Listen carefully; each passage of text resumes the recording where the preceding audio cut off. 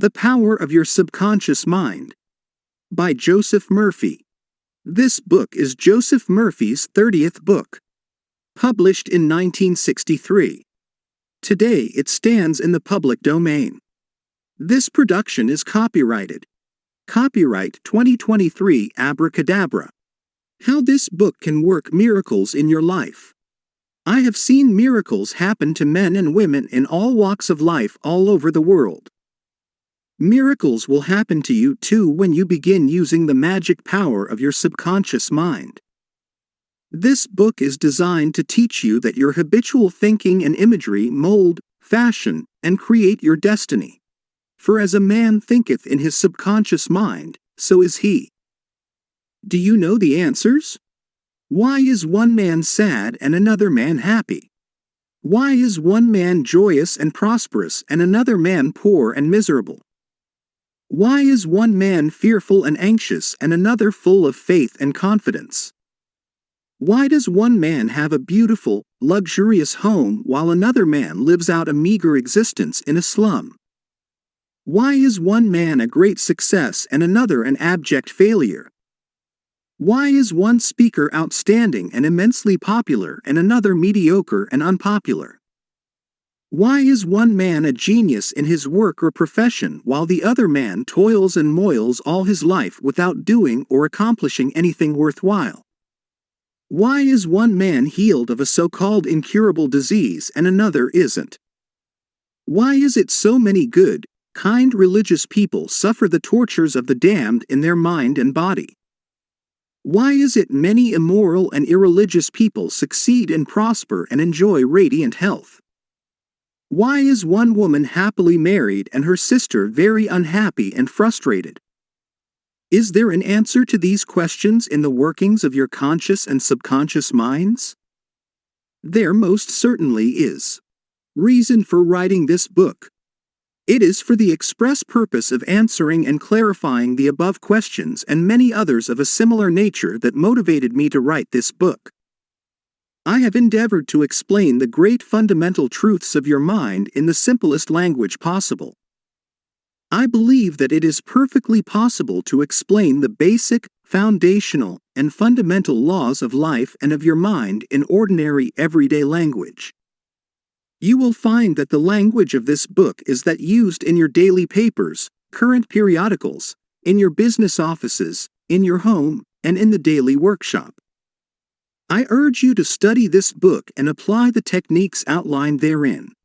And as you do, I feel absolutely convinced that you will lay hold of a miracle working power that will lift you up from confusion, misery, melancholy, and failure, and guide you to your true place, solve your difficulties, sever you from emotional and physical bondage, and place you on the royal road to freedom, happiness, and peace of mind. This miracle working power of your subconscious mind can heal you of your sickness, make you vital and strong again. In learning how to use your inner powers, you will open the prison door of fear and enter into a life described by Paul as the glorious liberty of the sons of God. Releasing the miracle working power. A personal healing will ever be the most convincing evidence of our subconscious powers. Over 42 years ago, I resolved a malignancy. In medical terminology, it was called a sarcoma, by using the healing power of my subconscious mind, which created me and still maintains and governs all my vital functions. The technique I applied is elaborated on in this book, and I feel sure that it will help others to trust the same infinite healing presence lodged in the subconscious depths of all men. Through the kindly offices of my doctor friend, I suddenly realized that it was natural to assume that the creative intelligence which made all my organs, fashioned my body, and started my heart, could heal its own handiwork. The ancient proverb says, "The doctor dresses the wound and God heals it." Wonders happen when you pray effectively. Scientific prayer is the harmonious interaction of the conscious and subconscious levels of mind scientifically directed for a specific purpose. This book will teach you the scientific way to tap the realm of infinite power within you, enabling you to get what you really want in life. You desire a happier, fuller, and richer life.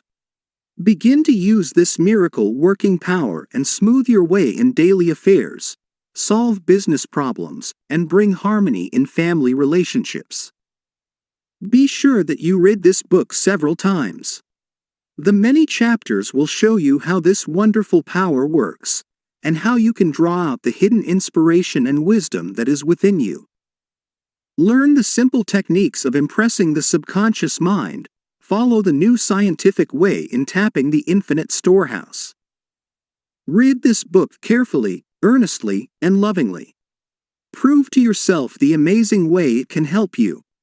It could be, and I believe it will be, the turning point of your life.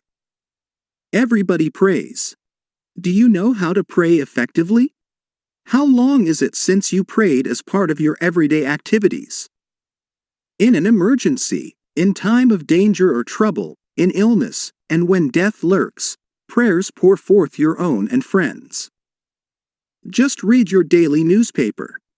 It is reported that prayers are being offered up all over the nation for a child stricken with a so-called incurable ailment, for peace among nations, for a group of miners trapped in a flooded mine. Later it is reported that when rescued, the miners said that they prayed while waiting for rescue. An airplane pilot says that he prayed as he made a successful emergency landing. Certainly, prayer is an ever-present help in time of trouble, but you do not have to wait for trouble to make prayer an integral and constructive part of your life. The dramatic answers to prayer make headlines and are the subject of testimonies to the effectiveness of prayer. What of the many humble prayers of children, the simple thanksgiving of grace at the table daily, the faithful devotions wherein the individual seeks only communion with God? My work with people has made it necessary for me to study the various approaches to prayer. I have experienced the power of prayer in my own life, and I have talked and worked with many people who also have enjoyed the help of prayer. The problem usually is how to tell others how to pray. People who are in trouble have difficulty in thinking and acting reasonably. They need an easy formula to follow, an obviously workable pattern that is simple and specific. Often they must be led to approach the emergency. Unique feature of this book. The unique feature of this book is its down-to-earth practicality. Here you are presented with simple, usable techniques and formulas which you can easily apply in your workaday world. I have taught these simple processes to men and women all over the world, and recently over 1,000 men and women of all religious affiliations attended a special class in Los Angeles where I presented the highlights of what is offered in the pages of this book. Many came from distances of 200 miles for each class lesson. The special features of this book will appeal to you because they show you why oftentimes you get the opposite of what you prayed for and reveal to you the reasons why. People have asked me in all parts of the world and thousands of times, why is it I have prayed and got no answer?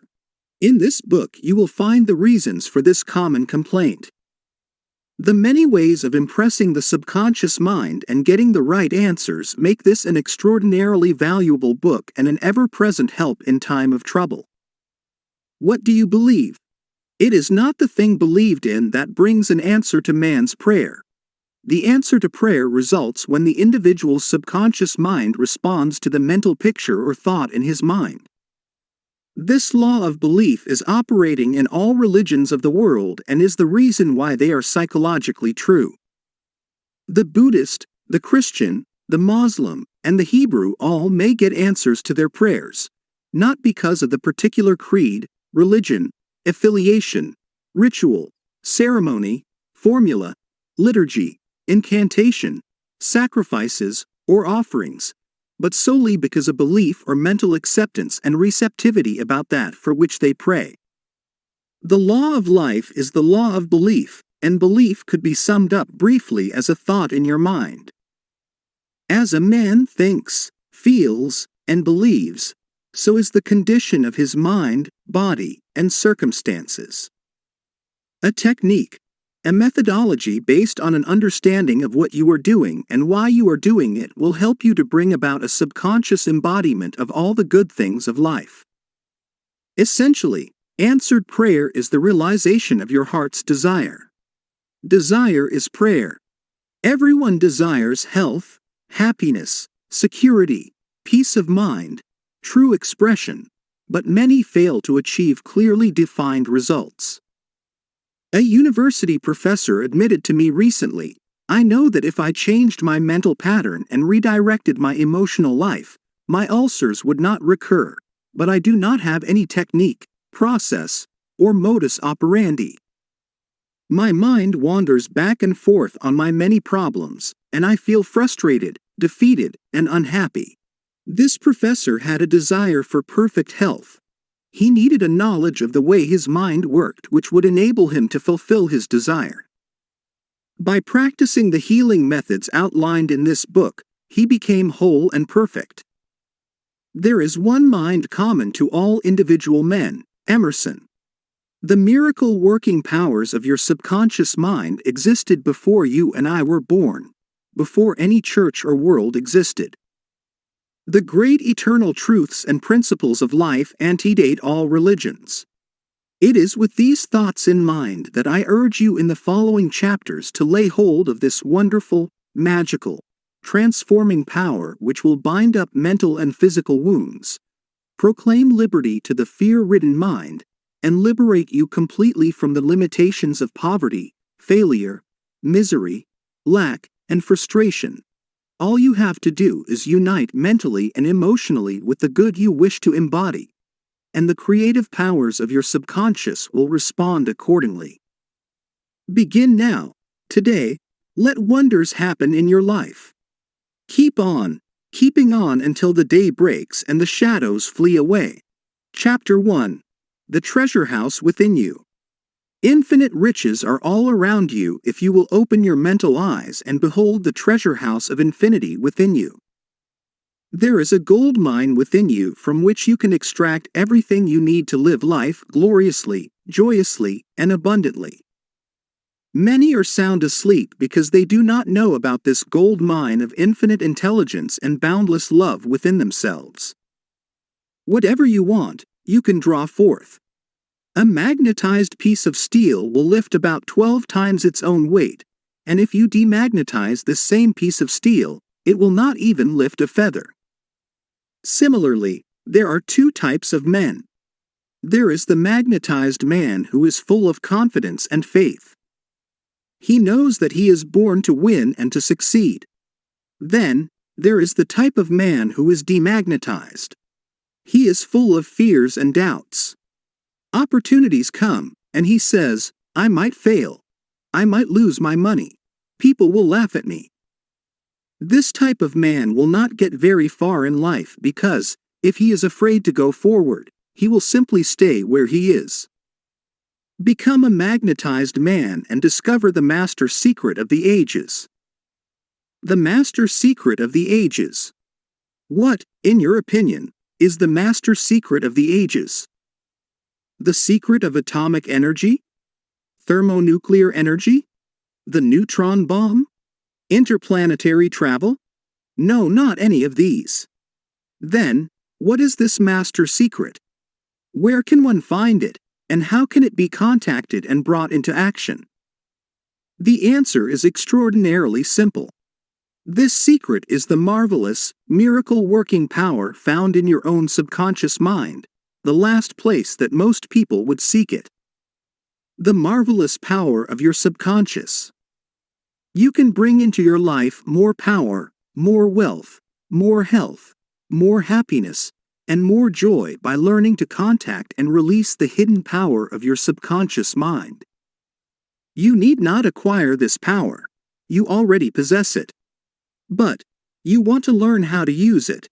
You want to understand it so that you can apply it in all departments of your life. As you follow the simple techniques and processes set forth in this book, you can gain the necessary knowledge and understanding. You can be inspired by a new light, and you can generate a new force enabling you to realize your hopes and make all your dreams come true. Decide now to make your life grander, greater, richer, and nobler than ever before. Within your subconscious depths lie infinite wisdom, infinite power, and infinite supply of all that is necessary, which is waiting for development and expression. Begin now to recognize these potentialities of your deeper mind, and they will take form in the world without. The infinite intelligence within your subconscious mind can reveal to you everything you need to know at every moment of time and point of space, provided you are open-minded and receptive. You can receive new thoughts and ideas, enabling you to bring forth new inventions, make new discoveries, or write books and plays. Moreover, the infinite intelligence in your subconscious can impart to you wonderful kinds of knowledge of an original nature. It can reveal to you and open the way for perfect expression and true place in your life. Through the wisdom of your subconscious mind, you can attract the ideal companion, as well as the right business associate or partner. It can find the right buyer for your home, and provide you with all the money you need, and the financial freedom to be, to do, and to go as your heart desires. It is your right to discover this inner world of thought, feeling, and power, of light, love, and beauty. Though invisible, its forces are mighty. Within your subconscious mind, you will find the solution for every problem and the cause for every effect. Because you can draw out the hidden powers, you come into actual possession of the power and wisdom necessary to move forward in abundance, security, joy, and dominion. I have seen the power of the subconscious lift people up out of crippled states, making them whole, vital, and strong once more, and free to go out into the world to experience happiness, health, and joyous expression. There is a miraculous healing power in your subconscious that can heal the troubled mind and the broken heart. It can open the prison door of the mind and liberate you. It can free you from all kinds of material and physical bondage. Necessity of a working basis. Substantial progress in any field of endeavor is impossible in the absence of a working basis which is universal in its application.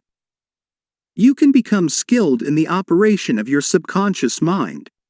You can practice its powers with a certainty of results in exact proportion to your knowledge of its principles and to your application of them for definite specific purposes and goals you wish to achieve. Being a former chemist, I would like to point out that if you combine hydrogen and oxygen in the proportions of 2 atoms of the former to 1 of the latter, water will be the result. You are very familiar with the fact that 1 atom of oxygen and 1 atom of carbon will produce carbon monoxide, a poisonous gas. But, if you add another atom of oxygen, you will get carbon dioxide, a harmless gas, and so on throughout the vast realm of chemical compounds. You must not think that the principles of chemistry, physics, and mathematics differ from the principles of your subconscious mind. Let us consider a generally accepted principle. Water seeks its own level. This is a universal principle which is applicable to water everywhere. Consider another principle. Matter expands when heated. This is true anywhere, at any time, and under all circumstances. You can heat a piece of steel, and it will expand regardless whether the steel is found in China, England, or India. It is a universal truth that matter expands when heated. It is also a universal truth that whatever you impress on your subconscious mind is expressed on the screen of space as condition, experience, and event. Your prayer is answered because your subconscious mind is principle, and by principle I mean the way a thing works. For example, the principle of electricity is that it works from a higher to a lower potential. You do not change the principle of electricity when you use it, but by cooperating with nature, you can bring forth marvelous inventions and discoveries which bless humanity in countless ways. Your subconscious mind is principle and works according to the law of belief. You must know what belief is, why it works, and how it works. Your Bible says in a simple, clear, and beautiful way, "Whosoever shall say unto this mountain, Be thou removed, and be thou cast into the sea, and shall not doubt in his heart, but shall believe that those things which he saith shall come to pass, he shall have whatsoever he saith." Mark chapter 11 verse 23. The law of your mind is the law of belief. This means to believe in the way your mind works, to believe in belief itself. The belief of your mind is the thought of your mind that is simple, just that and nothing else. All your experiences, events, conditions, and acts are the reactions of your subconscious mind to your thoughts. Remember, it is not the thing believed in, but the belief in your own mind which brings about the result. Cease believing in the false beliefs, opinions, superstitions, and fears of mankind.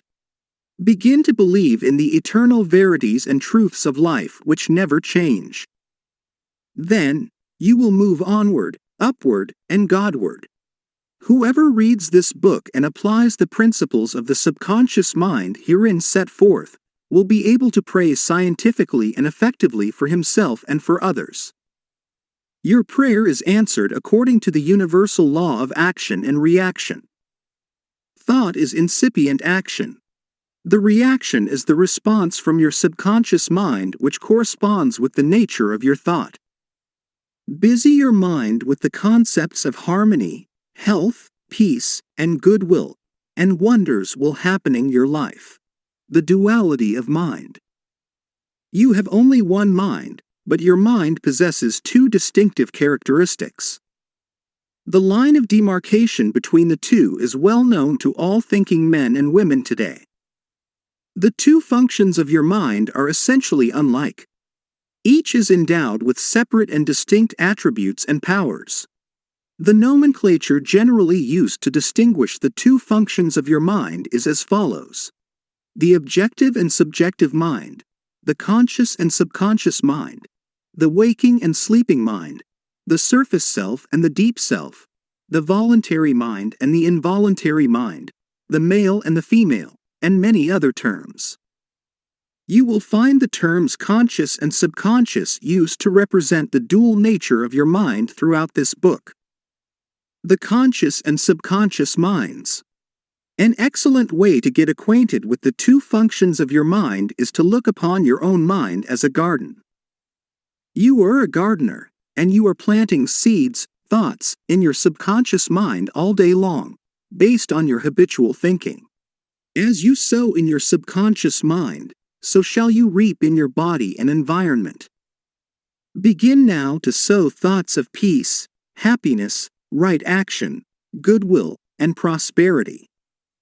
Think quietly and with interest on these qualities and accept them fully in your conscious reasoning mind. Continue to plant these wonderful seeds, thoughts, in the garden of your mind, and you will reap a glorious harvest. Your subconscious mind may be likened to the soil which will grow all kinds of seeds, good or bad. Do men gather grapes of thorns, or figs of thistles? Every thought is, therefore, a cause, and every condition is an effect. For this reason, it is essential that you take charge of your thoughts so as to bring forth only desirable conditions.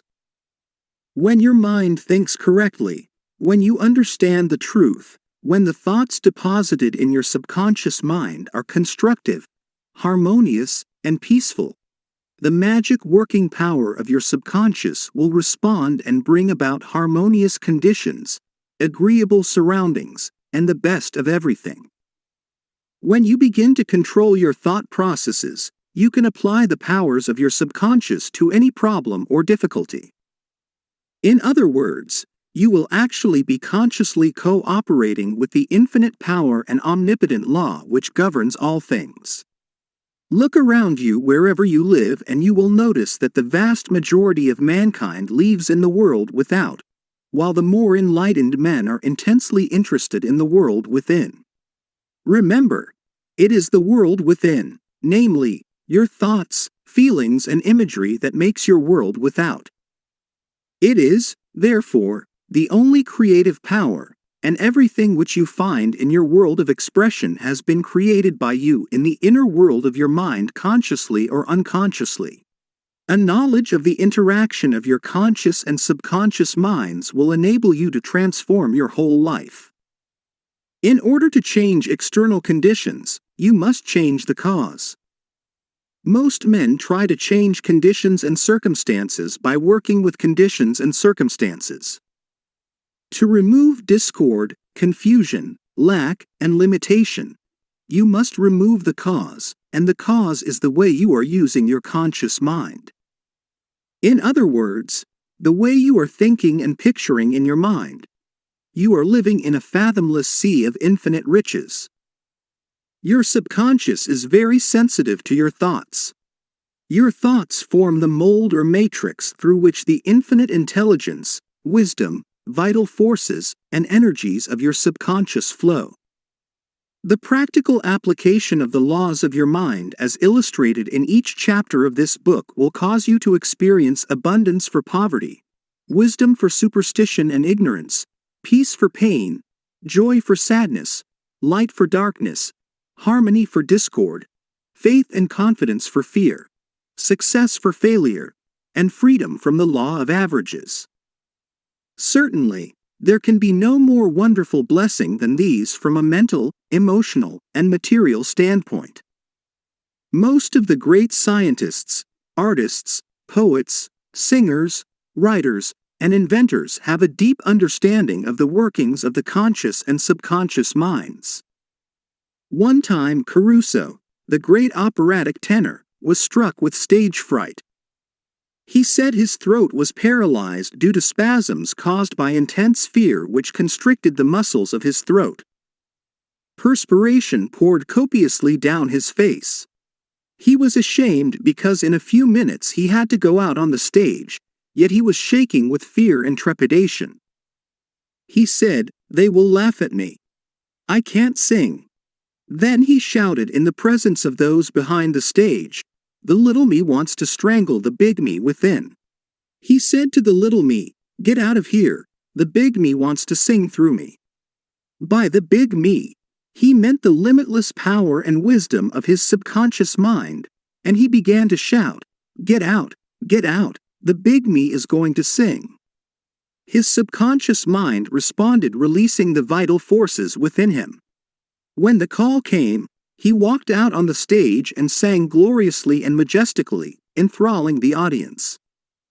It is obvious to you now that Caruso must have understood the two levels of mind, the conscious or rational, and the subconscious or irrational level.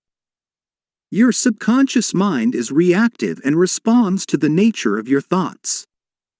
When your conscious mind, the little me, is full of fear, worry, and anxiety, the negative emotions engendered in your subconscious mind, the big me, are released and flood the conscious mind with a sense of panic, foreboding, and despair. When this happens, you can, like Caruso, speak affirmatively and with a deep sense of authority to the irrational emotions generated in your deeper mind as follows. "Be still. Be quiet. I am in control. You must obey me. You are subject to my command. You cannot intrude where you do not belong." It is fascinating and intensely interesting to observe how you can speak authoritatively and with conviction to the irrational movement of your deeper self, bringing silence, harmony, and peace to your mind. The subconscious is subject to the conscious mind, and that is why it is called subconscious or subjective. Outstanding differences and modes of operation. You will perceive the main differences by the following illustrations. The conscious mind is like the navigator or captain at the bridge of a ship. He directs the ship and signals orders to men in the engine room, who in turn control all the boilers, instruments, gauges, etc. The men in the engine room do not know where they are going, they follow orders. They would goon the rocks if the man on the bridge issued faulty or wrong instructions based on his findings with the compass, sextant, or other instruments. The men in the engine room obey him because he is in charge and issues orders which are automatically obeyed. Members of the crew do not talk back to the captain. They simply carry out orders. The captain is the master of his ship, and his decrees are carried out. Likewise, your conscious mind is the captain and the master of your ship, which represents your body, environment, and all your affairs. Your subconscious mind takes the orders you give it based upon what your conscious mind believes and accepts as true. When you repeatedly say to people, "I can't afford it," then your subconscious mind takes you at your word and sees to it that you will not be in a position to purchase what you want. As long as you persist in saying, "I can't afford that car, that trip to Europe, that home, that fur coat or ermine wrap," you can rest assured that your subconscious mind will follow your orders, and you will go through life experiencing the lack of all these things. Last Christmas Eve, a beautiful young university student looked at an attractive and rather expensive traveling bag in a store window. She was going home to Buffalo, New York, for the holidays. She was about to say, "I can't afford that bag," when she recalled something she had heard at one of my lectures, which was, "Never finish a negative statement. Reverse it immediately, and wonders will happen in your life." She said, "That bag is mine. It is for sale. I accept it mentally, and my subconscious sees to it that I receive it." At 8 o'clock Christmas Eve, her fiancé presented her with a bag exactly the same as the one she had looked at and mentally identified herself with at 10 o'clock the same morning. She had filled her mind with the thought of expectancy and released the whole thing to her deeper mind, which has the know-how of accomplishment. This young girl, a student at the University of Southern California, said to me, "I didn't have the money to buy that bag, but now I know where to find money and all the things I need, and that is in the treasure house of eternity within me." Another simple illustration is this. When you say, "I do not like mushrooms," and the occasion subsequently comes that you are served mushrooms in sauces or salads, you will get indigestion because your subconscious mind says to you, "The boss, your conscious mind, does not like mushrooms." This is an amusing example of the outstanding differences and modes of operation of your conscious and subconscious minds. A woman may say, "I wake up at 3 o'clock if I drink coffee at night." Whenever she drinks coffee, her subconscious mind nudges her, as if to say, "The boss wants you to stay awake tonight."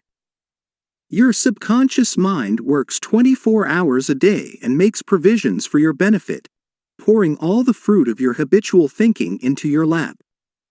How her subconscious responded. A woman wrote me a few months ago as follows: "I am 75 years old, a widow with a grown family. I was living alone and on a pension. I heard your lectures on the powers of the subconscious mind, wherein you said that ideas could be conveyed to the subconscious mind by repetition, faith, and expectancy. I began to repeat frequently with feeling, 'I am wanted. I am happily married to a kind, loving, and spiritual-minded man. I am secure.' I kept on doing this many times a day for about 2 weeks, and one day at the corner drugstore, I was introduced to a retired pharmacist. I found him to be kind, understanding, and very religious. He was a perfect answer to my prayer. Within a week he proposed to me, and now we are on our honeymoon in Europe. I know that the intelligence within my subconscious mind brought both of us together in divine order. This woman discovered that the treasure house was within her. Her prayer was felt as true in her heart, and her affirmation sank down by osmosis into her subconscious mind, which is the creative medium.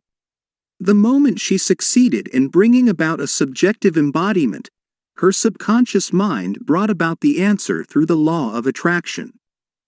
Her deeper mind, full of wisdom and intelligence, brought both of them together in divine order.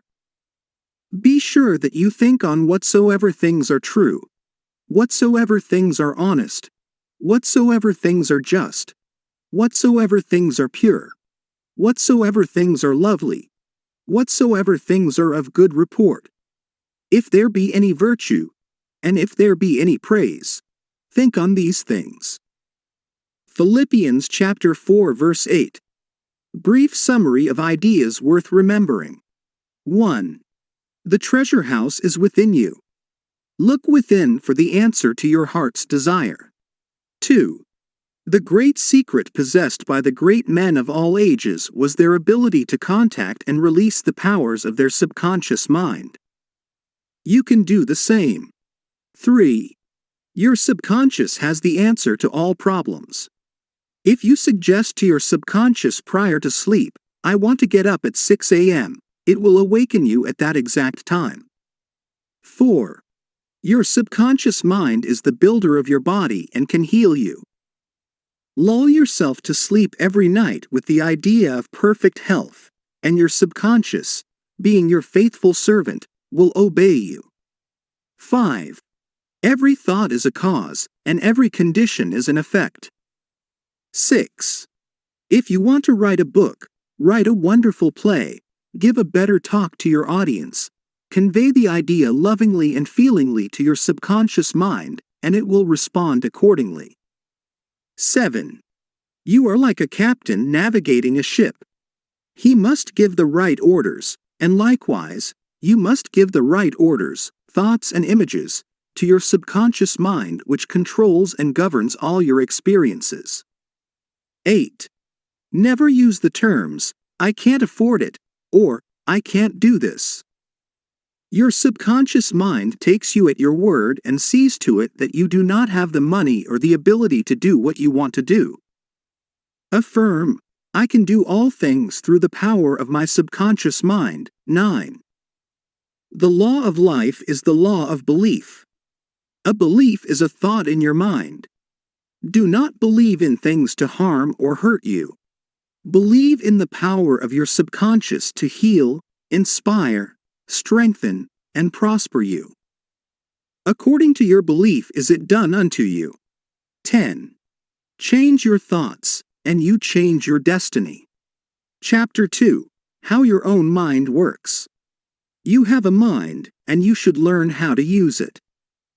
There are two levels of your mind: the conscious or rational level, and the subconscious or irrational level.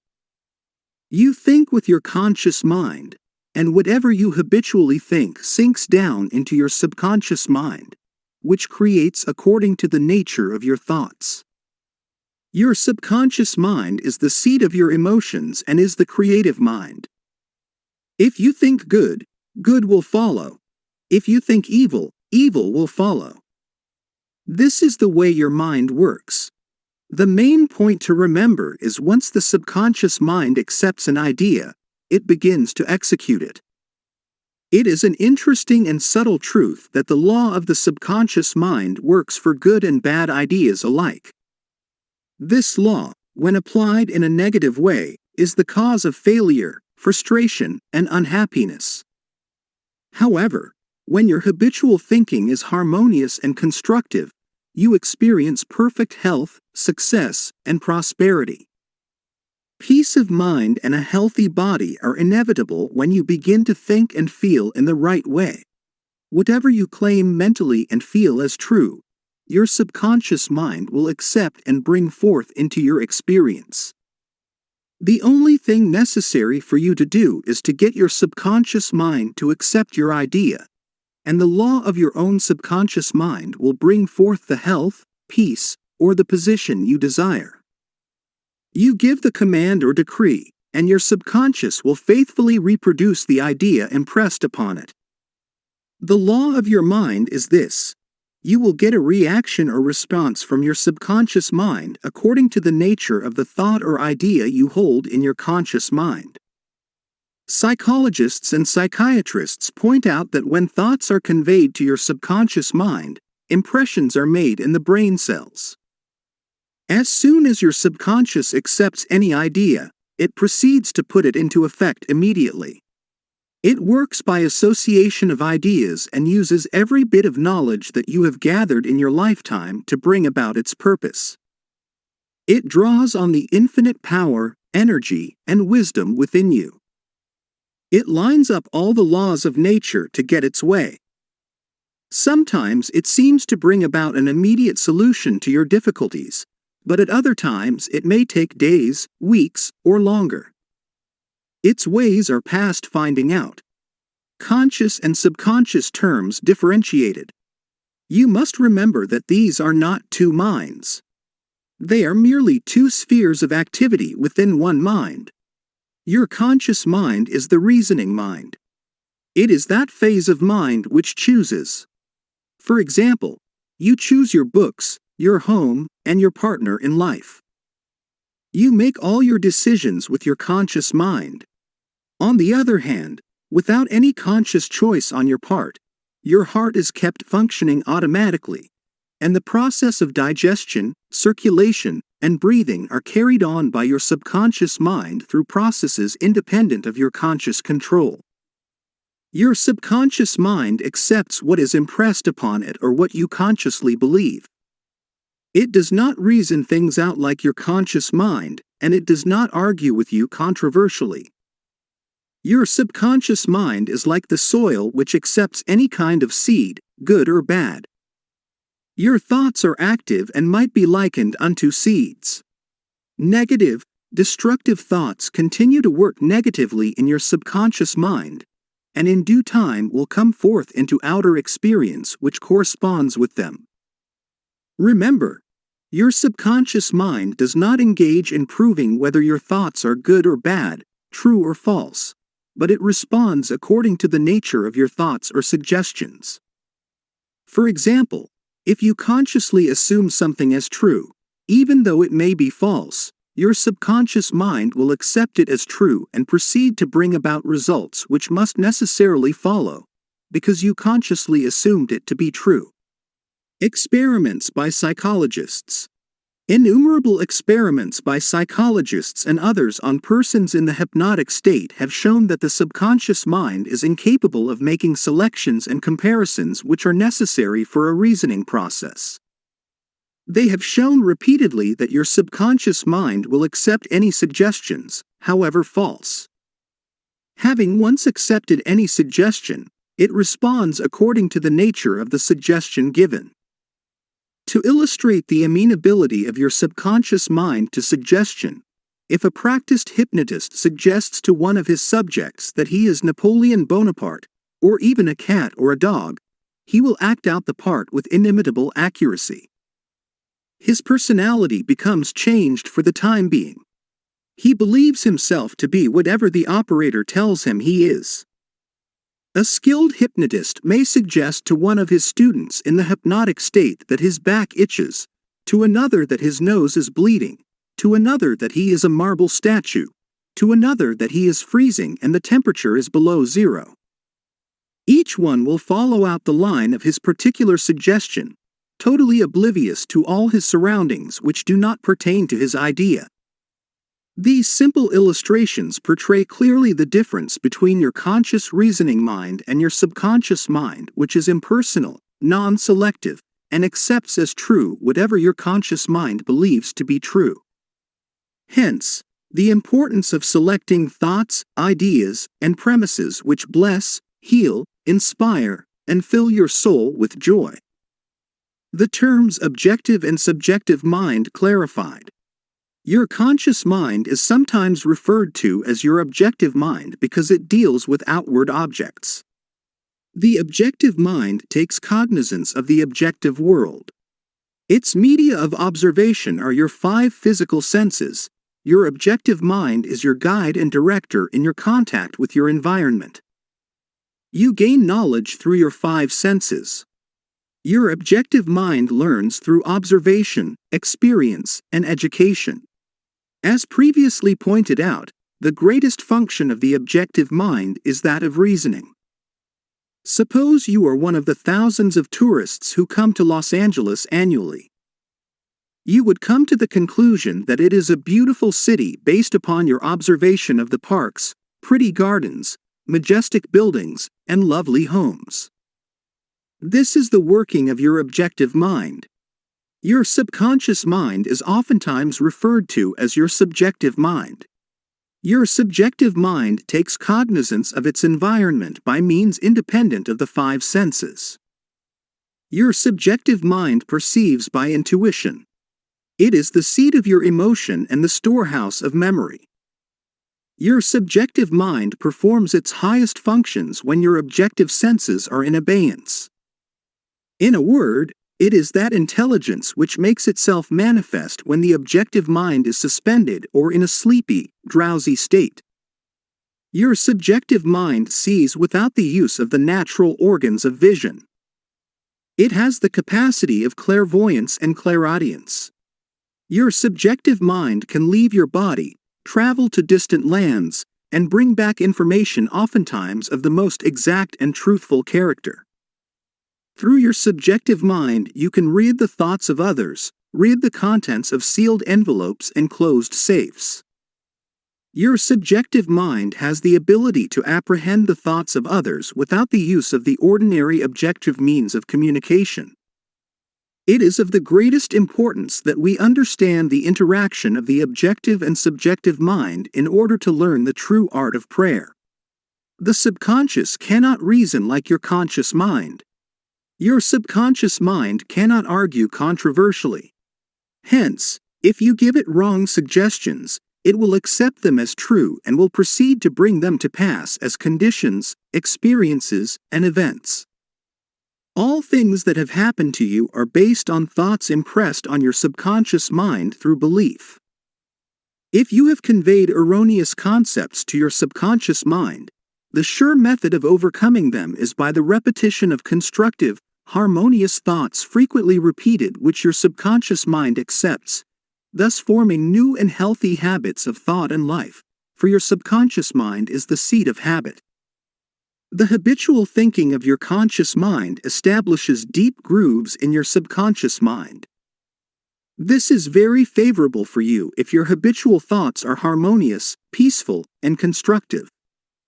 If you have indulged in fear, worry, and other destructive forms of thinking, the remedy is to recognize the omnipotence of your subconscious mind and decree freedom, happiness, and perfect health. Your subconscious mind, being creative and one with your divine source, will proceed to create the freedom and happiness which you have earnestly decreed. The tremendous power of suggestion. You must realize by now that your conscious mind is the watchman at the gate, and its chief function is to protect your subconscious mind from false impressions. You are now aware of one of the basic laws of mind. Your subconscious mind is amenable to suggestion. As you know, your subconscious mind does not make comparisons or contrasts, neither does it reason and think things out for itself. This latter function belongs to your conscious mind. It simply reacts to the impressions given to it by your conscious mind. It does not show a preference for one course of action over another. The following is a classic example of the tremendous power of suggestion. Suppose you approach a timid-looking passenger on board ship and say to him something like this: "You look very ill. How pale you are. I feel certain you are going to be seasick. Let me help you to your cabin." The passenger turns pale.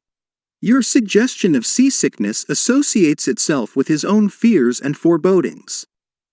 He accepts your aid down to the berth, and there your negative suggestion, which was accepted by him, is realized. Different reactions to the same suggestion. It is true that different people will react in different ways to the same suggestion because of their subconscious conditioning or belief. For example, if you go to a sailor on the ship and say to him sympathetically, "My dear fellow, you're looking very ill. Aren't you feeling sick? You look to me as if you were going to be seasick." According to his temperament, he either laughs at your joke or expresses a mild irritation. Your suggestion fell on deaf ears in this instance because your suggestion of seasickness was associated in his mind with his own immunity from it. Therefore, it called up not fear or worry, but self-confidence. The dictionary says that a suggestion is the act or instance of putting something into one's mind, the mental process by which the thought or idea suggested is entertained, accepted, or put into effect. You must remember that a suggestion cannot impose something on the subconscious mind against the will of the conscious mind. In other words, your conscious mind has the power to reject the suggestion given. In the case of the sailor, he had no fear of seasickness.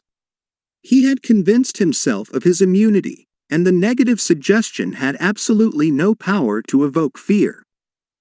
The suggestion of seasickness to the other passenger called forth his indwelling fear of seasickness. Each of us has his own inner fears, beliefs, opinions, and these inner assumptions rule and govern our lives. A suggestion has no power in and of itself except it is accepted mentally by you. This causes your subconscious powers to flow in a limited and restricted way according to the nature of the suggestion. How he lost his arm. Every 2 or 3 years I give a series of lectures at the London Truth Forum in Caxton Hall. This is a forum I founded a number of years ago. Dr. Evelyn Fleet, the director, told me about an article which appeared in the English newspapers dealing with the power of suggestion. This is the suggestion a man gave to his subconscious mind over a period of about 2 years. I would give my right arm to see my daughter cured. It appeared that his daughter had a crippling form of arthritis together with a so-called incurable form of skin disease. Medical treatment had failed to alleviate the condition, and the father had an intense longing for his daughter's healing, and expressed his desire in the words just quoted. Dr. Evelyn Fleet said that the newspaper article pointed out that one day the family was out riding when their car collided with another. The father's right arm was torn off at the shoulder, and immediately the daughter's arthritis and skin condition vanished. You must make certain to give your subconscious only suggestions which heal, bless, elevate, and inspire you in all your ways. Remember that your subconscious mind cannot take a joke. It takes you at your word. How autosuggestion banishes fear. Illustrations of autosuggestion. Autosuggestion means suggesting something definite and specific to oneself. Herbert Parkin, in his excellent manual of autosuggestion, records the following incident. It has its amusing side, so that one remembers it. A New York visitor in Chicago looks at his watch, which is set an hour ahead of Chicago time, and tells a Chicago friend that it is 12 o'clock. The Chicago friend, not considering the difference in time between Chicago and New York, tells the New Yorker that he is hungry and that he must go to lunch. Autosuggestion may be used to banish various fears and other negative conditions. A young singer was invited to give an audition. She had been looking forward to the interview, but on 3 previous occasions she had failed miserably due to fear of failure. This young lady had a very good voice, but she had been saying to herself, when the time comes for me to sing, maybe they won't like me. I will try, but I'm full of fear and anxiety. Her subconscious mind accepted these negative autosuggestions as a request and proceeded to manifest them and bring them into her experience. The cause was an involuntary autosuggestion, silent fear thoughts emotionalized and subjectified. She overcame it by the following technique. 3 times a day she isolated herself in a room. She sat down comfortably in an armchair, relaxed her body, and closed her eyes. She stilled her mind and body as best she could. Physical inertia favors mental passivity and renders the mind more receptive to suggestion. She counteracted the fear suggestion by saying to herself, I sing beautifully. I am poised, serene, confident, and calm. She repeated this statement slowly, quietly, and with feeling from 5 to 10 times at each sitting. She had 3 such sittings every day and 1 immediately prior to sleep. At the end of a week she was completely poised and confident. When the invitation to audition came, she gave a remarkable, wonderful audition. How she restored her memory. A woman, aged 75, was in the habit of saying to herself, "I am losing my memory." She reversed the procedure and practiced induced autosuggestion several times a day as follows. "My memory from today on is improving in every department. I shall always remember whatever I need to know at every moment of time and point of space. The impressions received will be clearer and more definite. I shall retain them automatically and with ease. Whatever I wish to recall will immediately present itself in the correct form in my mind. I am improving rapidly every day, and very soon my memory will be better than it has ever been before." At the end of 3 weeks, her memory was back to normal, and she was delighted. How he overcame a nasty temper. Many men who complained of irritability and bad temper proved to be very susceptible to autosuggestion and obtained marvelous results by using the following statements 3 or 4 times a day, morning, noon, and at night prior to sleep for about a month. "Henceforth, I shall grow more good-humored. Joy, happiness, and cheerfulness are now becoming my normal states of mind. Every day I am becoming more and more lovable and understanding.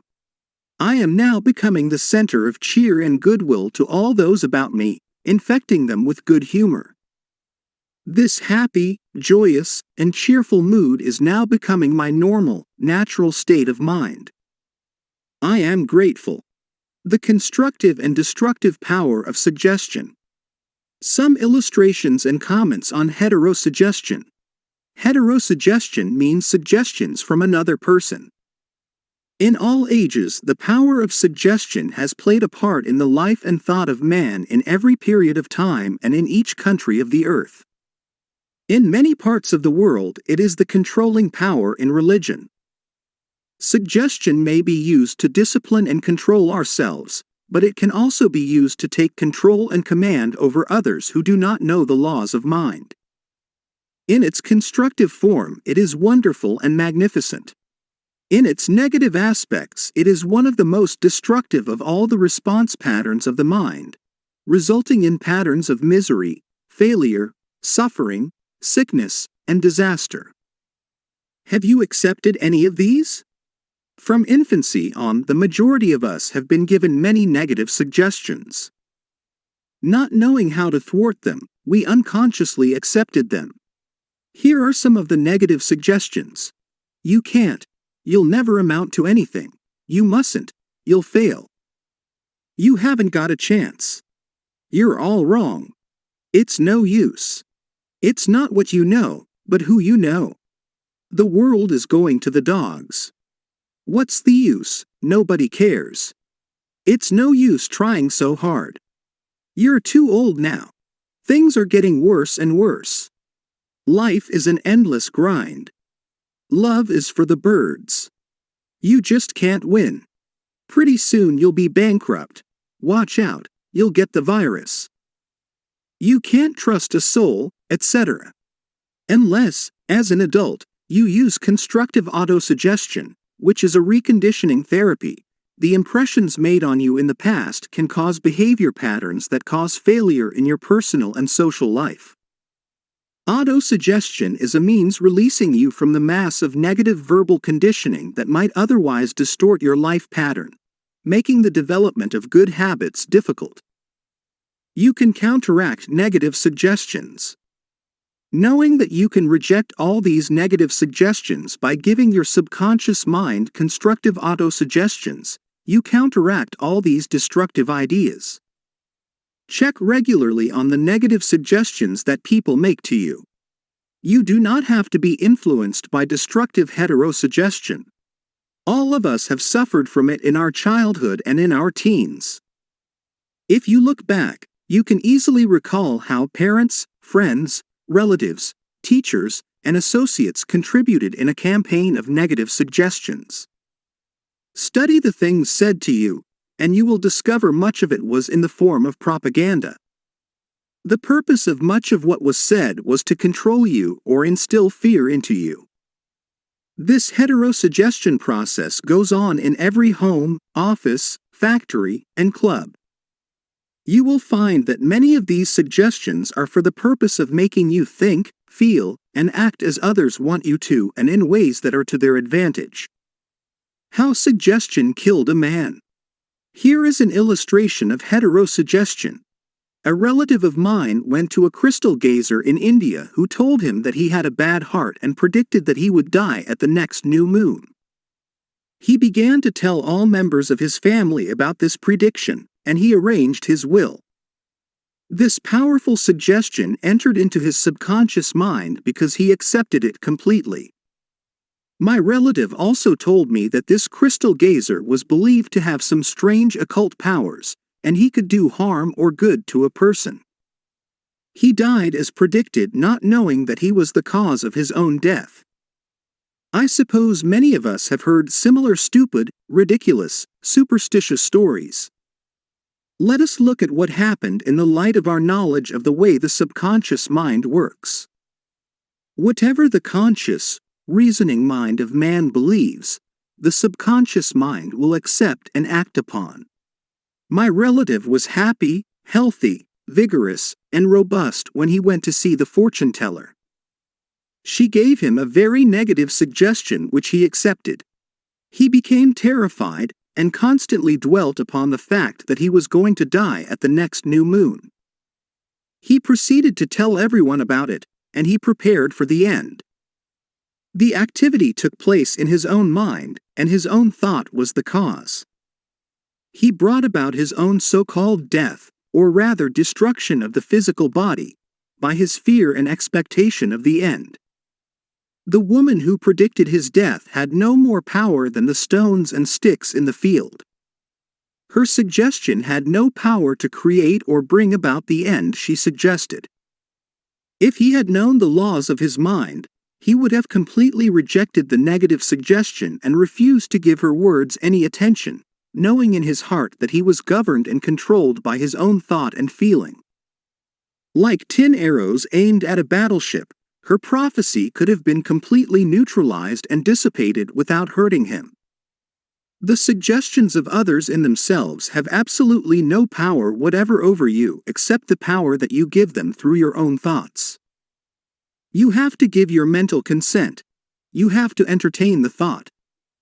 Then, it becomes your thought, and you do the thinking. Remember, you have the capacity to choose. Choose life. Choose love. Choose health. The power of an assumed major premise. Your mind works like a syllogism.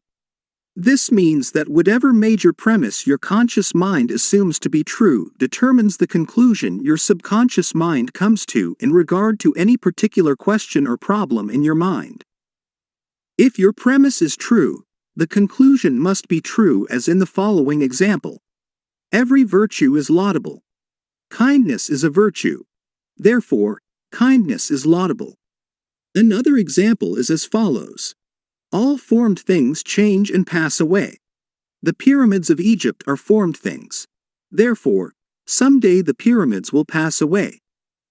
The first statement is referred to as the major premise, and the right conclusion must necessarily follow the right premise. A college professor, who attended some of my Science of Mind lectures in May 1962, at Town Hall, New York, said to me, "Everything in my life is topsy-turvy, and I have lost health, wealth, and friends. Everything I touch turns out wrong." I explained to him that he should establish a major premise in his thinking, that the infinite intelligence of his subconscious mind was guiding, directing, and prospering him spiritually, mentally, and materially.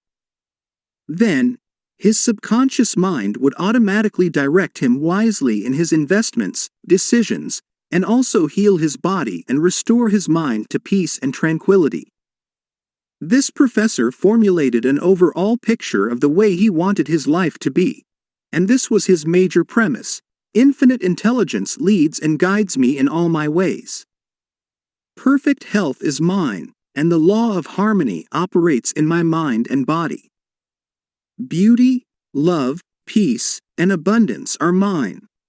The principle of right action and divine order govern my entire life. I know my major premise is based on the eternal truths of life, and I know, feel, and believe that my subconscious mind responds according to the nature of my conscious mind thinking. He wrote me as follows. I repeated the above statements slowly, quietly, and lovingly several times a day, knowing that they were sinking deep down into my subconscious mind, and that results must follow. I am deeply grateful for the interview you gave me, and I would like to add that all departments of my life are changing for the better. It works. The subconscious does not argue controversially. Your subconscious mind is all-wise and knows the answers to all questions. It does not argue with you or talk back to you. It does not say, "You must not impress me with that." For example, when you say, "I can't do this. I am too old now. I can't meet this obligation. I was born on the wrong side of the tracks. I don't know the right politician," you are impregnating your subconscious with these negative thoughts, and it responds accordingly. You are actually blocking your own good, thereby bringing lack, limitation, and frustration into your life. When you set up obstacles, impediments, and delays in your conscious mind, you are denying the wisdom and intelligence resident in your subconscious mind. You are actually saying in effect that your subconscious mind cannot solve your problem. This leads to mental and emotional congestion, followed by sickness and neurotic tendencies. To realize your desire and overcome your frustration, affirm boldly several times a day, "The infinite intelligence which gave me this desire leads, guides, and reveals to me the perfect plan for the unfolding of my desire. I know the deeper wisdom of my subconscious is now responding, and what I feel and claim within is expressed in the without. There is a balance, equilibrium, and equanimity. If you say, 'There is no way out. I am lost. There is no way out of this dilemma. I am stymied and blocked,' you will get no answer or response from your subconscious mind. If you want the subconscious to work for you, give it the right request and attain its cooperation.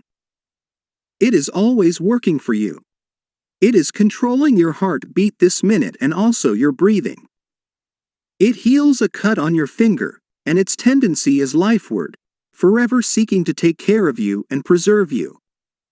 Your subconscious has a mind of its own, but it accepts your patterns of thought and imagery. When you are seeking an answer to a problem, your subconscious will respond, but it expects you to come to a decision and to a true judgment in your conscious mind. You must acknowledge the answer is in your subconscious mind. However, if you say, "I don't think there is any way out. I am all mixed up and confused. Why don't I get an answer?" you are neutralizing your prayer. Like the soldier marking time, you do not get anywhere. Still the wheels of your mind, relax, let go, and quietly affirm, "My subconscious knows the answer. It is responding to me now. I give thanks because I know the infinite intelligence of my subconscious knows all things and is revealing the perfect answer to me now. My real conviction is now setting free the majesty and glory of my subconscious mind. I rejoice that it is so." Review of highlights. 1. Think good, and good follows. Think evil, and evil follows. You are what you think all day long. 2. Your subconscious mind does not argue with you. It accepts what your conscious mind decrees. If you say, "I can't afford it," it may be true, but do not say it. Select a better thought, decree, "I'll buy it. I accept it in my mind." 3. You have the power to choose. Choose health and happiness. You can choose to be friendly, or you can choose to be unfriendly. Choose to be cooperative, joyous, friendly, lovable, and the whole world will respond. This is the best way to develop a wonderful personality. 4. Your conscious mind is the watchman at the gate. Its chief function is to protect your subconscious mind from false impressions. Choose to believe that something good can happen and is happening now. Your greatest power is your capacity to choose. Choose happiness and abundance. 5. The suggestions and statements of others have no power to hurt you. The only power is the movement of your own thought. You can choose to reject the thoughts or statements of others and affirm the good. You have the power to choose how you will react. 6. Watch what you say. You have to account for every idle word. Never say, "I will fail. I will lose my job. I can't pay the rent." Your subconscious cannot take a joke. It brings all these things to pass. 7. Your mind is not evil. No force of nature is evil. It depends how you use the powers of nature. Use your mind to bless, heal, and inspire all people everywhere. 8. Never say, "I can't." Overcome that fear by substituting the following: I can do all things through the power of my own subconscious mind. 9. Begin to think from the standpoint of the eternal truths and principles of life and not from the standpoint of fear, ignorance, and superstition. Do not let others do your thinking for you. Choose your own thoughts and make your own decisions. 10.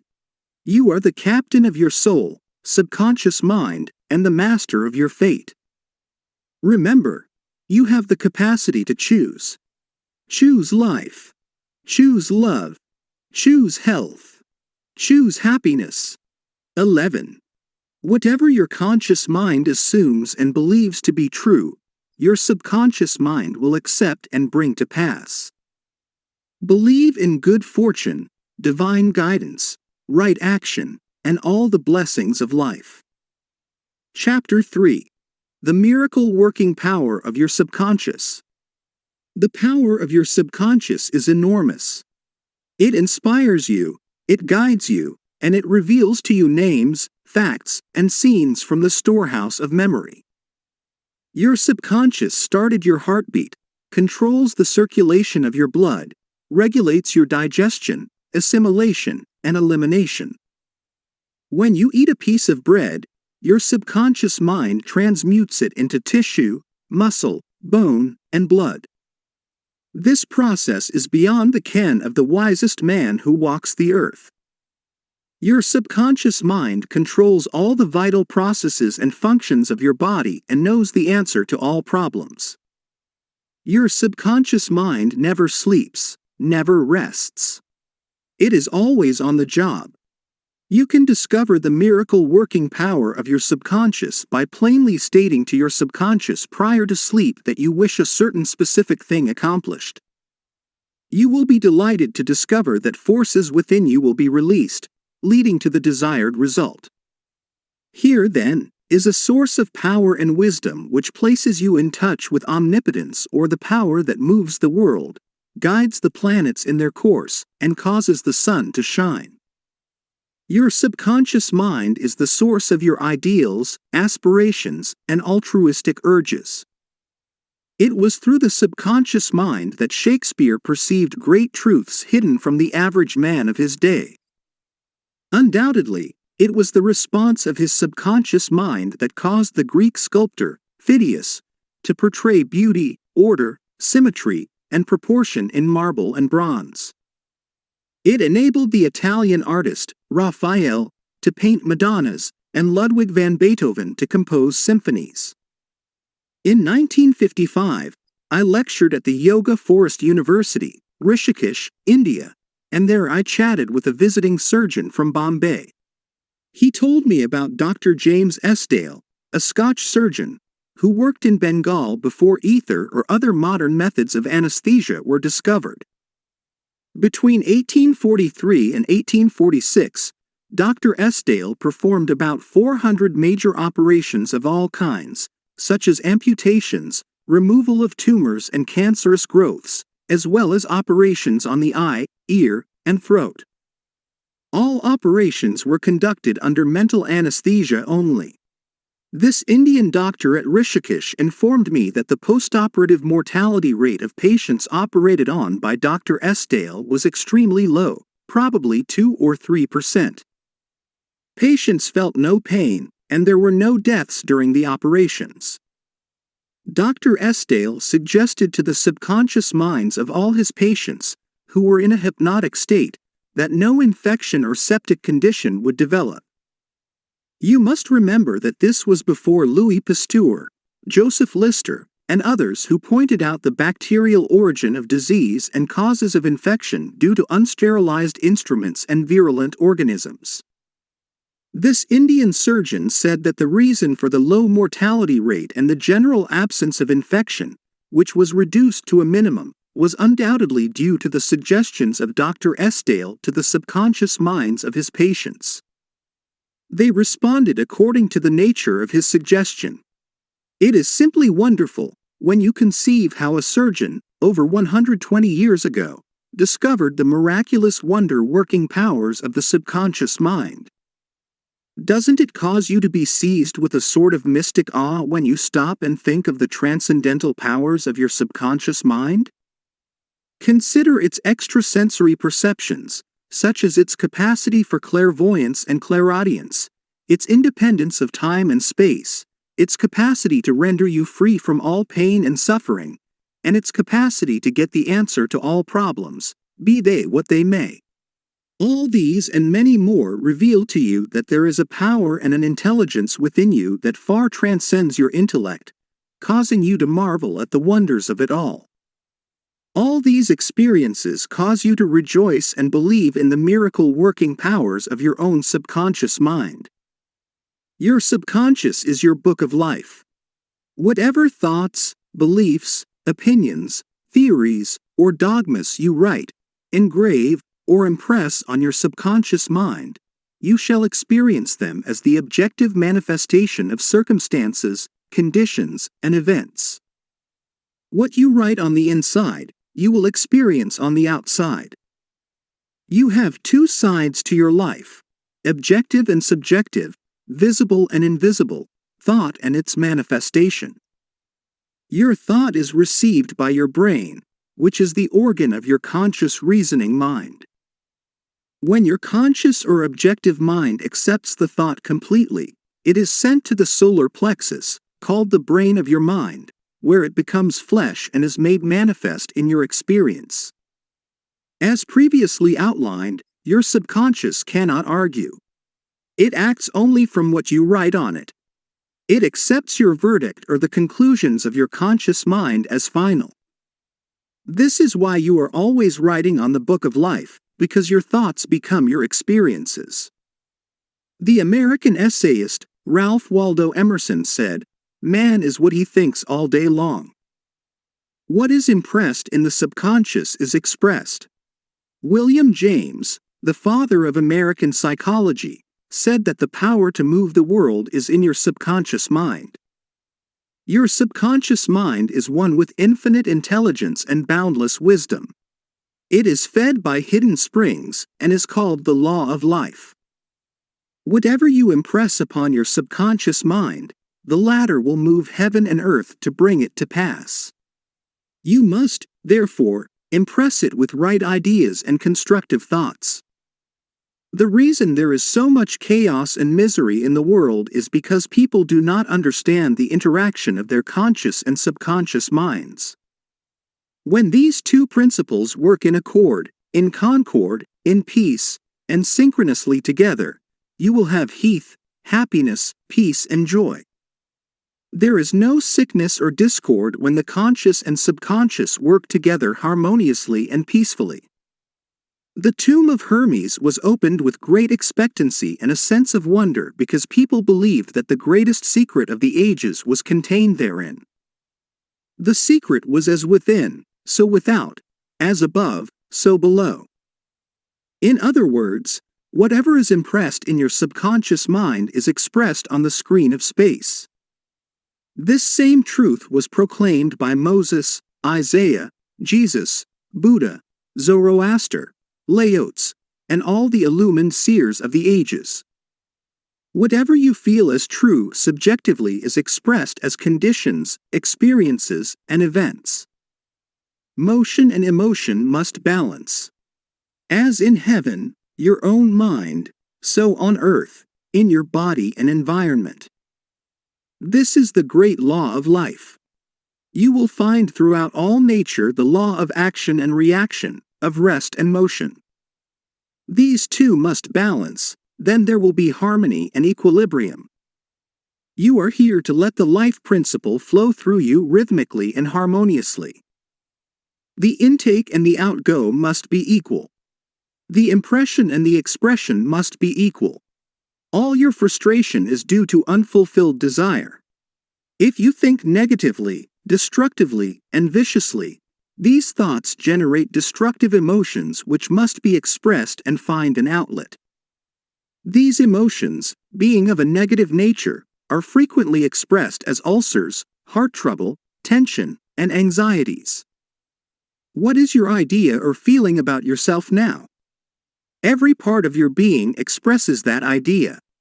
Your vitality, body, financial status, friends, and social status represent a perfect reflection of the idea you have of yourself. This is the real meaning of what is impressed in your subconscious mind, and which is expressed in all phases of your life. We injure ourselves by the negative ideas which we entertain. How often have you wounded yourself by getting angry, fearful, jealous, or vengeful? These are the poisons that enter your subconscious mind. You were not born with these negative attitudes. Feed your subconscious mind life-giving thoughts, and you will wipe out all the negative patterns lodged therein. As you continue to do this, all the past will be wiped out and remembered no more. The subconscious tells a malignancy of the skin. A personal healing will ever be the most convincing evidence of the healing power of the subconscious mind. Over 40 years ago, I resolved a malignancy of the skin through prayer. Medical therapy had failed to check the growth, and it was getting progressively worse. A clergyman, with a deep psychological knowledge, explained to me the inner meaning of the 139th Psalm, wherein it says, "In thy book all my members were written, which in continuance were fashioned, when as yet there was none of them." He explained that the term book meant my subconscious mind, which fashioned and molded all my organs from an invisible cell. He also pointed out that inasmuch as my subconscious mind made my body, it could also recreate it and heal it according to the perfect pattern within it. This clergyman showed me his watch and said, "This had a maker, and the watchmaker had to have the idea first in mind before the watch became an objective reality. And if the watch was out of order, the watchmaker could fix it." My friend reminded me that the subconscious intelligence which created my body was like a watchmaker, and it also knew exactly how to heal, restore, and direct all the vital functions and processes of my body, but that I had to give it the perfect idea of health. This would act as cause, and the effect would be a healing. I prayed in a very simple way as follows. My body and all its organs were created by the infinite intelligence in my subconscious mind. It knows how to heal me. Its wisdom fashioned all my organs, tissues, muscles, and bones. This infinite healing presence within me is now transforming every atom of my being, making me whole and perfect now. I give thanks for the healing I know is taking place now. Wonderful are the works of the creative intelligence within me. I prayed aloud for about 5 minutes 2 or 3 times a day, repeating the above simple prayer. In about 3 months my skin was whole and perfect. As you can see, all I did was give life-giving patterns of wholeness, beauty, and perfection to my subconscious mind, thereby obliterating the negative images and patterns of thought lodged in my subconscious mind, which were the cause of all my trouble. Nothing appears on your body except when the mental equivalent is first in your mind, and as you change your mind by drenching it with incessant affirmatives, you change your body. This is the basis of all healing. Marvelous are thy works, and that my soul, subconscious mind, knoweth right well. Psalm chapter 139 verse 14. How the subconscious controls all functions of the body. While you are awake or sound asleep upon your bed, the ceaseless, tireless action of your subconscious mind controls all vital functions of your body without the help of your conscious mind. For example, while you are asleep, your heart continues to beat rhythmically, your lungs do not rest, and the process of inhalation and exhalation, whereby your blood absorbs fresh air, goes on just the same as when you are awake. Your subconscious controls your digestive processes and glandular secretions, as well as all the other mysterious operations of your body. The hair on your face continues to grow whether you are asleep or awake. Scientists tell us that the skin secretes much more perspiration during sleep than during the waking hours. Your eyes, ears, and other senses are active during sleep. For instance, many of our great scientists have received answers to perplexing problems while they were asleep. They saw the answers in a dream.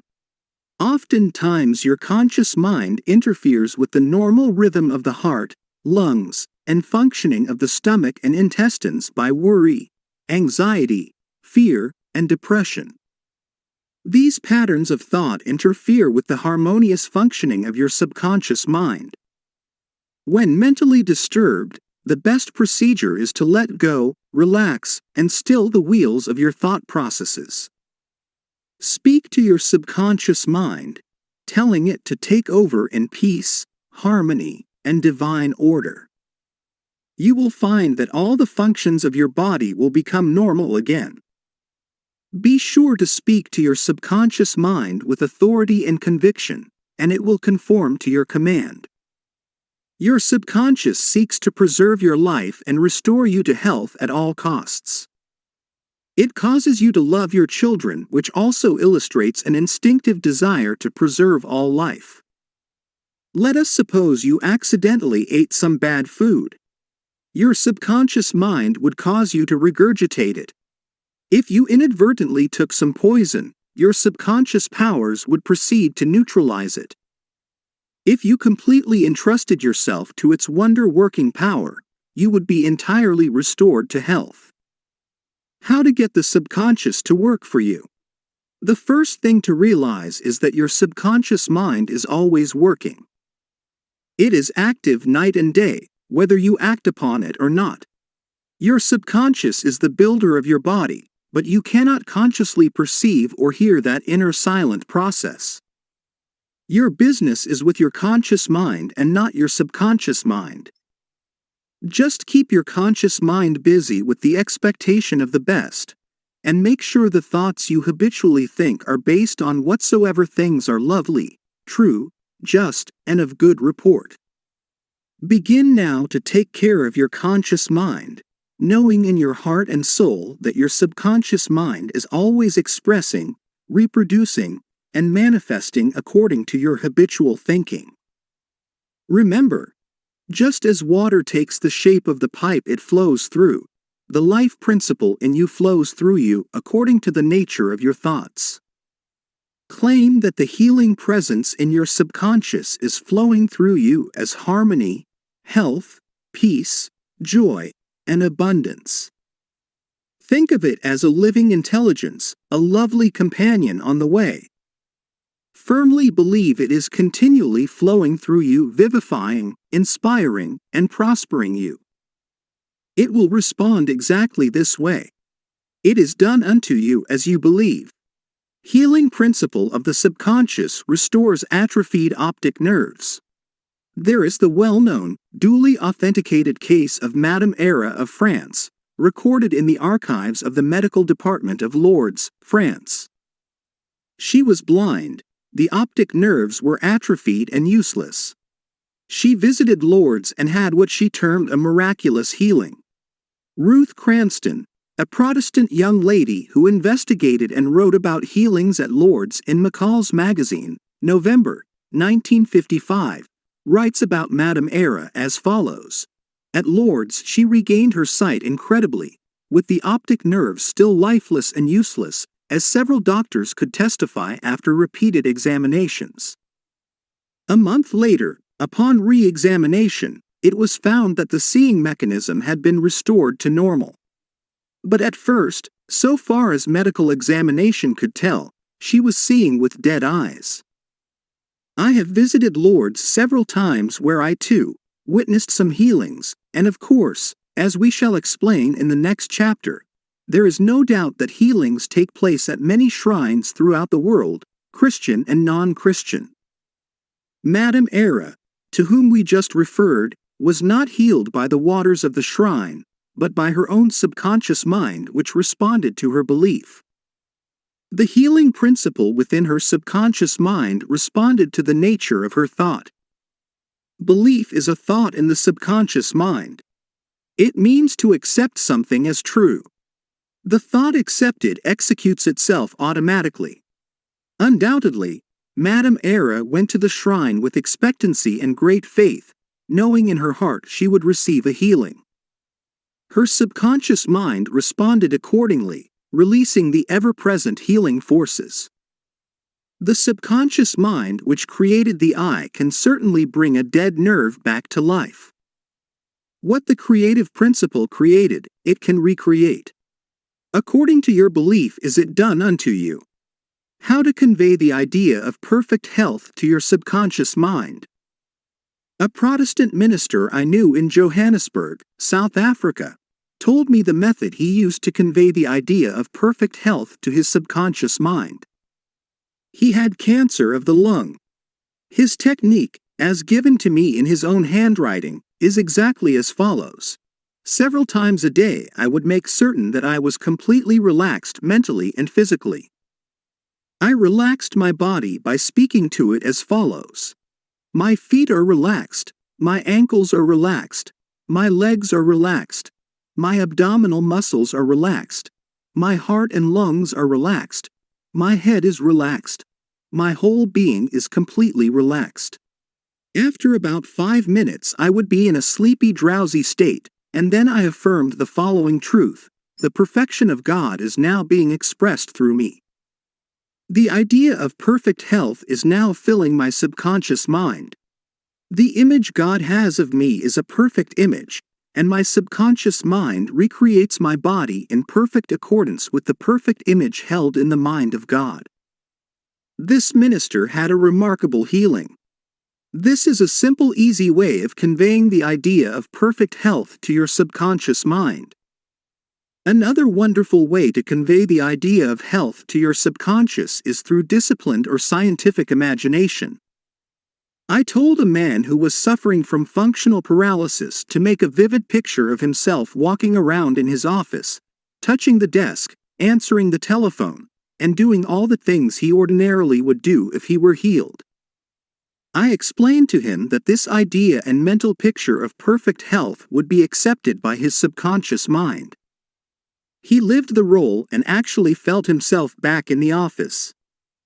He knew that he was giving his subconscious mind something definite to work upon. His subconscious mind was the film upon which the picture was impressed. One day, after several weeks of frequent conditioning of the mind with this mental picture, the telephone rang by prearrangement and kept ringing while his wife and nurse were out. The telephone was about 12 feet away, but nevertheless he managed to answer it. He was healed at that hour. The healing power of his subconscious mind responded to his mental imagery, and a healing followed. This man had a mental block which prevented impulses from the brain reaching his legs, therefore, he said he could not walk. When he shifted his attention to the healing power within him, the power flowed through his focused attention, enabling him to walk. Whatsoever ye shall ask in prayer, believing, ye shall receive. Matthew chapter 21 verse 22. Ideas worth remembering. 1. Your subconscious mind controls all the vital processes of your body and knows the answer to all problems. 2. Prior to sleep, Turn over a specific request to your subconscious mind and prove its miracle working power to yourself. 3. Whatever you impress on your subconscious mind is expressed on the screen of space as conditions, experiences, and events. Therefore, you should carefully watch all ideas and thoughts entertained in your conscious mind. 4. The law of action and reaction is universal. Your thought is action, and the reaction is the automatic response of your subconscious mind to your thought. Watch your thoughts. 5. All frustration is due to unfulfilled desires. If you dwell on obstacles, delays, and difficulties, your subconscious mind responds accordingly, and you are blocking your own good. 6.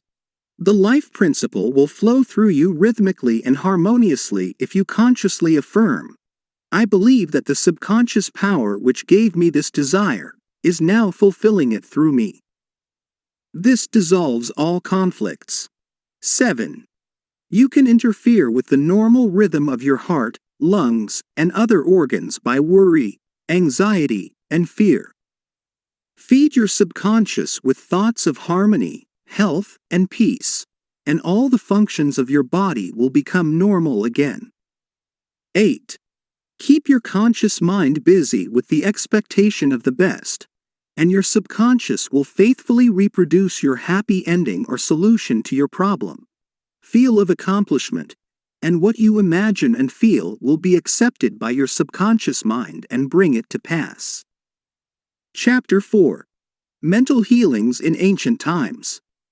Down through the ages, men of all nations have somehow instinctively believed that somewhere there resided a healing power which could restore to normal the functions and sensations of man's body. They believed that this strange power could be invoked under certain conditions, and that the alleviation of human suffering would follow. The history of all nations presents testimony in support of this belief. In the early history of the world, the power of secretly influencing men for good or evil, including the healing of the sick, was said to be possessed by the priests and holy men of all nations. Healing of the sick was supposed to be a power derived directly by them from God, and the procedures and processes of healing varied throughout the world. The healing processes took the form of supplications to God attended by various ceremonies, such as the laying on of hands, incantations, the application of amulets, talismans, rings, relics, and images. For example, in the religions of antiquity, priests in the ancient temples gave drugs to the patient and practiced hypnotic suggestions prior to the patient's sleep, telling him that the gods would visit him in his sleep and heal him. Many healings followed. Obviously, all this was the work of potent suggestions to the subconscious mind. After the performance of certain mysterious rites, the devotees of Hecate would see the goddess during sleep, provided that before going to sleep they had prayed to her according to weird and fantastic instructions. They were told to mix lizards with resin, frankincense, and myrrh, and pound all this together in the open air under the crescent moon. Healings were reported in many cases following this grotesque procedure. It is obvious that these strange procedures, as mentioned in the illustrations given, favored suggestion and acceptance by the subconscious mind of these people by making a powerful appeal to their imagination.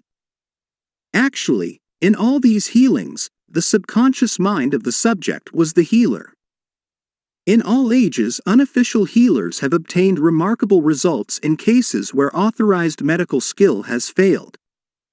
This gives cause for thought. How do these healers in all parts of the world effect their cures? The answer to all these healings is due to the blind belief of the sick person which released the healing power resident in his subconscious mind. Many of the remedies and methods employed were rather strange and fantastic, which fared the imagination of the patients, causing an aroused emotional state. This state of mind facilitated the suggestion of health, and was accepted both by the conscious and subconscious mind of the sick. This will be elaborated on further in the next chapter. Biblical accounts on the use of the subconscious powers. What things soever ye desire, when ye pray, believe that ye receive them, and ye shall have them. Mark chapter 11 verse 24. Note the difference in tenses. The inspired writer tells us to believe and accept as true the fact that our desire has already been accomplished and fulfilled, that it is already completed, and that its realization will follow as a thing in the future. The success of this technique depends on the confident conviction that the thought, the idea, the picture is already a fact in mind. In order for anything to have substance in the realm of mind, it must be thought of as actually existing there. Here, in a few cryptic words, is a concise and specific direction for making use of the creative power of thought by impressing upon the subconscious the particular thing which you desire. Your thought, idea, plan, or purpose is as real on its own plane as your hand or your heart. In following the biblical technique, you completely eliminate from your mind all consideration of conditions, circumstances, or anything which might imply adverse contingencies. You are planting a seed, concept, in the mind which, if you leave it undisturbed, will infallibly germinate into external fruition. The prime condition which Jesus insisted upon was faith. Over and over again you read in the Bible, "According to your faith is it done unto you." If you plant certain types of seeds in the ground, you have faith they will grow after their kind. This is the way of seeds, and trusting the laws of growth and agriculture, you know that the seeds will come forth after their kind. Faith, as mentioned in the Bible, is a way of thinking, an attitude of mind, an inner certitude, knowing that the idea you fully accept in your conscious mind will be embodied in your subconscious mind and made manifest.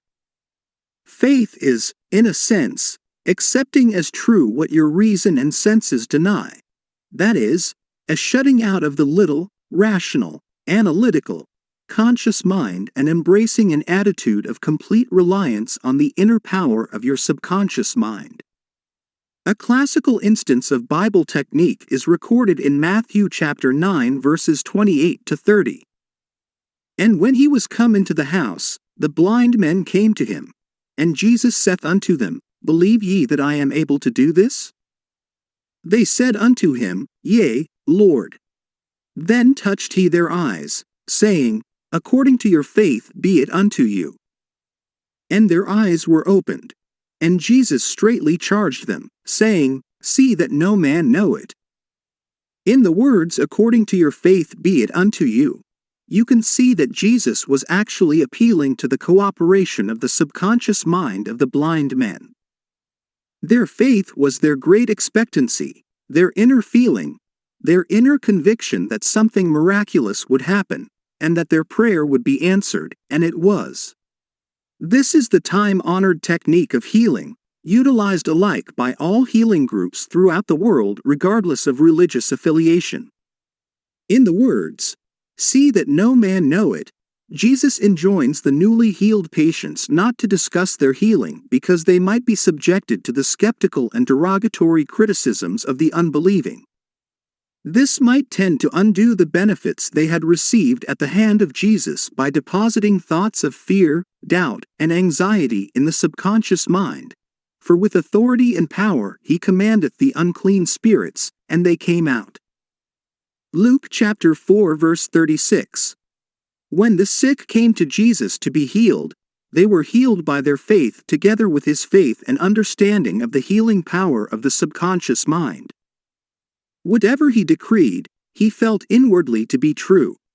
He and the people needing help were in the one universal subjective mind, and his silent inner knowing and conviction of the healing power changed the negative destructive patterns in the patient's subconscious. The resultant healings were the automatic response to the internal mental change. His command was his appeal to the subconscious mind of the patients plus his awareness, feeling, and absolute trust in the response of the subconscious mind to the words which he spoke with authority. Miracles at various shrines throughout the world. It is an established fact that cures have taken place at various shrines throughout the world, such as in Japan, India, Europe, and America. I have visited several of the famous shrines in Japan. At the world-famous shrine called Daibutsu is a gigantic divinity of bronze where Buddha is seated with folded hands, and the head is inclined in an attitude of profound contemplative ecstasy. It is 42 feet in height and is called the Great Buddha. Here I saw young and old making offerings at its feet. Money, fruit, rice, and oranges were offered. Candles were lit, incense was burned, and prayers of petition recited. The guide explained the chant of a young girl as she murmured a prayer, bowed low, and placed 2 oranges as an offering. She also lit a candle. He said she had lost her voice, and it was restored at the shrine. She was thanking Buddha for restoring her voice. She had the simple faith that Buddha would give her back her singing voice if she followed a certain ritual, fasted, and made certain offerings. All this helped to kindle faith and expectancy, resulting in a conditioning of her mind to the point of belief. Her subconscious mind responded to her belief.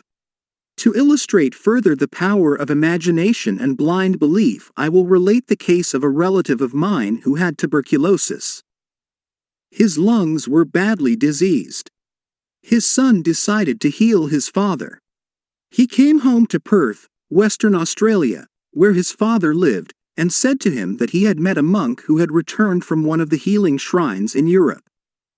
This monk sold him a piece of the true cross.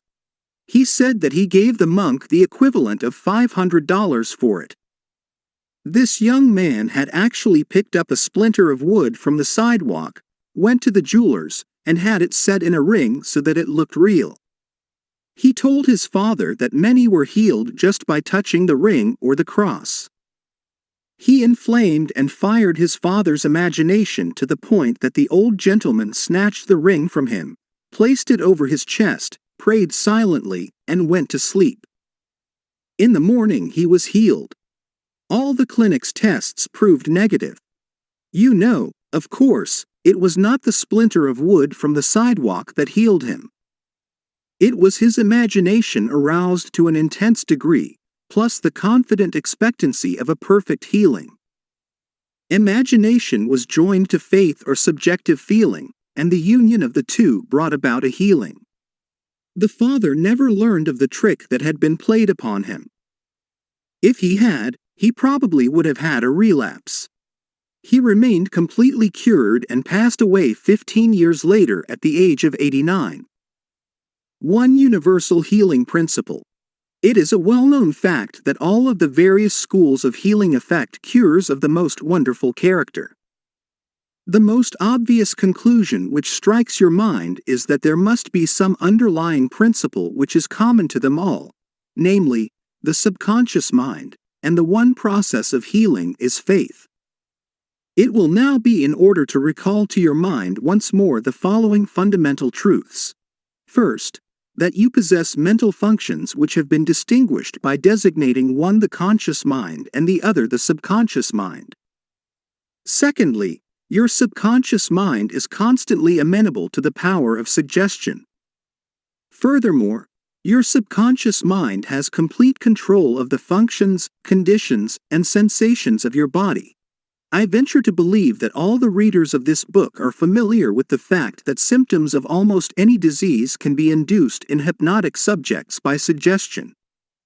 For example, a subject in the hypnotic state can develop a high temperature, flushed face, or chills according to the nature of the suggestion given. By experiment, you can suggest to the person that he is paralyzed and cannot walk. It will be so. By illustration, you can hold a cup of cold water under the nose of the hypnotic subject and tell him, "This is full of pepper, smell it." He will proceed to sneeze. What do you think caused him to sneeze, the water or the suggestion? If a man says he is allergic to timothy grass, you can place a synthetic flower or an empty glass in front of his nose, when he is in a hypnotic state, and tell him it is timothy grass. He will portray the usual allergic symptoms. This indicates that the cause of the disease is in the mind. The healing of the disease can also take place mentally. You realize that remarkable healings take place through osteopathy, chiropractic medicine, and naturopathy, as well as through all the various religious bodies throughout the world. But it is obvious that all of these healings are brought about through the subconscious mind, the only healer there is. Notice how it heals a cut on your face caused by shaving. It knows exactly how to do it. The doctor dresses the wound and says, "Nature heals it." Nature refers to natural law, the law of the subconscious mind, or self-preservation, which is the function of the subconscious mind. The instinct of self-preservation is the first law of nature. Your strongest instinct is the most potent of all autosuggestions. Widely different theories. It would be tedious and unprofitable to discuss to any great extent the numerous theories advanced by different religious sects and prayer therapy groups. There are a great number who claim that because their theory produces results, it is, therefore, the correct one. This, as explained in this chapter, cannot be true. You are aware that there are all types of healing. Franz Anton Mesmer, an Austrian physician, 1734 to 1815, who practiced in Paris, discovered that by applying magnets to the diseased body, he could cure that disease miraculously. He also performed cures with various other pieces of glass and metals. He discontinued this form of healing and claimed that his cures were due to animal magnetism, theorizing that this substance was projected from the healer to the patient. His method of treating disease from then on was by hypnotism, which was called mesmerism in his day. Other physicians said that all his healings were due to suggestion and nothing else. All of these groups, such as psychiatrists, psychologists, osteopaths, chiropractors, physicians, and all the churches are using the one universal power resident in the subconscious mind. Each may proclaim the healings are due to their theory. The process of all healing is a definite, positive, mental attitude, an inner attitude, or a way of thinking, called faith. Healing is due to a confident expectancy which acts as a powerful suggestion to the subconscious mind, releasing its healing potency. One man does not heal by a different power than another. It is true he may have his own theory or method. There is only one process of healing, and that is faith. There is only one healing power, namely, your subconscious mind. Select the theory and method you prefer. You can rest assured, if you have faith, you shall get results. Views of Paracelsus. Philippus Paracelsus, a famous Swiss alchemist and physician, who lived from 1493 to 1541, was a great healer in his day. He stated what is now an obvious scientific fact when he uttered these words: "Whether the object of your faith be real or false, you will nevertheless obtain the same effects." Thus, if I believed in St. Peter's statue as I should have believed in St. Peter himself, I shall obtain the same effects that I should have obtained from St. Peter. But that is superstition.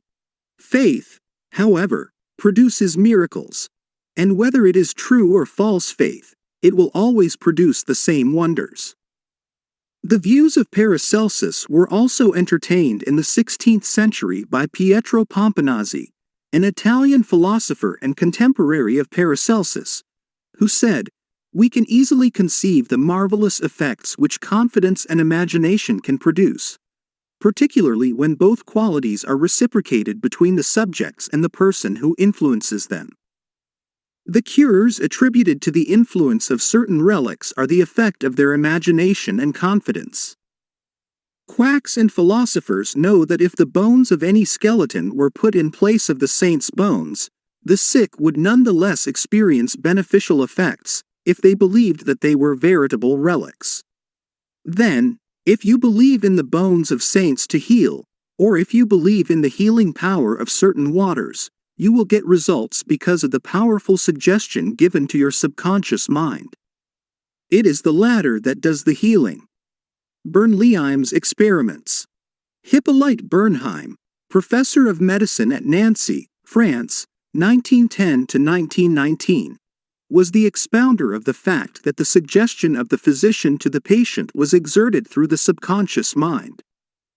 Bernheim, in his Suggestive Therapeutics, page 197, tells a story of a man with paralysis of the tongue which had yielded to no form of treatment. His doctor told the patient that he had a new instrument with which he promised to heal him. He introduced a pocket thermometer into the patient's mouth. The patient imagined it to be the instrument which was to save him. In a few moments he cried out joyfully that he could once more move his tongue freely. Among our cases, continues Bernheim, facts of the same sort will be found. A young girl came into my office, having suffered from complete loss of speech for nearly 4 weeks. After making sure of the diagnosis, I told my students that loss of speech sometimes yielded instantly to electricity, which might act simply by its suggestive influence. I sent for the induction apparatus. I applied my hand over the larynx and moved a little, and said, "Now you can speak aloud." In an instant I made her say A, then B, then Maria. She continued to speak distinctly. The loss of voice had disappeared. Here Bernheim is showing the power of faith and expectancy on the part of the patient, which acts as a powerful suggestion to the subconscious mind. Producing a blister by suggestion. Bernheim states that he produced a blister on the back of a patient's neck by applying a postage stamp and suggesting to the patient that it was a fly plaster. This has been confirmed by the experiments and experiences of many doctors in many parts of the world, which leave no doubt that structural changes are a possible result of oral suggestion to patients. The cause of bloody stigmata. In Hudson's Law of Psychic Phenomena, page 153, he states, hemorrhages and bloody stigmata may be induced in certain subjects by means of suggestion. Dr. M. Boru put a subject into the somnambulistic condition and gave him the following suggestion. At 4 o'clock this afternoon, after the hypnosis, you will come into my office, sit down in the armchair, cross your arms upon your breast, and your nose will begin to bleed. At the hour appointed, the young man did as directed. Several drops of blood came from the left nostril. On another occasion, the same investigator traced the patient's name on both his forearms with the dull point of an instrument. Then, when the patient was in the somnambulistic condition, he said, "At 4 o'clock this afternoon you will go to sleep, and your arms will bleed along the lines which I have traced, and your name will appear written on your arms in letters of blood." He was watched at 4 o'clock and seen to fall asleep. On the left arm the letters stood out in bright relief, and in several places there were drops of blood. The letters were still visible 3 months afterward, although they had gradually grown faint. These facts demonstrate at once the correctness of the two fundamental propositions previously stated, namely, the constant amenability of the subconscious mind to the power of suggestion and the perfect control which the subconscious mind exercises over the functions, sensations, and conditions of the body. All the foregoing phenomena dramatize vividly abnormal conditions induced by suggestion, and are conclusive proof that as a man thinketh in his heart, subconscious mind, so is he. Healing points in review. 1. Remind yourself frequently that the healing power is in your own subconscious mind. 2. Know that faith is like a seed planted in the ground. It grows after its kind. Plant the idea, seed, in your mind, water and fertilize it with expectancy, and it will manifest. 3. The idea you have for a book, new invention, or play is real in your mind. This is why you can believe you have it now. Believe in the reality of your idea, plan, or invention, and as you do, it will become manifest. 4. In praying for another, know that your silent inner knowing of wholeness, beauty, and perfection can change the negative patterns of the other's subconscious mind and bring about wonderful results. 5. The miraculous healings you hear about at various shrines are due to imagination and blind faith which act on the subconscious mind, releasing the healing power. 6. All disease originates in the mind. Nothing appears on the body unless there is a mental pattern corresponding to it. 7. The symptoms of almost any disease can be induced in you by hypnotic suggestion. This shows you the power of your thought. 8. There is only one process of healing, and that is faith. There is only one healing power, namely, your subconscious mind. 9. Whether the object of your faith is real or false, you will get results. Your subconscious mind responds to the thought in your mind. Look upon faith as a thought in your mind, and that will suffice. Chapter 5. Mental Healings in Modern Times.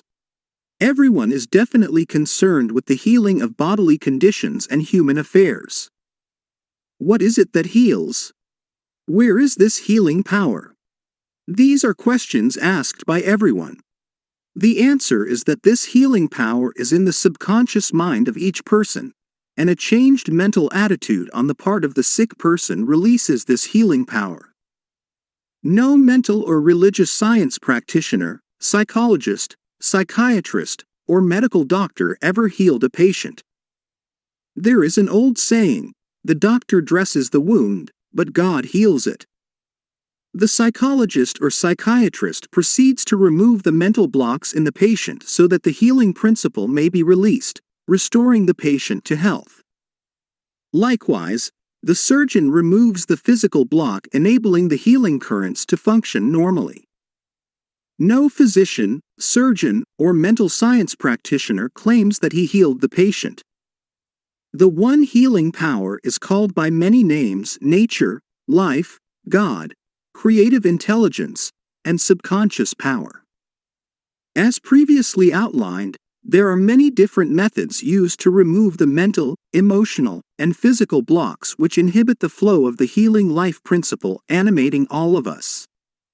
The healing principle resident in your subconscious mind can and will, if properly directed by you or some other person, heal your mind and body of all disease.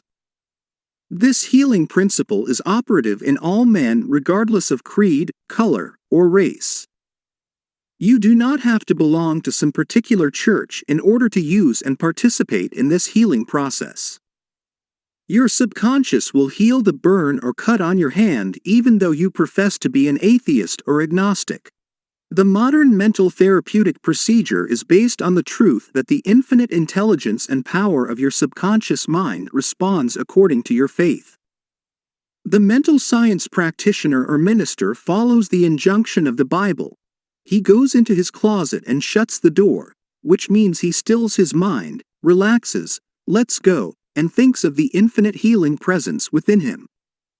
He closes the door of his mind to all outside distractions as well as appearances, and then he quietly and knowingly turns over his request or desire to his subconscious mind, realizing that the intelligence of his mind will answer him according to his specific needs. The most wonderful thing to know is this: imagine the end desired and feel its reality.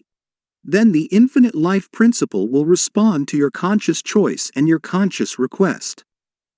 This is the meaning of believe you have received, and you shall receive. This is what the modern mental scientist does when he practices prayer therapy.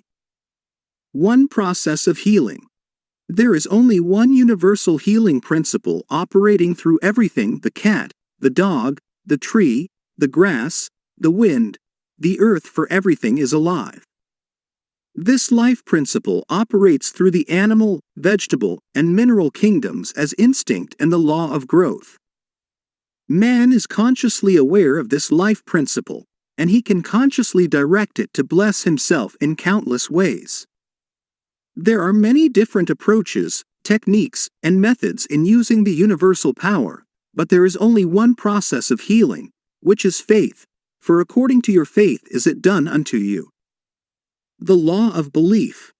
All religions of the world represent forms of belief, and these beliefs are explained in many ways. The law of life is belief. What do you believe about yourself, life, and the universe? It is done unto you as you believe. Belief is a thought in your mind which causes the power of your subconscious to be distributed into all phases of your life according to your thinking habits. You must realize the Bible is not talking about your belief in some ritual, ceremony, form, institution, man, or formula. It is talking about belief itself. The belief of your mind is simply the thought of your mind. If thou canst believe, all things are possible to him that believeth. Mark chapter 9 verse 23. It is foolish to believe in something to hurt or harm you. Remember, it is not the thing believed in that hurts or harms you, but the belief or thought in your mind which creates the result. All your experiences, all your actions, and all the events and circumstances of your life are but the reflections and reactions to your own thought. Prayer therapy is the combined function of the conscious and subconscious mind scientifically directed. Prayer therapy is the synchronized, harmonious, and intelligent function of the conscious and subconscious levels of mind specifically directed for a definite purpose. In scientific prayer or prayer therapy, you must know what you are doing and why you are doing it. You trust the law of healing.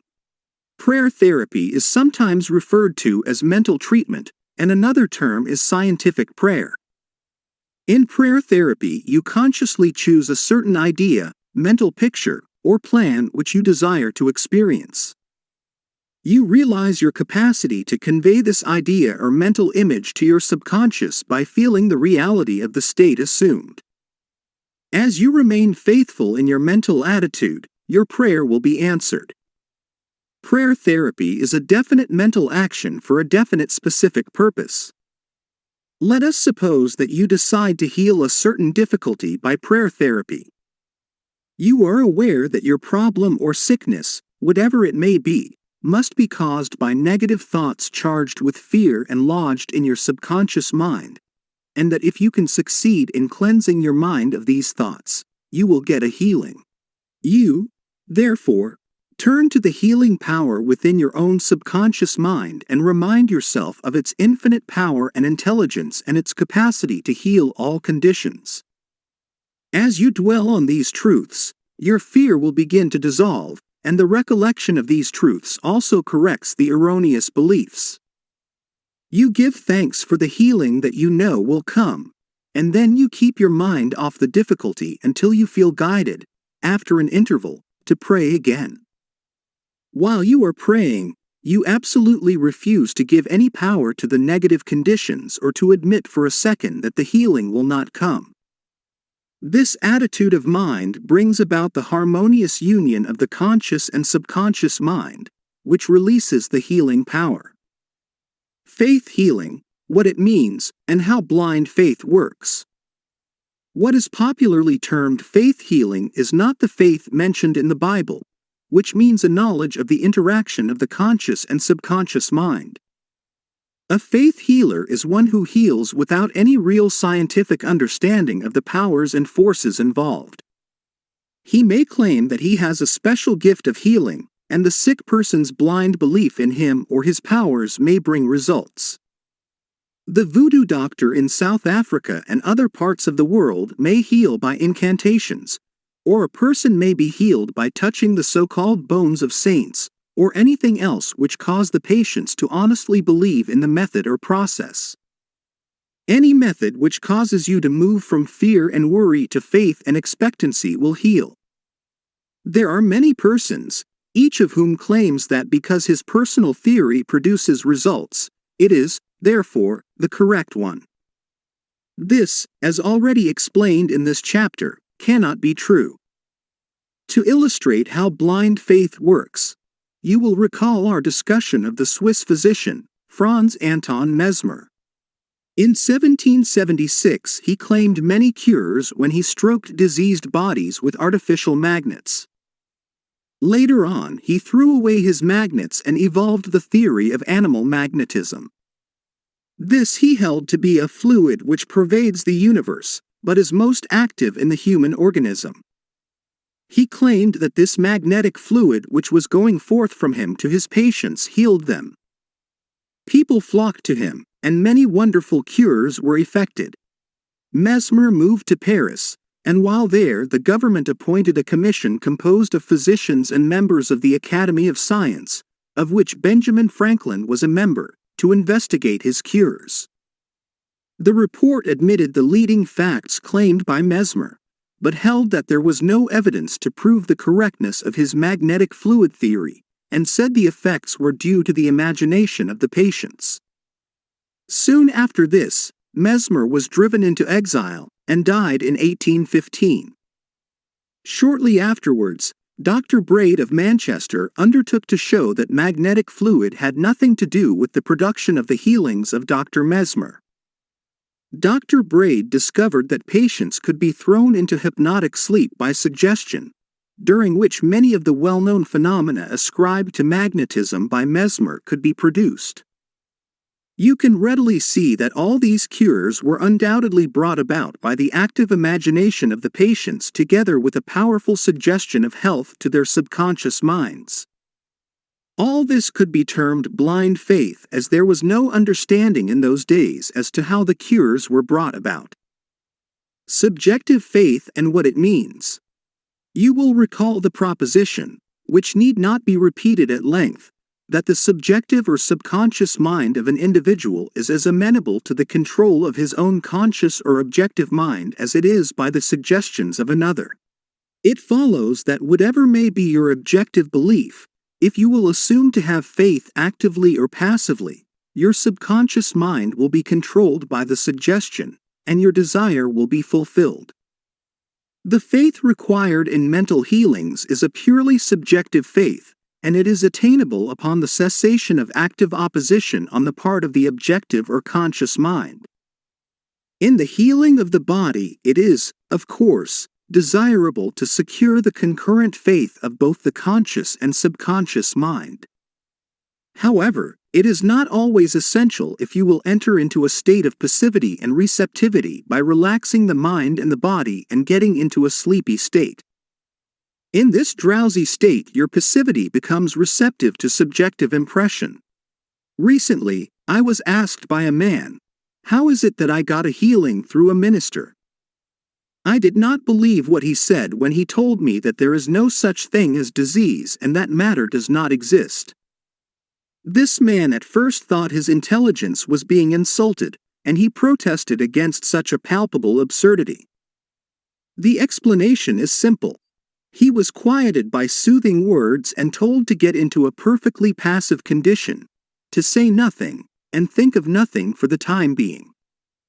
His minister also became passive, and affirmed quietly, peacefully, and constantly for about 1/2 hour that this man would have perfect health, peace, harmony, and wholeness. He felt immense relief and was restored to health. It is easy to see that his subjective faith had been made manifest by his passivity under treatment, and the suggestions of perfect healthfulness by the minister were conveyed to his subconscious mind. The two subjective minds were then en rapport. The minister was not handicapped by antagonistic autosuggestions of the patient arising from objective doubt of the power of the healer or the correctness of the theory. In this sleepy, drowsy state, the conscious mind resistance is reduced to a minimum, and results followed. The subconscious mind of the patient, being necessarily controlled by such suggestion, exercised its functions in accordance therewith, and a healing followed. The meaning of absent treatment. Suppose you learned that your mother was sick in New York City and you lived in Los Angeles. Your mother would not be physically present where you are, but you could pray for her. It is the Father within which doth the work. The creative law of mind, subconscious mind, serves you and will do the work. Its response to you is automatic. Your treatment is for the purpose of inducing an inner realization of health and harmony in your mentality. This inner realization, acting through the subconscious mind, operates through your mother's subconscious mind, as there is but one creative mind. Your thoughts of health, vitality, and perfection operate through the one universal subjective mind, and set a law in motion on the subjective side of life, which manifests through her body as a healing. In the mind principle, there is no time or space. It is the same mind that operates through your mother no matter where she may be. In reality, there is no absent treatment as opposed to present treatment, for the universal mind is omnipresent. You do not try to send out thoughts or hold a thought. Your treatment is a conscious movement of thought, and as you become conscious of the qualities of health, well-being, and relaxation, these qualities will be resurrected in the experience of your mother, and results will follow. The following is a perfect example of what is called absent treatment. Recently, a listener of our radio program in Los Angeles prayed as follows for her mother in New York who had a coronary thrombosis. The healing presence is right where my mother is. Her bodily condition is but a reflection of her thought life, like shadows cast on the screen. I know that in order to change the images on the screen, I must change the projection reel. My mind is the projection reel, and I now project in my own mind the image of wholeness, harmony, and perfect health for my mother. The infinite healing presence which created my mother's body and all her organs is now saturating every atom of her being, and a river of peace flows through every cell of her body. The doctors are divinely guided and directed, and whoever touches my mother is guided to do the right thing. I know that disease has no ultimate reality. If it had, no one could be healed. I now align myself with the infinite principle of love and life, and I know and decree that harmony, health, and peace are now being expressed in my mother's body. She prayed in the above manner several times daily, and her mother had a most remarkable recovery after a few days, much to the amazement of her specialist. He complimented her on her great faith in the power of God. The conclusion arrived at in the daughter's mind set the creative law of mind in motion on the subjective side of life, which manifested itself through her mother's body as perfect health and harmony. What the daughter felt as true about her mother was simultaneously resurrected in the experience of her mother. Releasing the kinetic action of the subconscious mind. A psychologist friend of mine told me that one of his lungs was infected. X-rays and analysis showed the presence of tuberculosis. At night before going to sleep, he would quietly affirm, "Every cell, nerve, tissue, and muscle of my lungs are now being made whole, pure, and perfect. My whole body is being restored to health and harmony." These are not his exact words, but they represent the essence of what he affirmed. A complete healing followed in about a month's time. Subsequent X-rays showed a perfect healing. I wanted to know his method, so I asked him why he repeated the words prior to sleep. Here is his reply. The kinetic action of the subconscious mind continues throughout your sleep time period. Hence, give the subconscious mind something good to work on as you drop off into slumber. This was a very wise answer. In thinking of harmony and perfect health, he never mentioned his trouble by name. I strongly suggest that you cease talking about your ailments or giving them a name. The only sap from which they draw life is your attention and fear of them. Like the above-mentioned psychologist, become a mental surgeon. Then your troubles will be cut off like dead branches are pruned from a tree. If you are constantly naming your aches and symptoms, you inhibit the kinetic action, which means the release of the healing power and energy of your subconscious mind. Furthermore, by the law of your own mind, these imaginings tend to take shape, as the thing I greatly feared. Fill your mind with the great truths of life and walk forward in the light of love. Summary of your aids to health. 1. Find out what it is that heals you. Realize that correct directions given to your subconscious mind will heal your mind and body. 2. Develop a definite plan for turning over your requests or desires to your subconscious mind. 3. Imagine the end desired and feel its reality. Follow it through, and you will get definite results. 4. Decide what belief is. Know that belief is a thought in your mind and what you think you create. 5. It is foolish to believe in sickness and something to hurt or to harm you. Believe in perfect health, prosperity, wealth, and divine guidance. 6. Great and noble thoughts upon which you habitually dwell become great acts. 7. Apply the power of prayer therapy in your life. Choose a certain plan, idea, or mental picture. Mentally and emotionally unite with that idea, and as you remain faithful to your mental attitude, your prayer will be answered. 8. Always remember, if you really want the power to heal, you can have it through faith, which means a knowledge of the working of your conscious and subconscious mind. Faith comes with understanding. 9. Blind faith means that a person may get results in healing without any scientific understanding of the powers and forces involved. 10. Learn to pray for your loved ones who may be ill. Quiet your mind, and your thoughts of health, vitality, and perfection operating through the one universal subjective mind will be felt and resurrected in the mind of your loved one. Chapter 6. Practical Techniques in Mental Healings. An engineer has a technique and a process for building a bridge or an engine. Like the engineer, your mind also has a technique for governing, controlling, and directing your life. You must realize that methods and techniques are primary.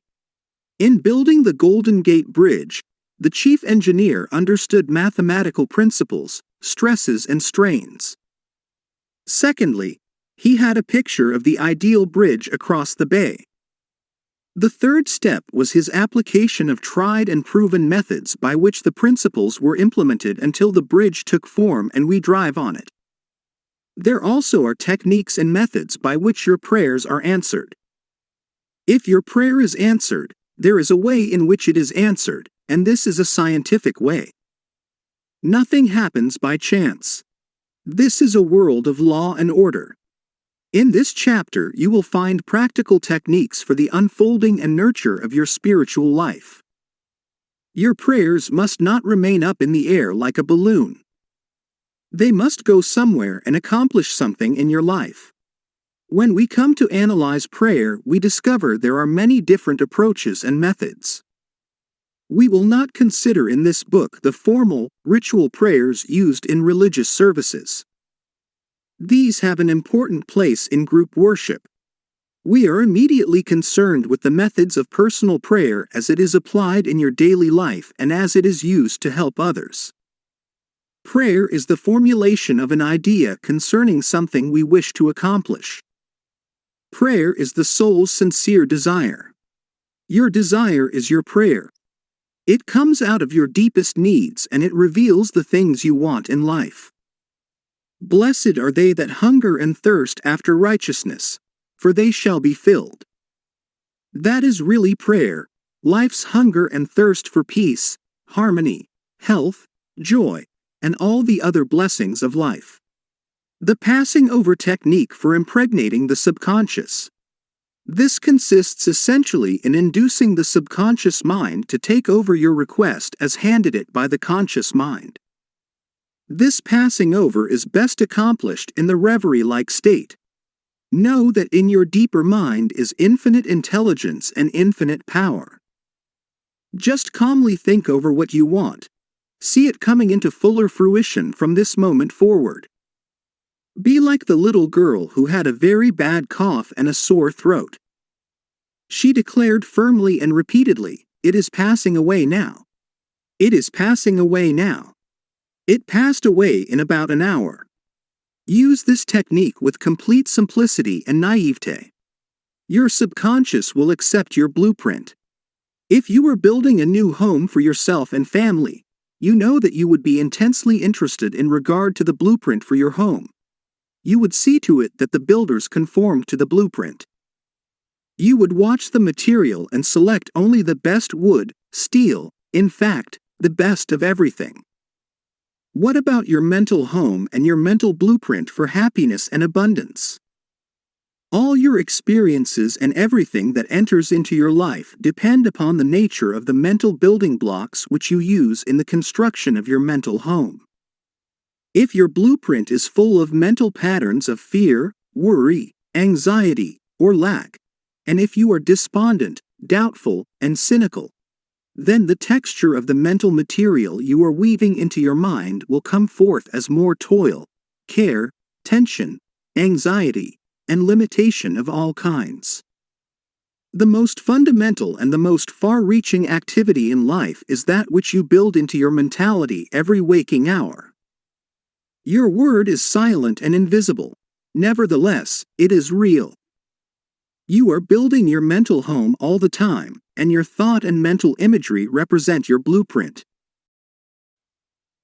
Hour by hour, moment by moment, you can build radiant health, success, and happiness by the thoughts you think, the ideas which you harbor, the beliefs that you accept, and the scenes that you rehearse in the hidden studio of your mind. This stately mansion, upon the construction of which you are perpetually engaged, is your personality, your identity in this plane, your whole life story on this earth. Get a new blueprint. Build silently by realizing peace, harmony, joy, and goodwill in the present moment. By dwelling upon these things and claiming them, your subconscious will accept your blueprint and bring all these things to pass. By their fruits ye shall know them. The science and art of true prayer. The term science means knowledge which is coordinated, arranged, and systematized. Let us think of the science and art of true prayer as it deals with the fundamental principles of life and the techniques and processes by which they can be demonstrated in your life, as well as in the life of every human being when he applies them faithfully. The art is your technique or process, and the science behind it is the definite response of creative mind to your mental picture or thought. Ask, and it shall be given you. Seek, and ye shall find. Knock, and it shall be opened unto you. Matthew chapter 7 verse 7. Here you are told you shall receive that for which you ask. It shall be opened to you when you knock, and you shall find that for which you are searching. This teaching implies the definiteness of mental and spiritual laws. There is always a direct response from the infinite intelligence of your subconscious mind to your conscious thinking. If you ask for bread, you will not receive a stone. You must ask believing, if you are to receive. Your mind moves from the thought to the thing. Unless there is first an image in the mind, it cannot move, for there would be nothing for it to move toward. Your prayer, which is your mental act, must be accepted as an image in your mind before the power from your subconscious will play upon it and make it productive. You must reach a point of acceptance in your mind, an unqualified and undisputed state of agreement. This contemplation should be accompanied by a feeling of joy and restfulness in foreseeing the certain accomplishment of your desire. The sound basis for the art and science of true prayer is your knowledge and complete confidence that the movement of your conscious mind will gain a definite response from your subconscious mind, which is one with boundless wisdom and infinite power. By following this procedure, your prayers will be answered. The visualization technique. The easiest and most obvious way to formulate an idea is to visualize it, to see it in your mind's eye as vividly as if it were alive. You can see with the naked eye only what already exists in the external world. In a similar way, that which you can visualize in your mind's eye already exists in the invisible realms of your mind. Any picture which you have in your mind is the substance of things hoped for and the evidence of things not seen. What you form in your imagination is as real as any part of your body. The idea and the thought are real and will one day appear in your objective world if you are faithful to your mental image. This process of thinking forms impressions in your mind. These impressions in turn become manifested as facts and experiences in your life. The builder visualizes the type of building he wants. He sees it as he desires it to be completed. His imagery and thought processes become a plastic mold from which the building will emerge, a beautiful or an ugly one, a skyscraper or a very low one. His mental imagery is projected as it is drawn on paper. Eventually, the contractor and his workers gather the essential materials, and the building progresses until it stands finished, conforming perfectly to the mental patterns of the architect. I use the visualization technique prior to speaking from the platform. I quiet the wheels of my mind in order that I may present to the subconscious mind my images of thought.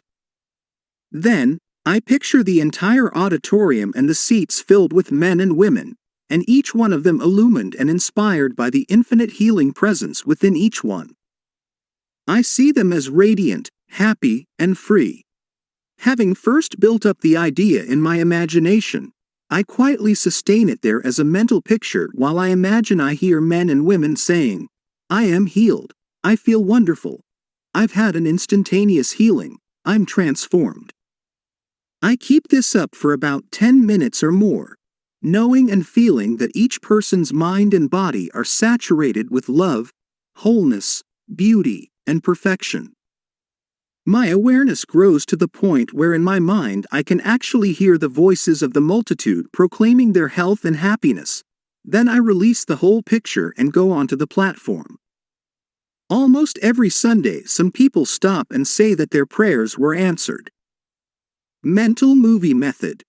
The Chinese say, "A picture is worth 1,000 words." William James, the father of American psychology, stressed the fact that the subconscious mind will bring to pass any picture held in the mind and backed by faith.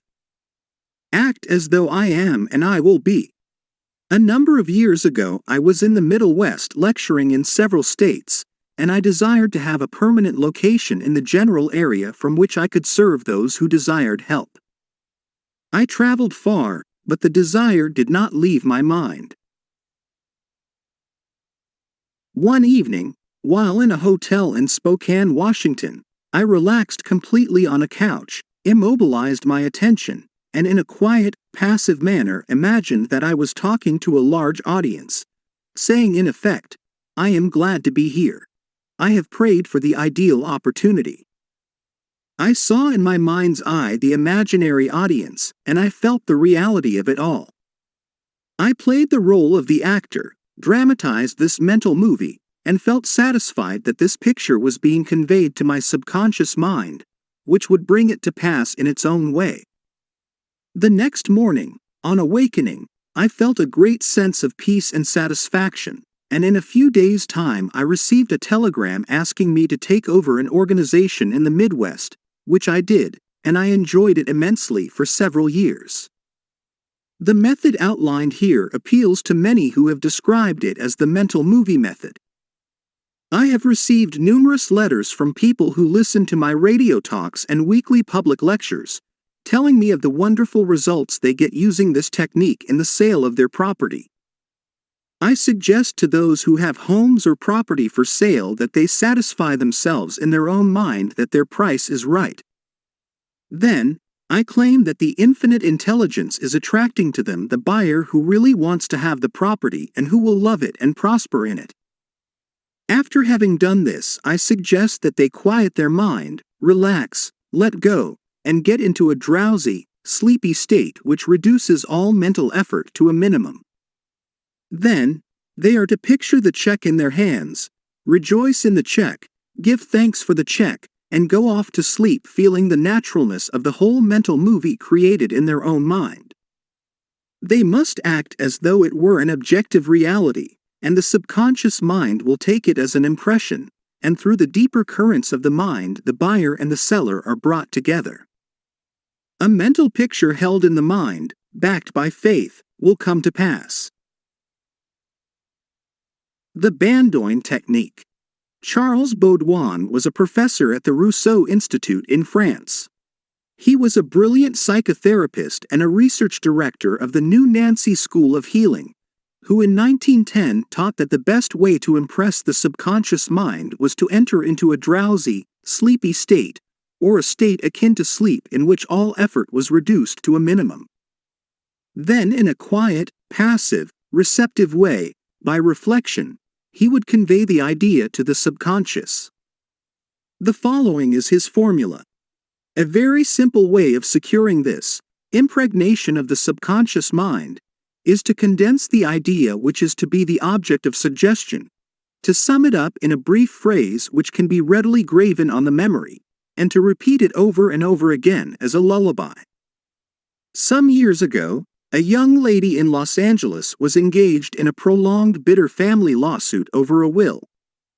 Her husband had bequeathed his entire estate to her, and his sons and daughters by a previous marriage were bitterly fighting to break the will. The Baudouin technique was outlined to her, and this is what she did. She relaxed her body in an armchair, entered into the sleepy state and, as suggested, condensed the idea of her need into a phrase consisting of 6 words easily graven on the memory. It is finished in divine order. The significance to her of these words meant that infinite intelligence operating through the laws of her subconscious mind would bring about a harmonious adjustment through the principle of harmony. She continued this procedure every night for about 10 nights. After she got into a sleepy state, she would affirm slowly, quietly, and feelingly the statement, "It is finished in divine order," over and over again, feeling a sense of inner peace and an all-pervading tranquility. Then she went off into her deep, normal sleep. On the morning of the 11th day, following the use of the above technique, she awakened with a sense of well-being, a conviction that it was finished. Her attorney called her the same day, saying that the opposing attorney and his clients were willing to settle. A harmonious agreement was reached, and litigation was discontinued. The sleeping technique. By entering into a sleepy, drowsy state, effort is reduced to a minimum. The conscious mind is submerged to a great extent when in a sleepy state. The reason for this is that the highest degree of outcropping of the subconscious occurs prior to sleep and just after we awaken. In this state, the negative thoughts, which tend to neutralize your desire and so prevent acceptance by your subconscious mind, are no longer present. Suppose you want to get rid of a destructive habit. Assume a comfortable posture, relax your body, and be still. Get into a sleepy state, and in that sleepy state, say quietly, over and over again as a lullaby, "I am completely free from this habit. Harmony and peace of mind reign supreme." Repeat the above slowly, quietly, and lovingly for 5 or 10 minutes night and morning. Each time you repeat the words, the emotional value becomes greater. When the urge comes to repeat the negative habit, repeat the above formula out loud by yourself. By this means you induce the subconscious to accept the idea, and a healing follows. The thank you technique. In the Bible, Paul recommends that we make known our requests with praise and thanksgiving. Some extraordinary results follow this simple method of prayer. The thankful heart is always close to the creative forces of the universe, causing countless blessings to flow toward it by the law of reciprocal relationship, based on a cosmic law of action and reaction. For instance, a father promises his son a car for graduation. The boy has not yet received the car, but he is very thankful and happy, and is as joyous as though he had actually received the car. He knows his father will fulfill his promise, and he is full of gratitude and joy even though he has not yet received the car, objectively speaking. He has, however, received it with joy and thankfulness in his mind. I shall illustrate how Mr. Broke applied this technique with excellent results. He said, "Bills are piling up. I am out of work. I have 3 children and no money. What shall I do?" Regularly every night and morning, for a period of about 3 weeks, he repeated the words, "Thank you, Father, for my wealth," in a relaxed, peaceful manner until the feeling or mood of thankfulness dominated his mind. He imagined he was addressing the infinite power and intelligence within him, knowing, of course, that he could not see the creative intelligence or infinite mind.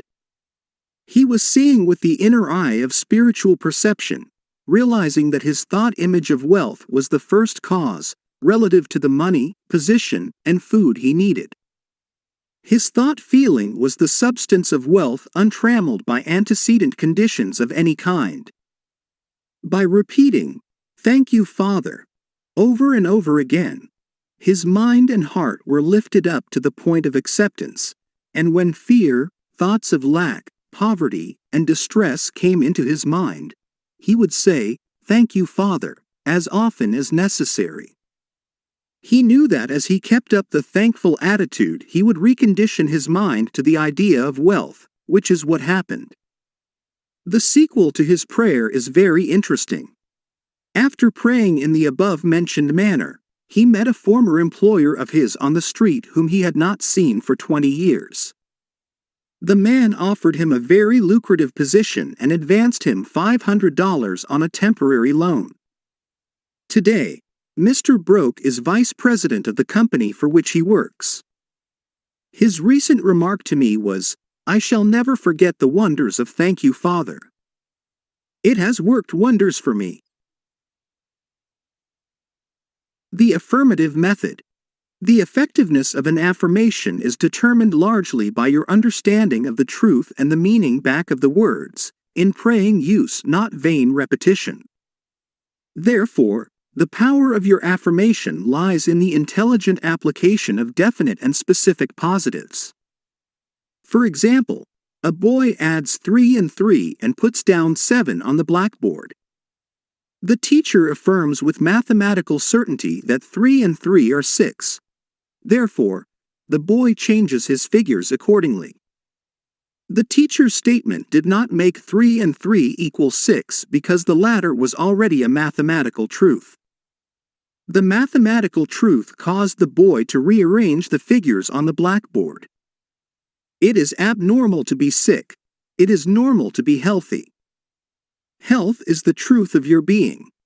When you affirm health, harmony, and peace for yourself or another, and when you realize these are universal principles of your own being, you will rearrange the negative patterns of your subconscious mind based on your faith and understanding of that which you affirm. The result of the affirmative process of prayer depends on your conforming to the principles of life, regardless of appearances. Consider for a moment that there is a principle of mathematics and none of error. There is a principle of truth but none of dishonesty. There is a principle of intelligence but none of ignorance. There is a principle of harmony and none of discord. There is a principle of health but none of disease, and there is a principle of abundance but none of poverty. The affirmative method was chosen by the author for use on his sister who was to be operated on for the removal of gallstones in a hospital in England.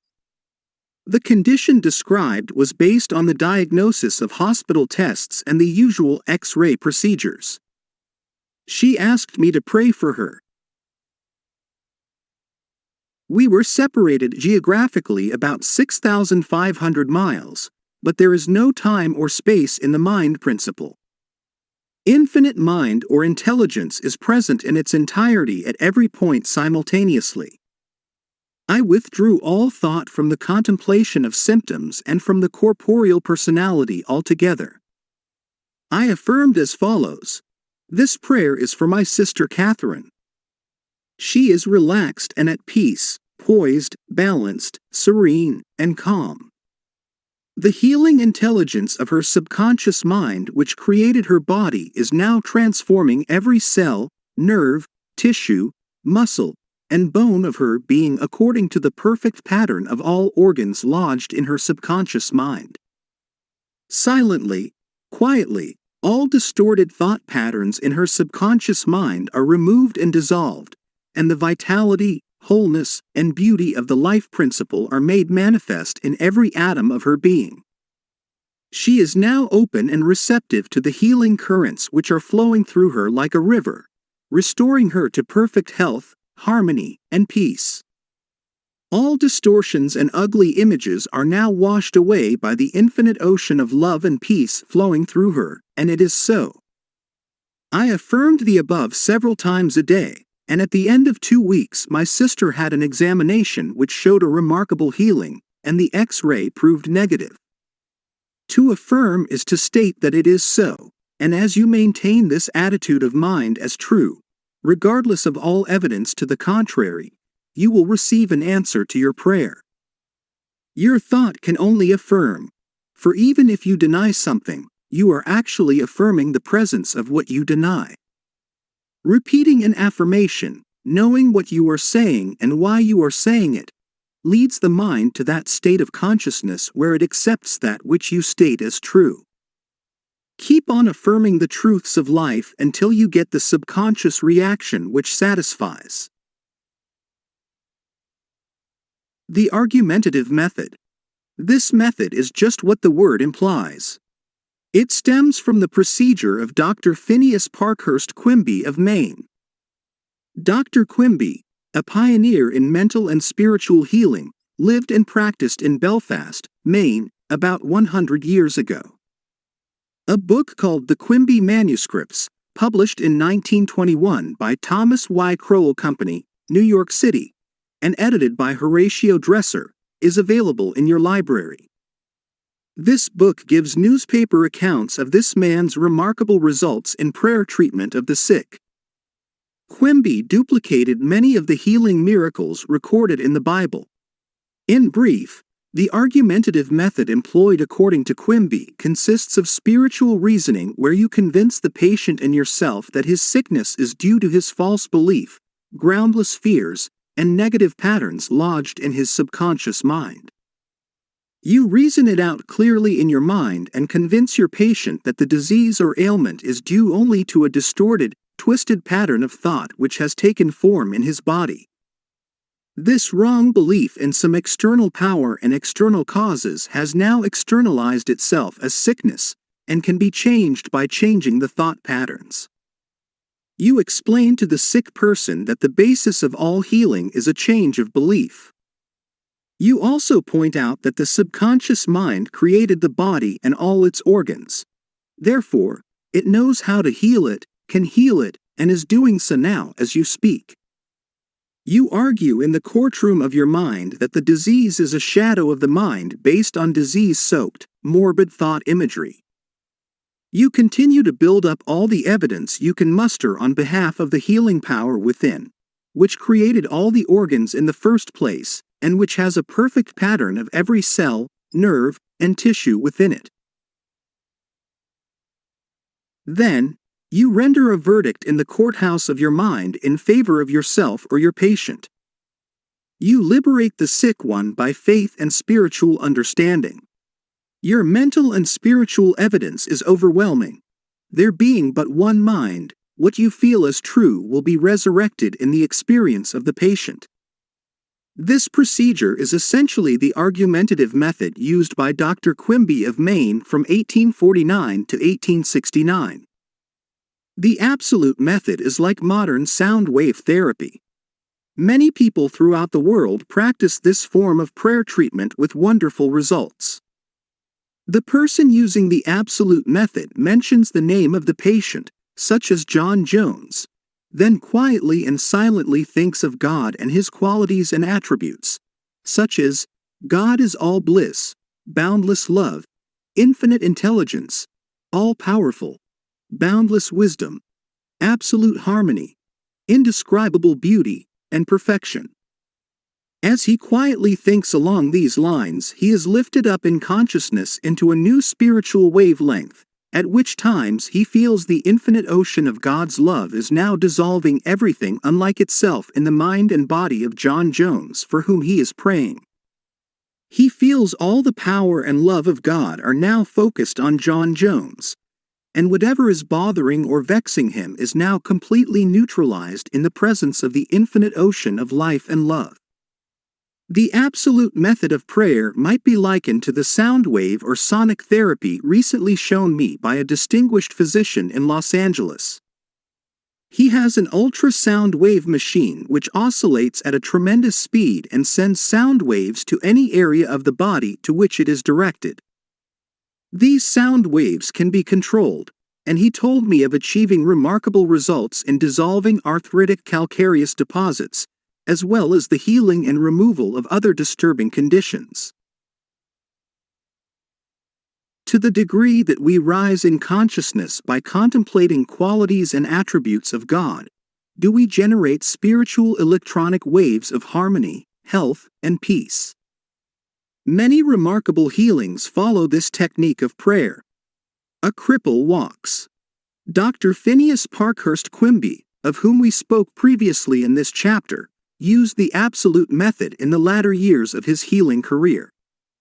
He was really the father of psychosomatic medicine and the first psychoanalyst. He had the capacity to diagnose clairvoyantly the cause of the patient's trouble, pains, and aches. The following is a condensed account of the healing of a cripple as recorded in Quimby's manuscripts. Quimby was called on to visit a woman who was lame, aged, and bedridden. He states that her ailment was due to the fact that she was imprisoned by a creed so small and contracted that she could not stand upright and move about. She was living in the tomb of fear and ignorance. Furthermore, she was taking the Bible literally, and it frightened her. In this tomb, Quimby said, was the presence and power of God trying to burst the bands, break through the bonds, and rise from the dead.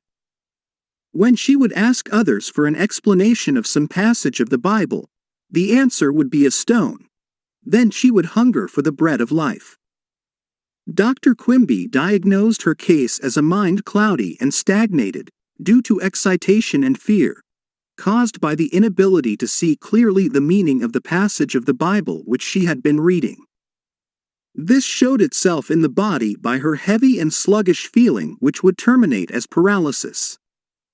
At this point, Quimby asked her what was meant in the Bible verses, "Yet a little while am I with you, and then I go unto him that sent me.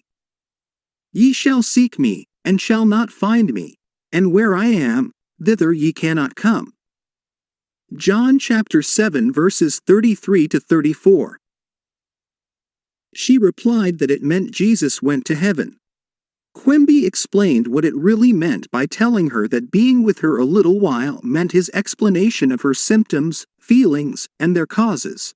That is, he had compassion and sympathy for her momentarily, but he could not remain in that mental state. The next step was to go to him that sent us, which, as Quimby pointed out, was the creative power of God in all of us. Quimby immediately traveled in his mind and contemplated the divine ideal. That is, the vitality, intelligence, harmony, and power of God functioning in the sick person. This is why he said to the woman, "Therefore, where I go you cannot come, for you are in your narrow, restricted belief, and I am in health." This prayer and explanation produced an instantaneous sensation, and a change came over her mind. She walked without her crutches. Quimby said it was one of the most singular of all his healings. She was, as it were, dead to error, and to bring her to life or truth was to raise her from the dead. Quimby quoted the resurrection of Christ and applied it to her own Christ or health. This produced a powerful effect on her. He also explained to her that the truth which she accepted was the angel or idea which rolled away the stone of fear, ignorance, and superstition, thereby releasing the healing power of God which made her whole. The decree method. Power goes into our word according to the feeling and faith behind it. When we realize the power that moves the world is moving on our behalf and is backing up our word, our confidence and assurance grow. You do not try and add power to power. Therefore, there must be no mental striving, coercion, force, or mental wrestling. A young girl used the decree method on a young man who was constantly phoning her, pressing her for dates, and meeting her at her place of business. She found it very difficult to get rid of him. She decreed as follows: I release him unto God. He is in his true place at all times. I am free, and he is free. I now decree that my words go forth into infinite mind, and it brings it to pass. It is so. She said he vanished, and she has never seen him since, adding, it was as though the ground swallowed him up. Thou shalt decree a thing, and it shall be established unto thee, and the light shall shine upon thy ways. Job chapter 22 verse 28. Serve yourself with scientific truth. 1. Be a mental engineer and use tried and proven techniques in building a grander and greater life. 2. Your desire is your prayer.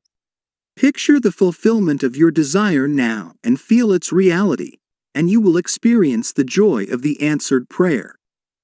3. Desire to accomplish things the easy way with the sure aid of mental science. 4. You can build radiant health, success, and happiness by the thoughts you think in the hidden studio of your mind. 5. Experiment scientifically until you personally prove that there is always a direct response from the infinite intelligence of your subconscious mind to your conscious thinking. 6. Feel the joy and restfulness in foreseeing the certain accomplishment of your desire. Any mental picture which you have in your mind is the substance of things hoped for and the evidence of things not seen. 7. A mental picture is worth 1,000 words. Your subconscious will bring to pass any picture held in the mind backed by faith. 8. Avoid all effort or mental coercion in prayer. Get into a sleepy, drowsy state and lull yourself to sleep feeling and knowing that your prayer is answered. 9. Remember that the thankful heart is always close to the riches of the universe. 10.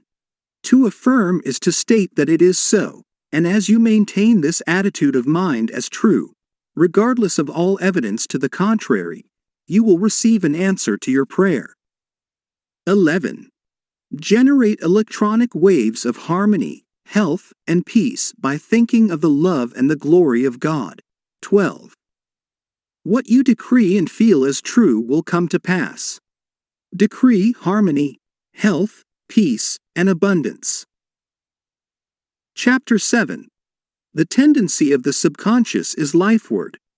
Over 90% of your mental life is subconscious, so men and women who fail to make use of this marvelous power live within very narrow limits.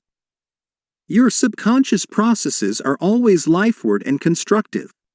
Your subconscious is the builder of your body and maintains all its vital functions. It is on the job 24 hours a day and never sleeps. It is always trying to help and preserve you from harm. Your subconscious mind is in touch with infinite life and boundless wisdom, and its impulses and ideas are always lifeward. The great aspirations, inspirations, and visions for a grander and nobler life spring from the subconscious. Your profoundest convictions are those you cannot argue about rationally because they do not come from your conscious mind. They come from your subconscious mind. Your subconscious speaks to you in intuitions, impulses, hunches, intimations, urges, and ideas, and it is always telling you to rise, transcend, grow, advance, adventure, and move forward to greater heights. The urge to love, to save the lives of others comes from the depths of your subconscious. For example, during the Great San Francisco earthquake and fire of April 18, 1906, invalids and cripples who had been confined to bed for long periods of time rose up and performed some of the most amazing feats of bravery and endurance. The intense desire welled up within them to save others at all costs, and their subconscious responded accordingly. Great artists, musicians, poets, speakers, and writers tune in with their subconscious powers and become animated and inspired. For example, Robert Louis Stevenson, before he went to sleep, used to charge his subconscious with the task of evolving stories for him while he slept. He was accustomed to ask his subconscious to give him a good, marketable thriller when his bank account was low. Stevenson said the intelligence of his deeper mind gave him the story piece by piece, like a serial. This shows how your subconscious will speak lofty and wise sayings through you which your conscious mind knows nothing about. Mark Twain confided to the world on many occasions that he never worked in his life. All his humor and all his great writings were due to the fact that he tapped the inexhaustible reservoir of his subconscious mind. How the body portrays the workings of the mind. The interaction of your conscious and subconscious mind requires a similar interaction between the corresponding system of nerves. The cerebrospinal system is the organ of the conscious mind, and the sympathetic system is the organ of the subconscious mind. The cerebrospinal system is the channel through which you receive conscious perception by means of your 5 physical senses and exercise control over the movement of your body. This system has its nerves in the brain, and it is the channel of your volitional and conscious mental action. The sympathetic system, sometimes referred to as the involuntary nervous system, has its center in a ganglionic mass at the back of the stomach known as the solar plexus, and is sometimes spoken of as the abdominal brain. It is the channel of that mental action which unconsciously supports the vital functions of the body. The two systems may work separately or synchronously. Judge Thomas Troward says, "The vagus nerve passes out of the cerebral region as a portion of the voluntary system, and through it we control the vocal organs. Then it passes onward to the thorax, sending out branches to the heart and lungs.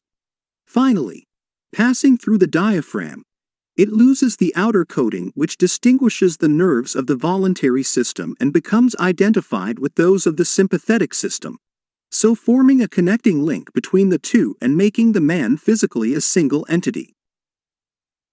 Similarly, different areas of the brain indicate their connection with the objective and subjective activities of the mind, respectively, and speaking in a general way, we may assign the frontal portion of the brain to the former and the posterior portion to the latter, while the intermediate portion partakes of the character of both. A rather simple way of looking at the mental and physical interaction is to realize that your conscious mind grasps an idea which induces a corresponding vibration in your voluntary system of nerves. This in turn causes a similar current to be generated in your involuntary system of nerves, thus handling the idea over to your subconscious mind, which is the creative medium. This is how your thoughts become things. Every thought entertained by your conscious mind and accepted as true is sent by your brain to your solar plexus, the brain of your subconscious mind, to be made into your flesh, and to be brought forth into your world as a reality.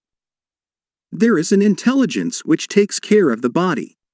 When you study the cellular system and the structure of the organs, such as eyes, ears, heart, liver, bladder, you learn they consist of groups of cells which form a group intelligence whereby they function together and are able to take orders and carry them out in deductive function at the suggestion of the mastermind, conscious mind.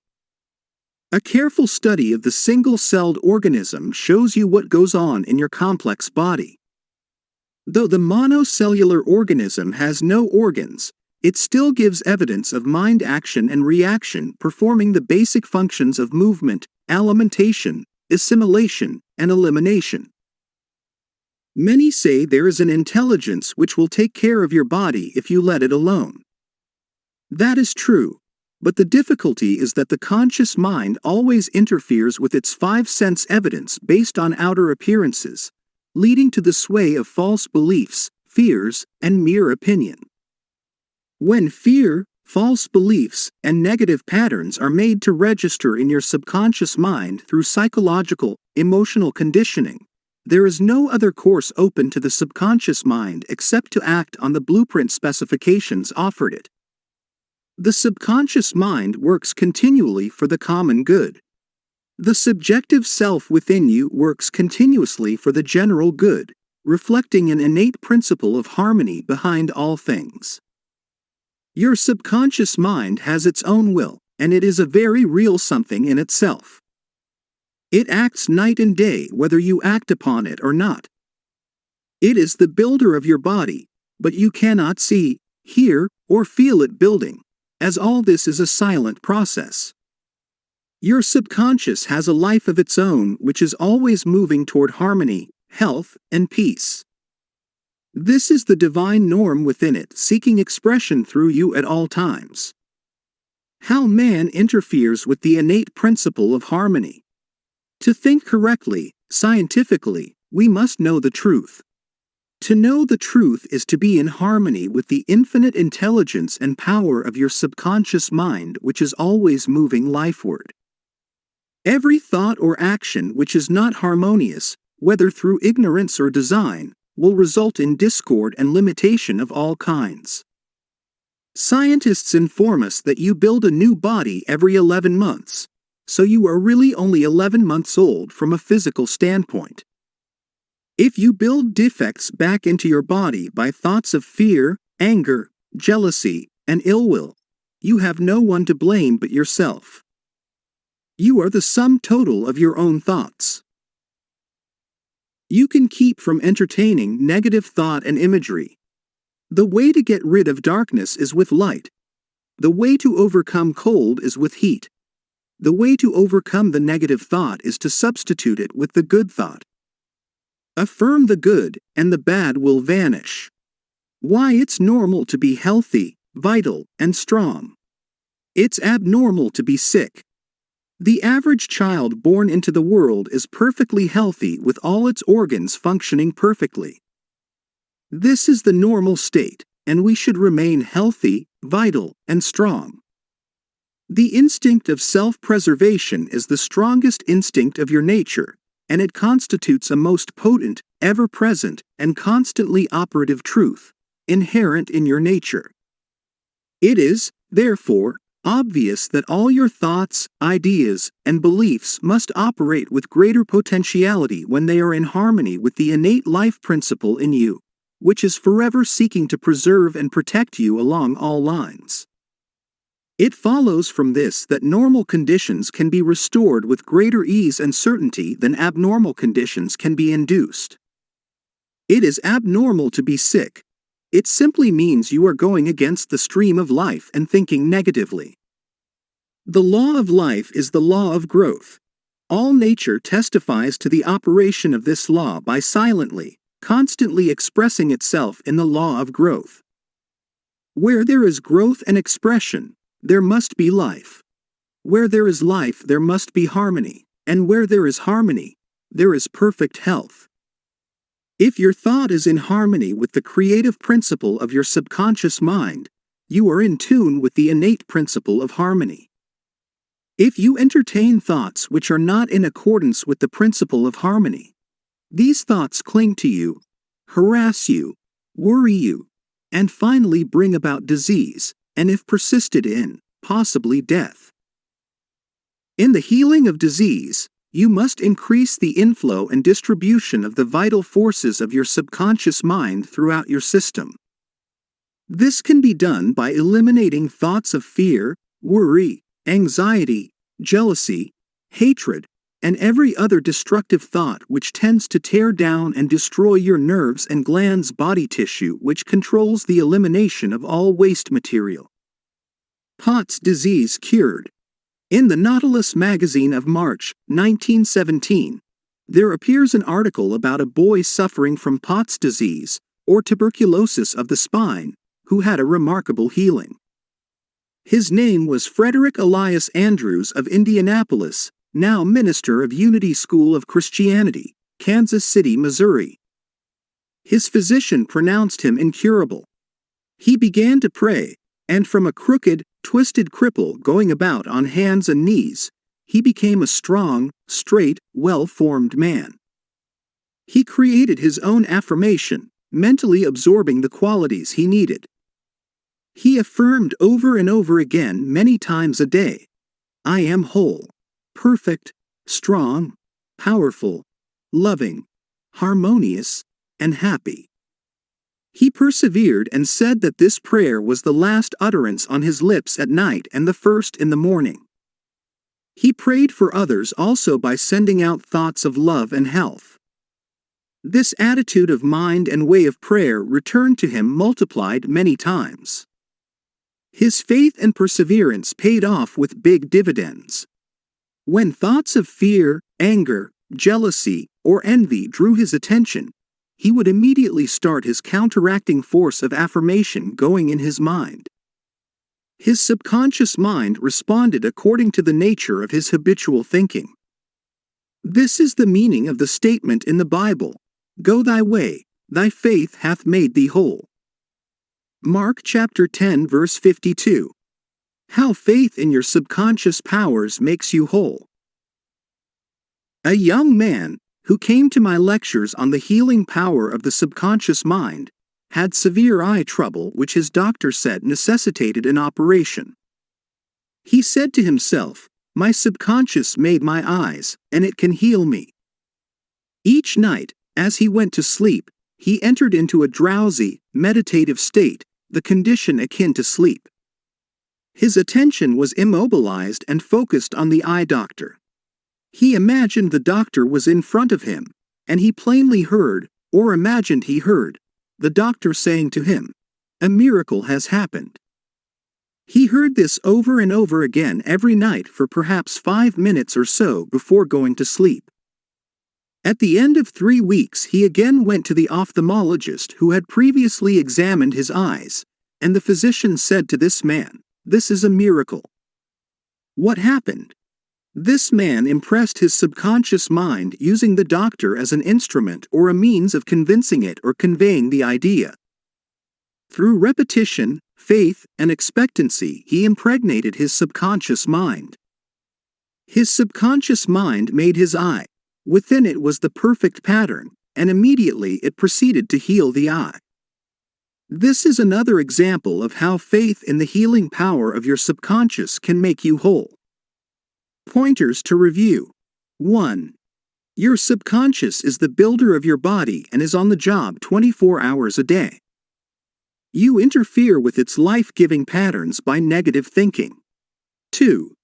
Charge your subconscious with the task of evolving an answer to any problem prior to sleep and it will answer you. 3. Watch your thoughts. Every thought accepted as true is sent by your brain to your solar plexus, your abdominal brain, and is brought into your world as a reality. 4. Know that you can remake yourself by giving a new blueprint to your subconscious mind. 5. The tendency of your subconscious is always lifeward. Your job is with your conscious mind. Feed your subconscious mind with premises which are true.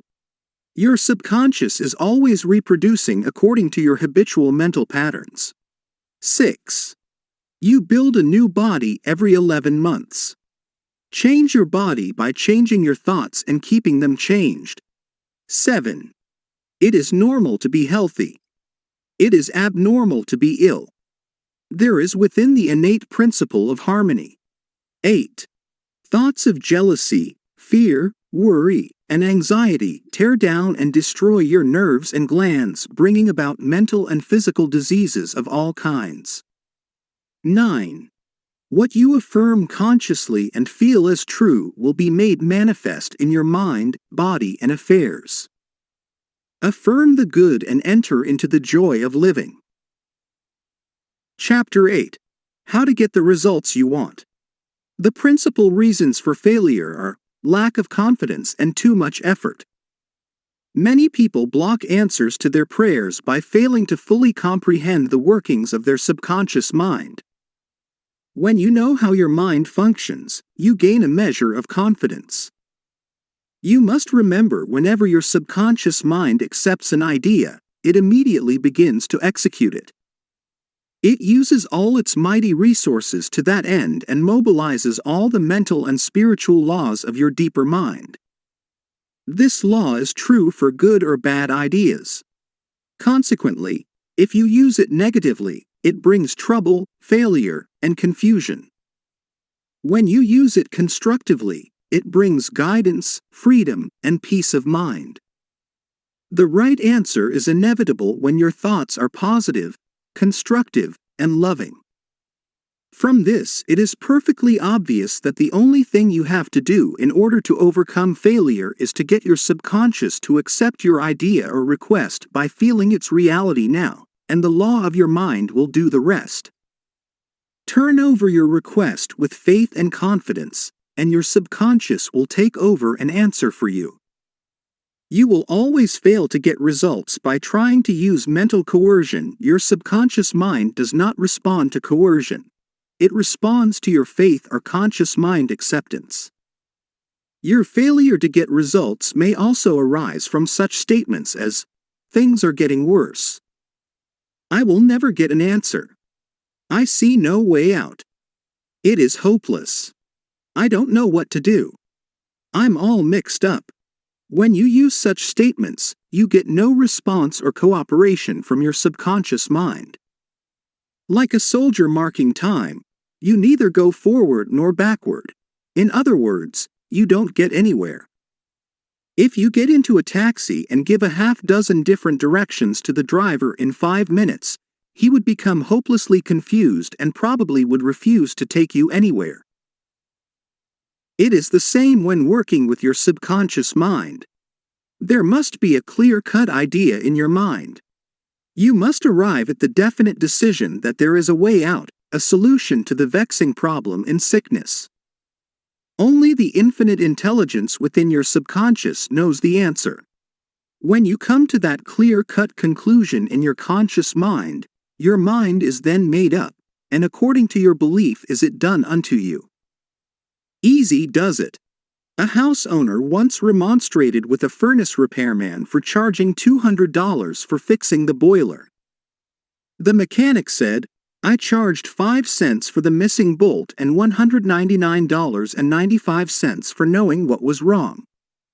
Similarly, your subconscious mind is the master mechanic, the all-wise one, who knows ways and means of healing any organ of your body, as well as your affairs.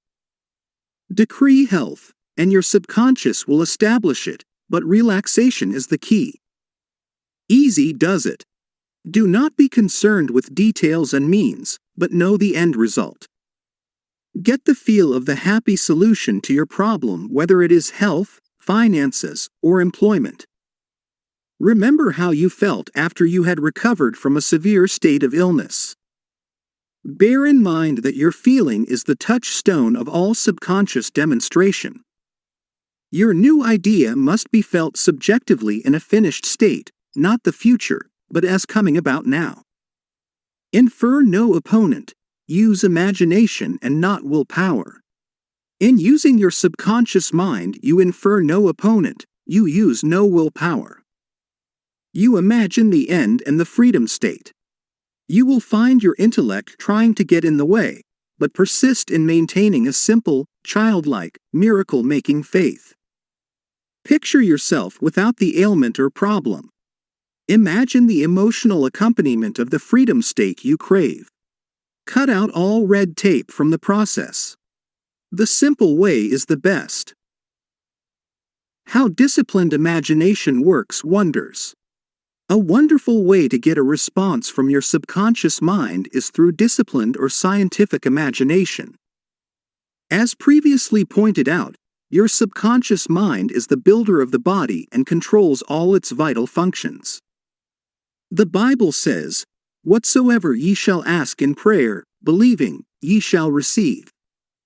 To believe is to accept something as true, or to live in the state of being it. As you sustain this mood, you shall experience the joy of the answered prayer. The 3 steps to success in prayer. The usual procedure is as follows. 1. Take a look at the problem. 2. Turn to the solution or way out known only to the subconscious mind. 3.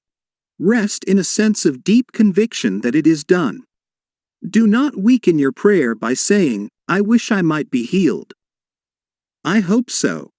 Your feeling about the work to be done is the boss. Harmony is yours. Know that health is yours. Become intelligent by becoming a vehicle for the infinite healing power of the subconscious mind. Pass on the idea of health to your subconscious mind to the point of conviction, then relax. Get yourself off your hands. Say to the condition and circumstance, "This, too, shall pass." Through relaxation, you impress your subconscious mind, enabling the kinetic energy behind the idea to take over and bring it into concrete realization. The law of reversed effort and why you get the opposite of what you pray for. XIII, the famous psychologist from France who visited America about 40 years ago, defined the law of reversed effort as follows. When your desires and imagination are in conflict, your imagination invariably gains the day. If, for example, you were asked to walk a plank on the floor, you would do so without question. Now suppose the same plank were placed 20 feet up in the air between 2 walls. Would you walk it? Your desire to walk it would be counteracted by your imagination or fear of falling. Your dominant idea, which would be the picture of falling, would conquer. Your desire, will, or effort to walk on the plank would be reversed, and the dominant idea of failure would be reinforced. Mental effort is invariably self-defeated, eventuating always in the opposite of what is desired. The suggestions of powerlessness to overcome the condition dominate the mind. Your subconscious is always controlled by the dominant idea. Your subconscious will accept the strongest of 2 contradictory propositions. The effortless way is the better. If you say, "I want a healing, but I can't get it. I try so hard. I force myself to pray. I use all the willpower I have," you must realize that your error lies in your effort. Never try to compel the subconscious mind to accept your idea by exercising willpower.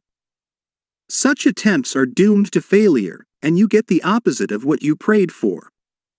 The following is a rather common experience. Students, when taking examinations and reading through their papers, find that all their knowledge has suddenly deserted them. Their minds become appalling blanks, and they are unable to recall one relevant thought. The more they grit their teeth and summon the powers of the will, the further the answers seem to flee. But, when they have left the examination room and the mental pressure relaxes, the answers they were seeking flow tantalizingly back into their minds. Trying to force themselves to remember was the cause of their failure.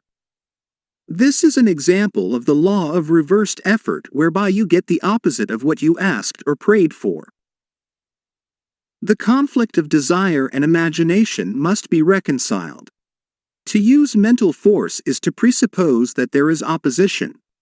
When your mind is concentrated on the means to overcome a problem, it is no longer concerned with the obstacle. Matthew chapter 18 verse 19 says, "If 2 of you shall agree on earth as touching anything that they shall ask, it shall be done for them of my Father which is in heaven." Who are these 2? It means the harmonious union or agreement between your conscious and subconscious on any idea, desire, or mental image. When there is no longer any quarrel in either part of your mind, your prayer will be answered. The 2 agreeing may also be represented as you and your desire, your thought and feeling, your idea and emotion, your desire and imagination. You avoid all conflict between your desires and imagination by entering into a drowsy, sleepy state which brings all effort to a minimum. The conscious mind is submerged to a great extent when in a sleepy state. The best time to impregnate your subconscious is prior to sleep. The reason for this is that the highest degree of outcropping of the subconscious occurs prior to sleep and just after we awaken. In this state, the negative thoughts and imagery which tend to neutralize your desire and so prevent acceptance by your subconscious mind no longer present themselves. When you imagine the reality of the fulfilled desire and feel the thrill of accomplishment, your subconscious brings about the realization of your desire.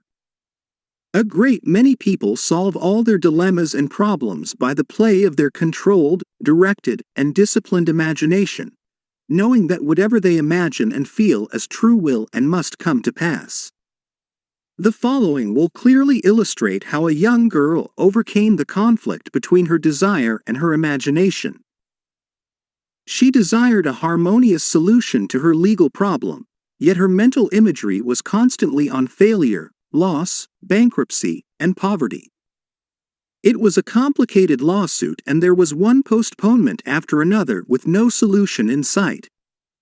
At my suggestion, she got into a sleepy, drowsy state each night prior to sleep, and she began to imagine the happy ending, feeling it to the best of her ability. She knew that the image in her mind had to agree with her heart's desire. Prior to sleep, she began to dramatize as vividly as possible her lawyer having an animated discussion with her regarding the outcome. She would ask him questions, and he would answer her appropriately. He would say to her over and over again, "There has been a perfect, harmonious solution. The case has been settled out of court." During the day when fear thoughts came into her mind, she would run her mental movie with gestures, voice, and sound equipment. She could easily imagine the sound of his voice, smile, and mannerism. She ran this mental picture so often, it became a subjective pattern, a regular train track. At the end of a few weeks, her attorney called her and confirmed objectively what she had been imagining and feeling as true subjectively. This is really what the psalmist meant when he wrote, "Let the words of my mouth, your thoughts, mental images, good, and the meditations of my heart, your feeling, nature, emotion, be acceptable in thy sight, O Lord, the law of your subconscious mind, my strength, and my Redeemer." The power and wisdom of your subconscious mind can redeem you from sickness, bondage, and misery. Psalm chapter 19 verse 14. Ideas worth recalling. 1. Mental coercion or too much effort shows anxiety and fear which block your answer. Easy does it. 2. When your mind is relaxed and you accept an idea, your subconscious goes to work to execute the idea. 3. Think and plan independently of traditional methods. Know that there is always an answer and a solution to every problem. 4. Do not be overly concerned with the beating of your heart, with the breathing of your lungs, or the functions of any part of your anatomy. Lean heavily upon your subconscious and proclaim frequently that divine right action is taking place. 5. The feeling of health produces health. The feeling of wealth produces wealth. How do you feel? 6. Imagination is your most powerful faculty. Imagine what is lovely and of good report. You are what you imagine yourself to be. 7. You avoid conflict between your conscious and subconscious in the sleepy state. Imagine the fulfillment of your desire over and over again prior to sleep. Sleep in peace and wake in joy. Chapter 9. How to use the power of your subconscious for wealth. If you are having financial difficulties, if you are trying to make ends meet, it means you have not convinced your subconscious mind that you will always have plenty in some despair. You know men and women who work a few hours a week and make fabulous sums of money. They do not strive or slave hard. Do not believe the story that the only way you can become wealthy is by the sweat of your brow and hard labor. It is not so. The effortless way of life is the best. Do the thing you love to do, and do it for the joy and thrill of it. I know an executive in Los Angeles who receives a salary of $75,000 yearly. Last year he went on a 9-month cruise seeing the world and its beauty spots. He said to me that he had succeeded in convincing his subconscious mind that he is worth that much money. He told me that many men in his organization getting about $100 a week knew more about the business than he did, and could manage it better, but they had no ambition, no creative ideas, and were not interested in the wonders of their subconscious mind. Wealth is of the mind. Wealth is simply a subconscious conviction on the part of the individual. You will not become a millionaire by saying, "I am a millionaire, I am a millionaire." You will grow into a wealth consciousness by building into your mentality the idea of wealth and abundance. Your invisible means of support. The trouble with most people is that they have no invisible means of support. When business falls away, the stock market drops, or they lose their investments, they seem helpless. The reason for such insecurity is that they do not know how to tap the subconscious mind. They are unacquainted with the inexhaustible storehouse within. A man with a poverty-type mind finds himself in poverty-stricken conditions. Another man with a mind filled with ideas of wealth is surrounded with everything he needs. It was never intended that man should lead a life of indigence. You can have wealth, everything you need, and plenty to spare. Your words have power to cleanse your mind of wrong ideas and to instill right ideas in their place. The ideal method for building a wealth consciousness. Perhaps you are saying as you read this chapter, "I need wealth and success." This is what you do. Repeat for about 5 minutes to yourself 3 or 4 times a day, "Wealth, success." These words have tremendous power. They represent the inner power of the subconscious mind. Anchor your mind on this substantial power within you. Then conditions and circumstances corresponding to their nature and quality will be manifested in your life.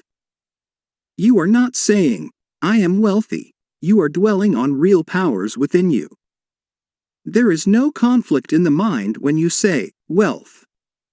Furthermore, the feeling of wealth will well up within you as you dwell on the idea of wealth. The feeling of wealth produces wealth. Keep this in mind at all times. Your subconscious mind is like a bank, a sort of universal financial institution. It magnifies whatever you deposit or impress upon it, whether it is the idea of wealth or of poverty. Choose wealth. Why your affirmations for wealth fail. I have talked to many people during the past 35 years whose usual complaint is, "I have said for weeks and months, I am wealthy, I am prosperous, and nothing has happened." I discovered that when they said, "I am prosperous, I am wealthy," they felt within that they were lying to themselves. One man told me, "I have affirmed that I am prosperous until I am tired. Things are now worse." I knew when I made the statement that it was obviously not true. His statements were rejected by the conscious mind, and the very opposite of what he outwardly affirmed and claimed was made manifest. Your affirmation succeeds best when it is specific and when it does not produce a mental conflict or argument. Hence, the statements made by this man made matters worse because they suggested his lack. Your subconscious accepts what you really feel to be true, not just idle words or statements. The dominant idea or belief is always accepted by the subconscious mind. How to avoid mental conflict. The following is the ideal way to overcome this conflict for those who have this difficulty. Make this practical statement frequently, particularly prior to sleep. By day and by night I am being prospered in all of my interests. This affirmation will not arouse any argument because it does not contradict your subconscious mind's impression of financial lack. I suggested to one businessman whose sales and finances were very low and who was greatly worried. that he sit down in his office, become quiet, and repeat this statement over and over again. My sales are improving every day. This statement engaged the cooperation of the conscious and subconscious mind. Results followed. Don't sign blank checks. You sign blank checks when you make such statements as, there is not enough to go around. There is a shortage. I will lose the house because of the mortgage. If you are full of fear about the future, you are also writing a blank check and attracting negative conditions to you. Your subconscious mind takes your fear and negative statement as your request and proceeds in its own way to bring obstacles, delays, lack, and limitation into your life. Your subconscious gives you compound interest. To him that hath the feeling of wealth, more wealth shall be added. To him that hath the feeling of lack, more lack shall be added. Your subconscious multiplies and magnifies whatever you deposit in it. Every morning as you awaken, deposit thoughts of prosperity, success, wealth, and peace. Dwell upon these concepts. Busy your mind with them as often as possible. These constructive thoughts will find their way as deposits in your subconscious mind and bring forth abundance and prosperity. Why nothing happened? I can hear you saying, "Oh, I did that and nothing happened." You did not get results because you indulged in fear thoughts perhaps 10 minutes later and neutralized the good you had affirmed. When you place a seed in the ground, you do not dig it up. You let it take root and grow. Suppose, for example, you are going to say, "I shall not be able to make that payment." Before you get further than, "I shall," stop the sentence and dwell on a constructive statement, such as, "By day and by night I am prospered in all my ways." True source of wealth. Your subconscious mind is never short of ideas. There are within it an infinite number of ideas ready to flow into your conscious mind and appear as cash in your pocketbook in countless ways. This process will continue to go on in your mind regardless of whether the stock market goes up or down, or whether the pound sterling or dollar drops in value. Your wealth is never truly dependent on bonds, stocks, or money in the bank. These are really only symbols necessary and useful, of course, but only symbols. The point I wish to emphasize is that if you convince your subconscious mind that wealth is yours, and that it is always circulating in your life, you will always and inevitably have it, regardless of the form it takes. Trying to make ends meet and the real cause. There are people who claim that they are always trying to make ends meet. They seem to have a great struggle to meet their obligations. Have you listened to their conversation? In many instances, their conversation runs along this vein. They are constantly condemning those who have succeeded in life and who have raised their heads above the crowd. Perhaps they are saying, "Oh, that fellow has a racket. He is ruthless. He is a crook." This is why they lack. They are condemning the thing they desire and want. The reason they speak critically of their more prosperous associates is because they are envious and covetous of the other's prosperity. The quickest way to cause wealth, to take wings and fly away, is to criticize and condemn others who have more wealth than you. A common stumbling block to wealth.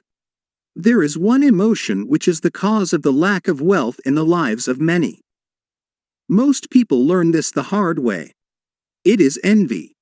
For example, if you see a competitor depositing large sums of money in the bank, and you have only a meager amount to deposit, does it make you envious? The way to overcome this emotion is to say to yourself, "Isn't it wonderful? I rejoice in that man's prosperity. I wish for him greater and greater wealth." To entertain envious thoughts is devastating because it places you in a very negative position. Therefore, wealth flows from you instead of to you. If you are ever annoyed or irritated by the prosperity or great wealth of another, claim immediately that you truly wish for him greater wealth in every possible way. This will neutralize the negative thoughts in your mind and cause an ever greater measure of wealth to flow to you by the law of your own subconscious mind. Rubbing out a great mental block to wealth. If you are worried and critical about someone whom you claim is making money dishonestly, cease worrying about him. You know such a person is using the law of mind negatively. The law of mind takes care of him. Be careful not to criticize him for the reasons previously indicated. Remember, the block or obstacle to wealth is in your own mind. You can now destroy that mental block. This you may do by getting on mental good terms with everyone. Sleep and grow rich. As you go to sleep at night, practice the following technique. Repeat the word, wealth, quietly, easily, and feelingly. Do this over and over again, just like a lullaby. Lull yourself to sleep with the one word, wealth. You should be amazed at the result. Wealth should flow to you in avalanches of abundance. This is another example of the magic power of your subconscious mind. Serve yourself with the powers of your mind. 1. Decide to be wealthy the easy way, with the infallible aid of your subconscious mind. 2. Trying to accumulate wealth by the sweat of your brow and hard labor is one way to become the richest man in the graveyard. You do not have to strive or slave hard. 3. Wealth is a subconscious conviction. Build into your mentality the idea of wealth. 4. The trouble with most people is that they have no invisible means of support. 5. Repeat the word, wealth, to yourself slowly and quietly for about 5 minutes prior to sleep, and your subconscious will bring wealth to pass in your experience. 6. The feeling of wealth produces wealth. Keep this in mind at all times. 7. Your conscious and subconscious mind must agree. Your subconscious accepts what you really feel to be true. The dominant idea is always accepted by your subconscious mind. The dominant idea should be wealth, not poverty. 8. You can overcome any mental conflict regarding wealth by affirming frequently, by day and by night I am being prospered in all of my interests. 9.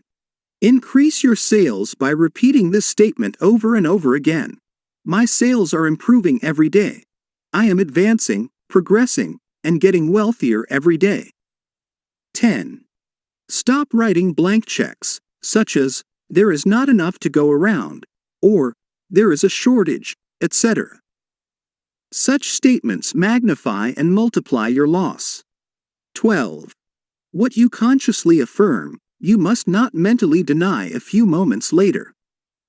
This will neutralize the good you have affirmed. 13. Your true source of wealth consists of the ideas in your mind. You can have an idea worth millions of dollars. Your subconscious will give you the idea you seek. 14. Envy and jealousy are stumbling blocks to the flow of wealth. Rejoice in the prosperity of others. 15. The block to wealth is in your own mind. Destroy that block now by getting on good mental terms with everyone. Chapter 10. Your right to be rich. It is your right to be rich. You are here to lead the abundant life and be happy, radiant, and free. You should, therefore, have all the money you need to lead a full, happy, and prosperous life. You are here to grow, expand, and unfold spiritually, mentally, and materially. You have the inalienable right to fully develop and express yourself along all lines. You should surround yourself with beauty and luxury. Why be satisfied with just enough to go around when you can enjoy the riches of your subconscious mind? In this chapter, you can learn to make friends with money, and you should always have a surplus. Your desire to be rich is a desire for a fuller, happier, more wonderful life. It is a cosmic urge. It is not only good, but very good. Money is a symbol. Money is a symbol of exchange. It means to you not only freedom from want, but beauty, luxury, abundance, and refinement. It is merely a symbol of the economic health of the nation. When your blood is circulating freely in your body, you are healthy. When money is circulating freely in your life, you are economically healthy. When people begin to hoard money, to put it away in tin boxes, and become charged with fear, there is economic illness. Money has taken many forms as a medium of exchange down through the centuries, such as salt, beads, and trinkets of various kinds. In early times, a man's wealth was determined by the number of sheep and oxen he had. Now we use currency and other negotiable instruments, as it is much more convenient to write a check than carry some sheep around with you to pay bills. How to walk the royal road to riches. Knowledge of the powers of your subconscious mind is the means to the royal road to riches of all kinds, spiritual, mental, or financial. The student of the laws of mind believes and knows definitely that regardless of economic situations, stock market fluctuation, depression, strikes, war, other conditions or circumstances, he will always be amply supplied, regardless of what form money takes. The reason for this is that he has conveyed the idea of wealth to his subconscious mind, and it keeps him supplied wherever he may be. He has convinced himself in his mind that money is forever flowing freely in his life and that there is always a wonderful surplus. Should there be a financial collapse of government tomorrow and all the man's present holdings become valueless, as the German marks did after the First World War, he would still attract wealth and be cared for, regardless of the form the new currency took. Why you do not have more money? As you read this chapter, you are probably saying, I am worthy of a higher salary than I am receiving. I believe most people are inadequately compensated. One of the causes many people do not have more money is that they are silently or openly condemning it. They refer to money as filthy lucre, or the love of money is the root of all evil. Another reason they do not prosper is that they have a sneaky subconscious feeling there is some virtue in poverty. This subconscious pattern may be due to early childhood training, superstition, or it could be based on a false interpretation of scriptures. Money and a balanced life. One time a man said to me, I am broke. I do not like money. It is the root of all evil. These statements represent a confused neurotic mind. Love of money to the exclusion of everything else will cause you to become lopsided and unbalanced. You are here to use your power or authority wisely. Some men crave power, others crave money. If you set your heart on money exclusively and say, money is all I want, I am going to give all my attention to amassing money. Nothing else matters. You can get money and attain a fortune, but you have forgotten that you are here to lead a balanced life. You must also satisfy the hunger for peace of mind, harmony, love, joy, and perfect health. By making money your sole aim, you simply made a wrong choice. You thought that was all you wanted, but you found after all your efforts that it was not only the money you needed. You also desired true expression of your hidden talents, true place in life, beauty, and the joy of contributing to the welfare and success of others. By learning the laws of your subconscious mind, you could have $1 million or many millions, if you wanted them, and still have peace of mind, harmony, perfect health, and perfect expression. Poverty is a mental disease. There is no virtue in poverty. It is a disease like any other mental disease. If you were physically ill, you would think there was something wrong with you. You would seek help and do something about the condition at once. Likewise, if you do not have money constantly circulating in your life, there is something radically wrong with you. The urge of the life principle in you is toward growth, expansion, and the life more abundant. You are not here to live in a hovel, dress in rags, and go hungry. You should be happy, prosperous, and successful. Why, you must never criticize money. Cleanse your mind of all weird and superstitious beliefs about money. Do not ever regard money as evil or filthy. If you do, you cause it to take wings and fly away from you. Remember that you lose what you condemn. You cannot attract what you criticize. Getting the right attitude toward money.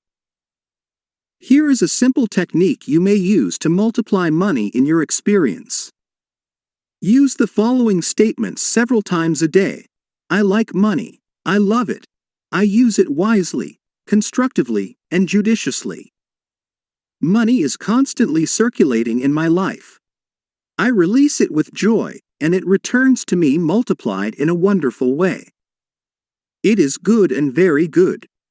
Money flows to me in avalanches of abundance. I use it for good only, and I am grateful for my good and for the riches of my mind. How the scientific thinker looks at money.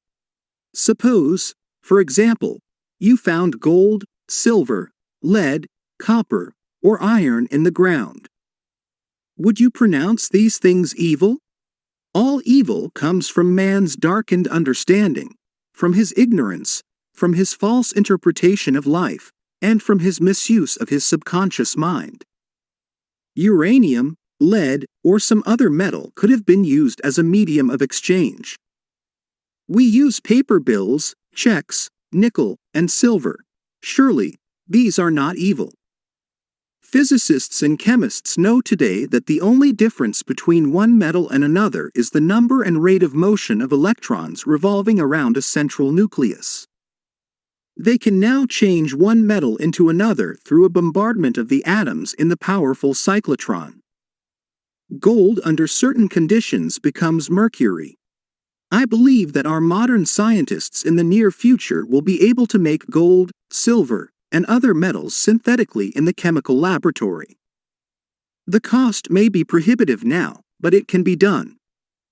I cannot imagine any intelligent person seeing anything evil in electrons, neutrons, protons, and isotopes.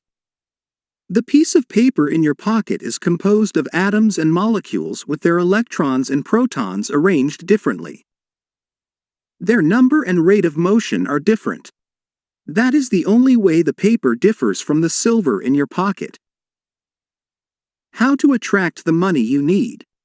Many years ago, I met a young boy in Australia who wanted to become a physician and surgeon, but he had no money. I explained to him how a seed deposited in the soil attracts to itself everything necessary for its unfolding, and that all he had to do was to take a lesson from the seed and deposit the required idea in his subconscious mind. For expenses, this young, brilliant bee used to clean out doctors' offices, wash windows, and do odd repair jobs. He told me that every night, as he went to sleep, he used to picture in his mind's eye a medical diploma on a wall with his name on it in big, bold letters. He used to clean and shine the framed diplomas in the medical building where he worked. It was not hard for him to engrave the image of a diploma in his mind and develop it there. Definite results followed as he persisted with his mental picture every night for about 4 months. The sequel of this story was very interesting. One of the doctors took a great liking to this young boy, and after training him in the art of sterilizing instruments, giving hypodermic injections, and other miscellaneous first aid work, he employed him as a technical assistant in his office. The doctor later sent him to medical school at his own expense. Today, this young man is a prominent medical doctor in Montreal, Canada. He discovered the law of attraction by using his subconscious mind the right way. He operated an age-old law which says, having seen the end, you have willed the means to the realization of the end. The end in this case was to become a medical doctor. This young man was able to imagine, see, and feel the reality of being a doctor.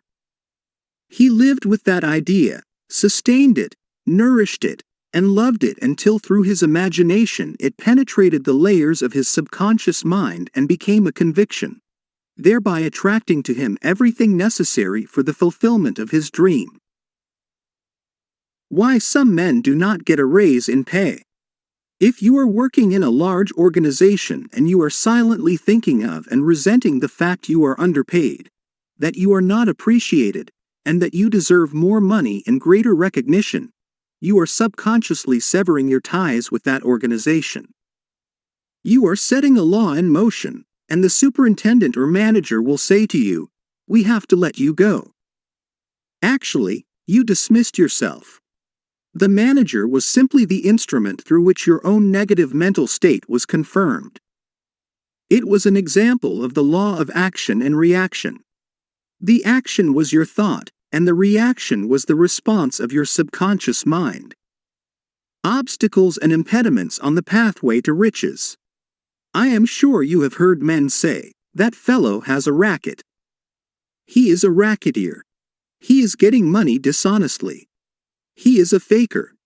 I knew him when he had nothing. He is a crook, a thief, and a swindler. If you analyze the man who talks like that, you discover he is usually in want or suffering from some financial or physical illness. Perhaps his former college friends went up the ladder of success and excelled him. Now he is bitter and envious of their progress. In many instances, this is the cause of his downfall. Thinking negatively of these classmates and condemning their wealth causes the wealth and prosperity he is praying for to vanish and flee away.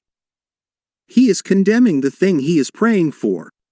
He is praying two ways. On the one hand, he is saying, "Wealth is flowing to me now," and in the next breath, silently or audibly, he is saying, "I resent that fellow's wealth."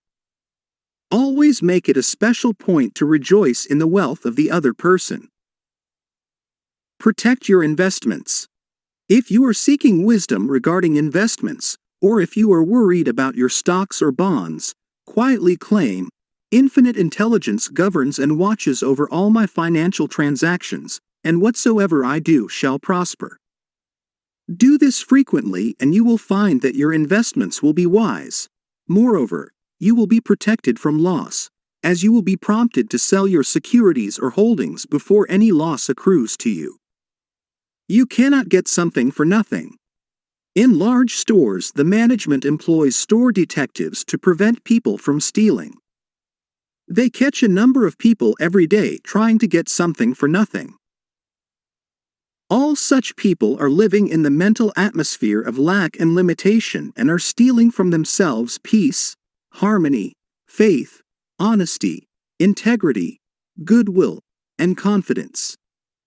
Furthermore, they are attracting to themselves all manner of loss, such as loss of character, prestige, social status, and peace of mind. These people lack faith in the source of supply and the understanding of how their minds work. If they would mentally call on the powers of their subconscious mind and claim that they are guided to their true expression, they would find work and constant supply. Then, by honesty, integrity, and perseverance, they would become a credit to themselves and to society at large. Your constant supply of money. Recognizing the powers of your subconscious mind and the creative power of your thought or mental image is the way to opulence, freedom, and constant supply. Accept the abundant life in your own mind. Your mental acceptance and expectancy of wealth has its own mathematics and mechanics of expression. As you enter into the mood of opulence, all things necessary for the abundant life will come to pass. Let this be your daily affirmation. Write it in your heart, "I am one with the infinite riches of my subconscious mind. It is my right to be rich, happy, and successful. Money flows to me freely, copiously, and endlessly. I am forever conscious of my true worth. I give of my talents freely, and I am wonderfully blessed financially. It is wonderful. Step up this way to riches. 1. Be bold enough to claim that it is your right to be rich, and your deeper mind will honor your claim. 2. You don't want just enough to go around. You want all the money you need to do all the things you want to do and when you want to do them. 3. When money is circulating freely in your life, you are economically healthy. Look at money like the tide and you will always have plenty of it. The ebb and flow of the tide is constant. When the tide is out, you are absolutely sure that it will return. 4. Knowing the laws of your subconscious mind, you will always be supplied regardless of what form money takes. 5. One reason many people simply make ends meet and never have enough money is that they condemn money. What you condemn takes wings and flies away. 6. Do not make a god of money. It is only a symbol. Remember that the real riches are in your mind. You are here to lead a balanced life. This includes acquiring all the money you need. 7. Don't make money your sole aim. Claim wealth, happiness, peace, true expression, and love, and personally radiate love and goodwill to all. Then your subconscious mind will give you compound interest in all these fields of expression. 8. There is no virtue in poverty. It is a disease of the mind, and you should heal yourself of this mental conflict or malady at once. 9. You are not here to live in a hovel, to dress in rags, or to go hungry. You are here to lead the life more abundant. 10. Never use the terms, filthy lucre, or, I despise money. You lose what you criticize.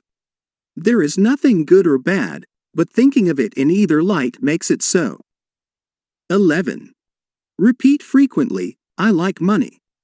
I use it wisely, constructively, and judiciously. I release it with joy, and it returns 1,000-fold. 12. Money is not evil any more so than copper, lead, tin, or iron which you may find in the ground.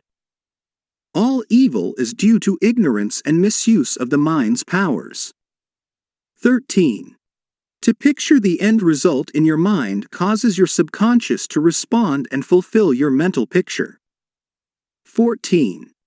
Stop trying to get something for nothing. There is no such thing as a free lunch. You must give to receive. You must give mental attention to your goals, ideals, and enterprises, and your deeper mind will back you up. The key to wealth is application of the laws of the subconscious mind by impregnating it with the idea of wealth. Chapter 11. Your subconscious mind as a partner in success. Success means successful living. A long period of peace, joy, and happiness on this plane may be termed success. The eternal experience of these qualities is the everlasting life spoken of by Jesus. The real things of life, such as peace, harmony, integrity, security, and happiness, are intangible. They come from the deep self of man. Meditating on these qualities builds these treasures of heaven in our subconscious. It is where moth and rust do not consume, and where thieves do not break through and steal. Matthew chapter 6 verse 20. The 3 steps to success.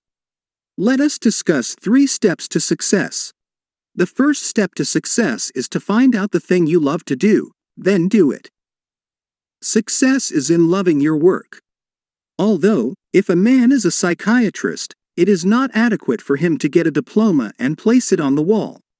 He must keep up with the times, attend conventions, and continue studying the mind and its workings. The successful psychiatrist visits clinics and reads the latest scientific articles.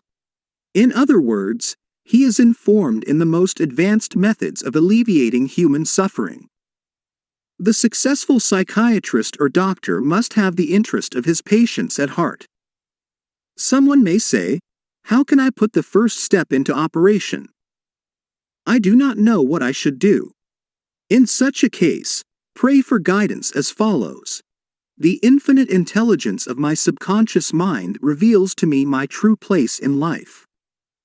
Repeat this prayer quietly, positively, and lovingly to your deeper mind.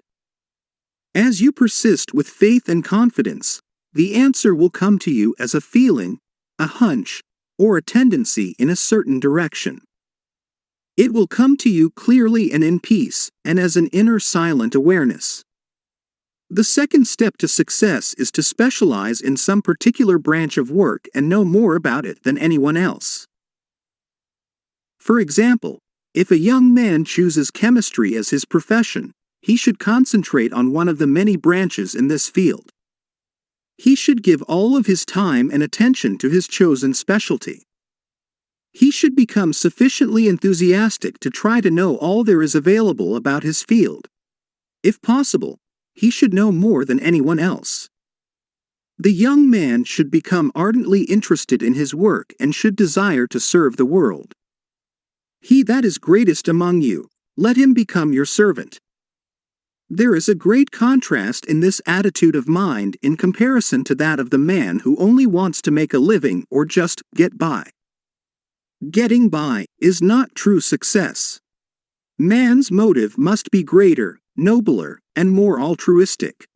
He must serve others, thereby casting his bread upon the waters. The third step is the most important one. You must be sure that the thing you want to do does not redound to your success only. Your desire must not be selfish. It must benefit humanity.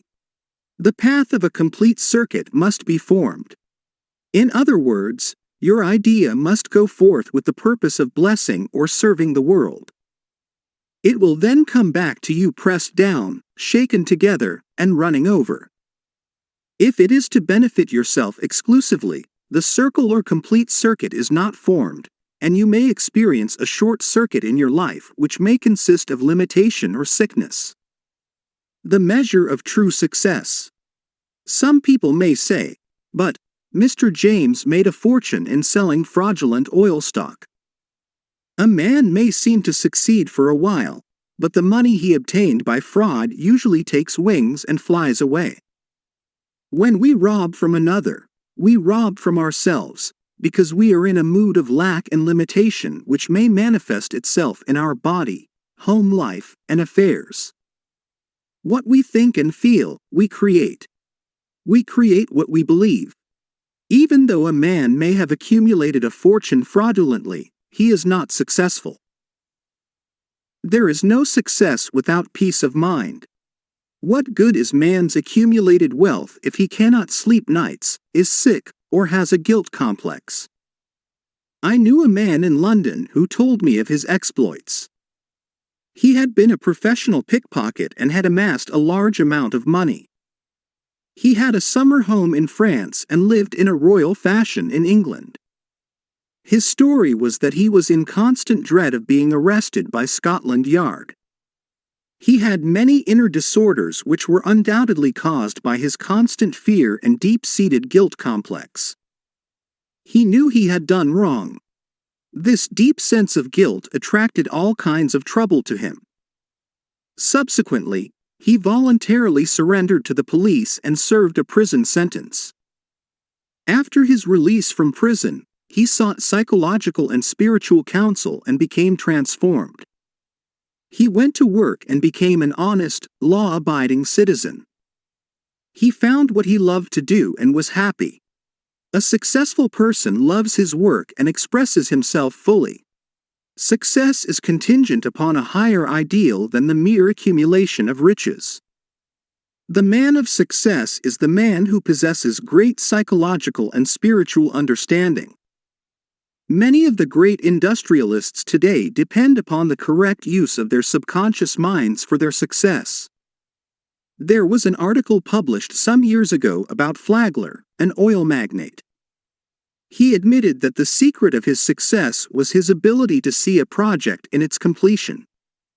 For instance, in his case, he closed his eyes, imagined a big oil industry, saw trains running on tracks, heard whistles blowing, and saw smoke. Having seen and felt the fulfillment of his prayer, his subconscious mind brought about its realization. If you imagine an objective clearly, you will be provided with the necessities, in ways you know not of, through the wonder-working power of your subconscious mind. In considering the 3 steps to success, you must never forget the underlying power of the creative forces of your subconscious mind. This is the energy in back of all steps in any plan of success.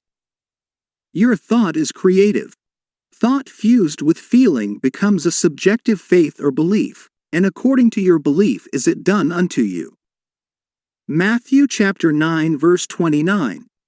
A knowledge of a mighty force in you which is capable of bringing to pass all your desires gives you confidence and a sense of peace. Whatever your field of action may be, you should learn the laws of your subconscious mind. When you know how to apply the powers of your mind, and when you are expressing yourself fully and giving of your talents to others, you are on the sure path to true success. If you are about God's business, or any part of it, God, by His very nature, is for you, so who can be against you? With this understanding, there is no power in heaven or on earth to withhold success from you. How he made his dream come true. A movie actor told me that he had very little education, but he had a dream as a boy of becoming a successful movie actor. Out in the field mowing hay, driving the cows home, or even when milking them, he said, I would constantly imagine I saw my name in big lights at a large theater. I kept this up for years until finally I ran away from home. I got extra jobs in the motion picture field, and the day finally came when I saw my name in great, big lights as I did when I was a boy. Then he added, I know the power of sustained imagination to bring success. His dream pharmacy became a reality. 30 years ago, I knew a young pharmacist who was receiving $40 a week plus commission on sales. After 25 years, he said to me, I will get a pension and retire. I said to this young man, why don't you own your own store? Get out of this place. Raise your sights. Have a dream for your children. Maybe your son wants to be a doctor. Perhaps your daughter desires to be a great musician. His answer was that he had no money. He began to awaken to the fact that whatever he could conceive as true, he could give conception. The first step toward his goal was his awakening to the powers of his subconscious mind, which I briefly elaborated on for his benefit. His second step was his realization that if he could succeed in conveying an idea to his subconscious mind, the latter would somehow bring it to pass. He began to imagine that he was in his own store. He mentally arranged the bottles, dispensed prescriptions, and imagined several clerks in the store waiting on customers. He also visualized a big bank balance. Mentally, he worked in that imaginary store. Like a good actor, he lived the role. Act as though I am, and I will be. This pharmacist put himself wholeheartedly into the act, living, moving, and acting on the assumption that he owned the store. The sequel was interesting. He was discharged from his position. He found new employment with a large chain store, became manager, and later on, district manager.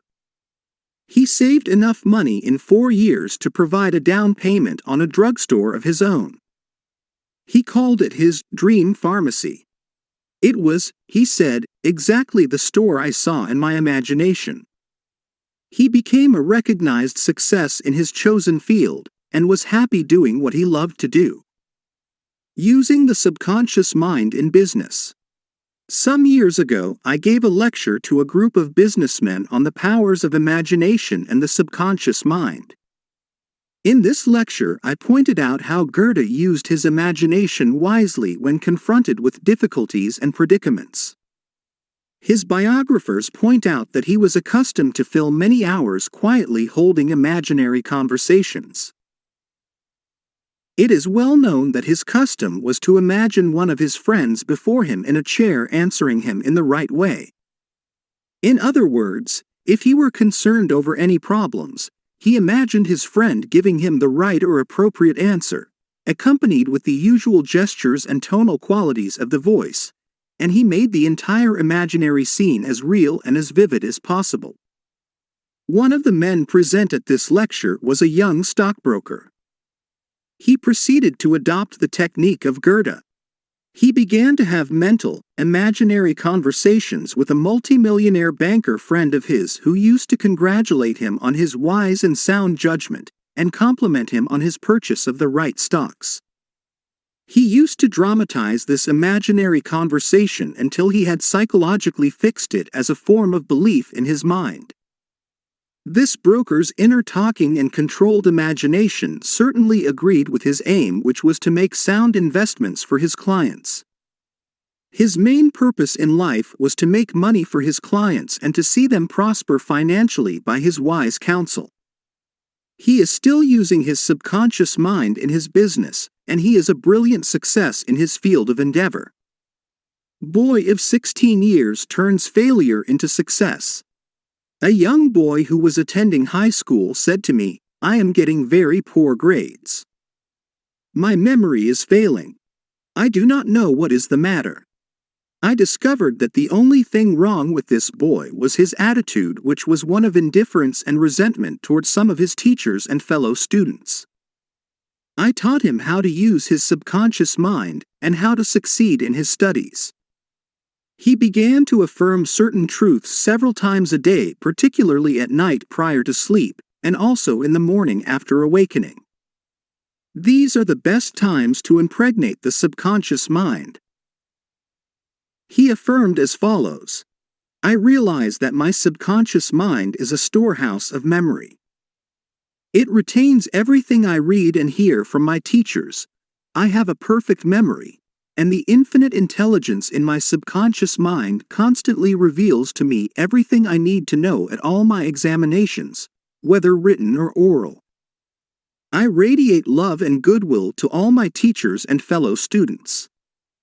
I sincerely wish for them success and all good things." This young man is now enjoying a greater freedom than he has ever known. He is now receiving all A's. He constantly imagines the teachers and his mother congratulating him on his success in his studies. How to become successful in buying and selling. In buying and selling, remember that your conscious mind is the starter and your subconscious mind is the motor. You must start the motor to enable it to perform its work. Your conscious mind is the dynamo that awakens the power of your subconscious mind. The first step in conveying your clarified desire, idea, or image to the deeper mind is to relax, immobilize the attention, get still, and be quiet. This quiet, relaxed, and peaceful attitude of mind prevents extraneous matter and false ideas from interfering with your mental absorption of your ideal. Furthermore, in the quiet, passive, and receptive attitude of mind, effort is reduced to a minimum. The second step is to begin to imagine the reality of that which you desire. For example, you may wish to buy a home, and in your relaxed state of mind affirm as follows: "The infinite intelligence of my subconscious mind is all-wise. It reveals to me now the ideal home which is central, ideal, is in a lovely environment, meets with all my requirements, and is commensurate with my income. I am now turning this request over to my subconscious mind, and I know it responds according to the nature of my request. I release this request with absolute faith and confidence in the same way that a farmer deposits a seed in the ground, trusting implicitly in the laws of growth. The answer to your prayer may come through an advertisement in the paper, through a friend, or you may be guided directly to a particular home which is exactly what you are seeking. There are many ways by which your prayer may be answered. The principal knowledge, in which you may place your confidence, is that the answer always comes, provided you trust the working of your deeper mind.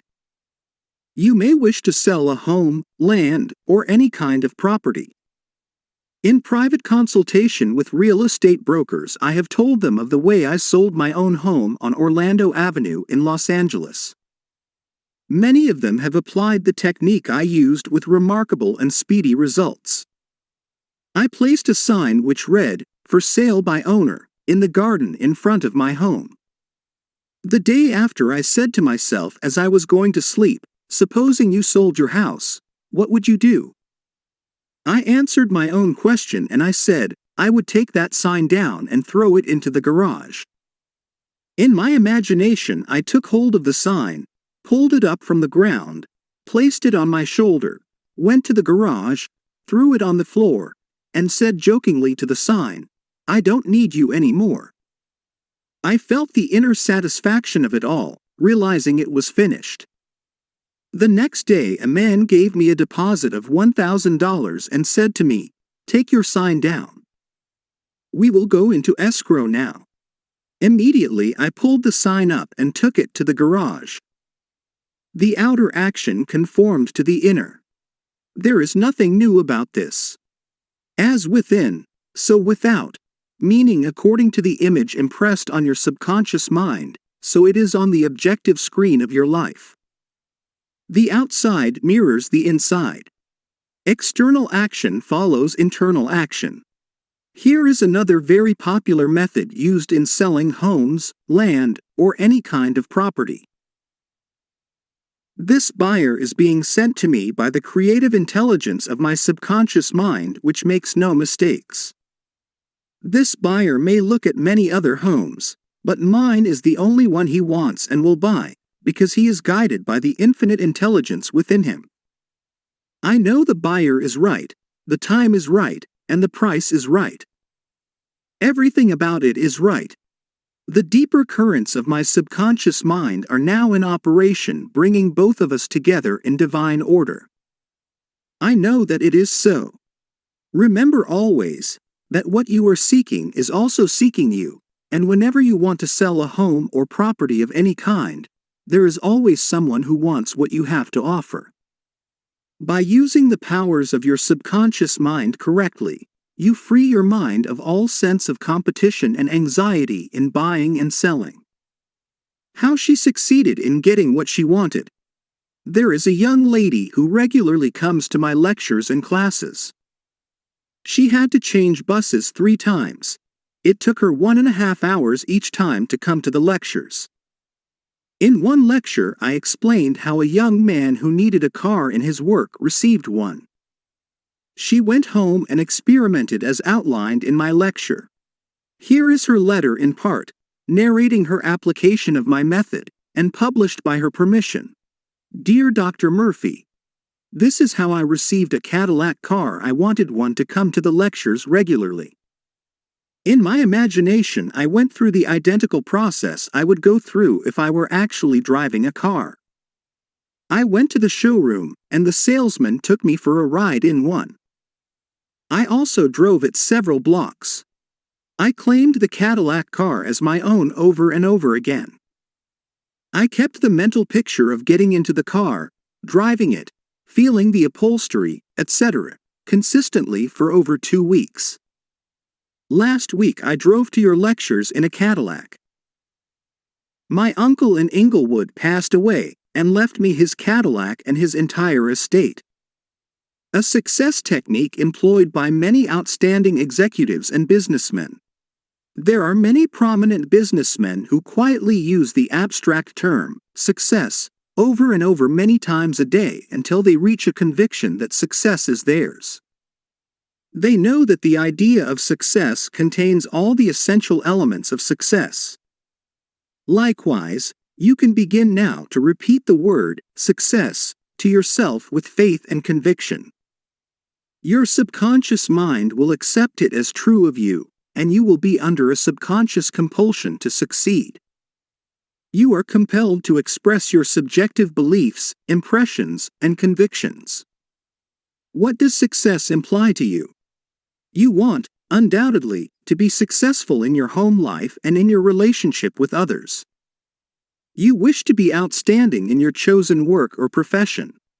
You wish to possess a beautiful home, and all the money you need to live comfortably and happily. You want to be successful in your prayer life and in your contact with the powers of your subconscious mind. You are a businessman also because you are in the business of living.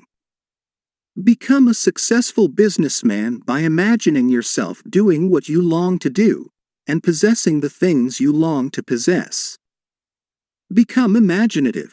Mentally participate in the reality of the successful state. Make a habit of it. Go to sleep feeling successful every night, and perfectly satisfied, and you will eventually succeed in implanting the idea of success in your subconscious mind. Believe you were born to succeed, and wonders will happen as you pray. Profitable pointers. 1. Success means successful living. When you are peaceful, happy, joyous, and doing what you love to do, you are successful. 2. Find out what you love to do, then do it. If you don't know your true expression, ask for guidance, and the lead will come. 3. Specialize in your particular field and try to know more about it than anyone else. 4. A successful man is not selfish. His main desire in life is to serve humanity. 5. There is no true success without peace of mind. 6. A successful man possesses great psychological and spiritual understanding. 7. If you imagine an objective clearly, you will be provided with the necessities through the wonder-working power of your subconscious mind. 8. Your thought fused with feeling becomes a subjective belief, and according to your belief is it done unto you. 9. The power of sustained imagination draws forth the miracle-working powers of your subconscious mind. 10. If you are seeking promotion in your work, imagine your employer, supervisor, or loved one congratulating you on your promotion. Make the picture vivid and real. Hear the voice, see the gestures, and feel the reality of it all. Continue to do this frequently, and through frequent occupancy of your mind, you will experience the joy of the answered prayer. 11. Your subconscious mind is a storehouse of memory. For a perfect memory, affirm frequently, "The infinite intelligence of my subconscious mind reveals to me everything I need to know at all times, everywhere." 12. If you wish to sell a home or property of any kind, affirm slowly, quietly, and feelingly as follows: "Infinite intelligence attracts to me the buyer for this house or property, who wants it, and who prospers in it." Sustain this awareness, and the deeper currents of your subconscious mind will bring it to pass. 13. The idea of success contains all the elements of success. Repeat the word, success, to yourself frequently with faith and conviction, and you will be under a subconscious compulsion to succeed. Chapter 12. Scientists use the subconscious mind. Many scientists realize the true importance of the subconscious mind. Edison, Marconi, Kettering, Poincare, Einstein, and many others have used the subconscious mind. It has given them the insight and the know-how for all their great achievements in modern science and industry. Research has shown that the ability to bring into action the subconscious power has determined the success of all the great scientific and research workers. An instance of how a famous chemist, Friedrich von Stradonitz, used his subconscious mind to solve his problem is as follows. He had been working laboriously for a long time trying to rearrange the 6 carbon and the 6 hydrogen atoms of the benzene formula, and he was constantly perplexed and unable to solve the matter. Tired and exhausted, he turned the request over completely to his subconscious mind. Shortly afterward, as he was about to board a London bus, his subconscious presented his conscious mind with a sudden flash of a snake biting its own tail and turning around like a pinwheel.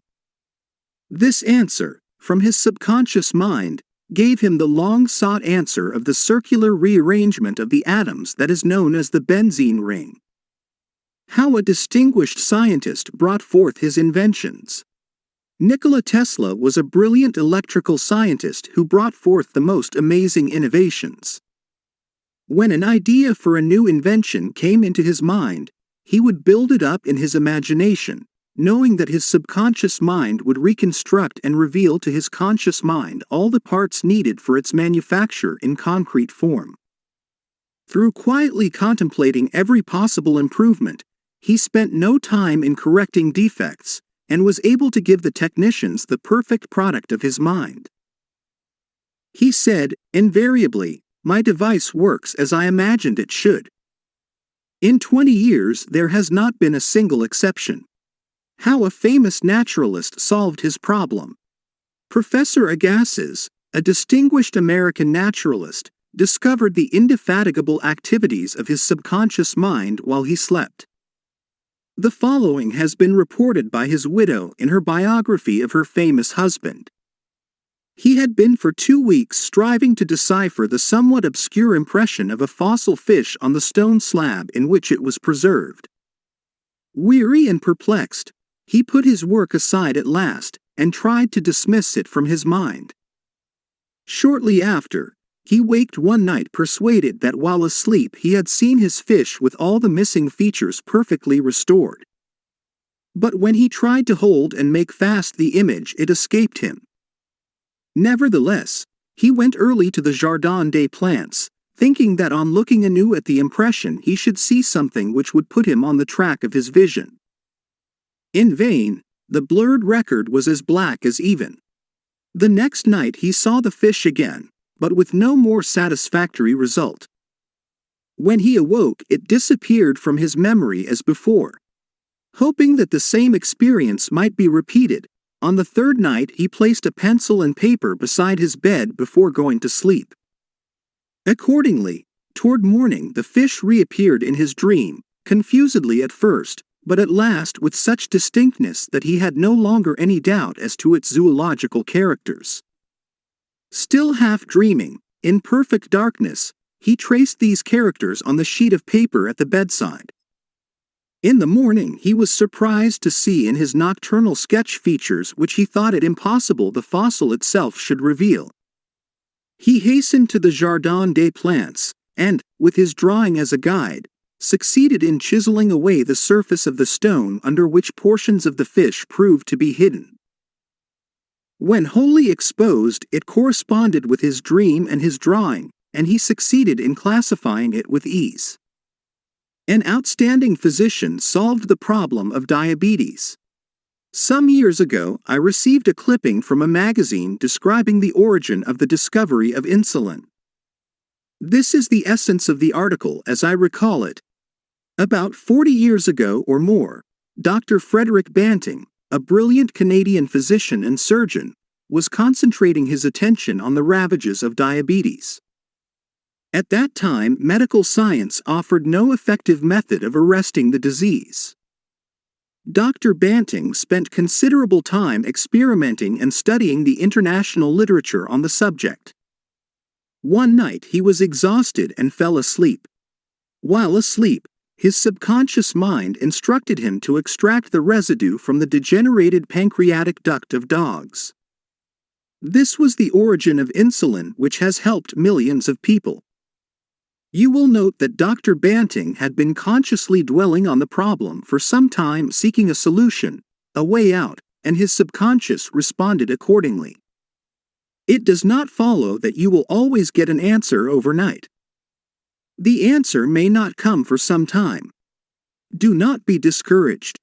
Keep on turning the problem over every night to the subconscious mind prior to sleep, as if you had never done it before. One of the reasons for the delay may be that you look upon it as a major problem. You may believe it will take a long time to solve it. Your subconscious mind is timeless and spaceless. Go to sleep believing you have the answer now. Do not postulate the answer in the future. Have an abiding faith in the outcome. Become convinced now as you read this book that there is an answer and a perfect solution for you. How a famous scientist and physicist escaped from a Russian concentration camp. Dr. Lothax von Blank-Schmidt, a member of the Rocket Society and an outstanding research electronic engineer, gives the following condensed summary of how he used his subconscious mind to free himself from certain death at the hands of brutal guards in a Russian prison camp coal mine. He states as follows: "I was a prisoner of war in a coal mine in Russia, and I saw men dying all around me in that prison compound. We were watched over by brutal guards, arrogant officers, and sharp, fast-thinking commissars.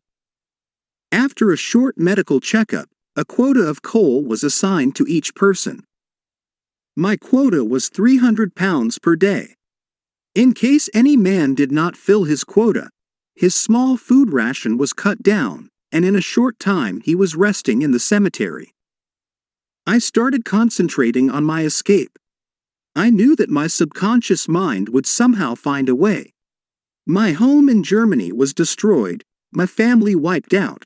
All my friends and former associates were either killed in the war or were in concentration camps. I said to my subconscious mind, I want to go to Los Angeles, and you will find the way. I had seen pictures of Los Angeles and I remembered some of the boulevards very well as some of the buildings. Every day and night I would imagine I was walking down Wilshire Boulevard with an American girl whom I met in Berlin prior to the war. She is now my wife. In my imagination we would visit the stores, ride buses, and eat in the restaurants. Every night I made it a special point to drive my imaginary American automobile up and down the boulevards of Los Angeles. I made all this vivid and real. These pictures in my mind were as real and as natural to me as one of the trees outside the prison camp. Every morning the chief guard would count the prisoners as they were lined up. He would call out 1, 2, 3, and when 17 was called out, which was my number in sequence, I stepped aside. In the meantime, the guard was called away for a minute or so, and on his return he started by mistake on the next man as number 17. When the crew returned in the evening, the number of men was the same, and I was not missed, and the discovery would take a long time. I walked out of the camp undetected and kept walking for 24 hours, resting in a deserted town the next day.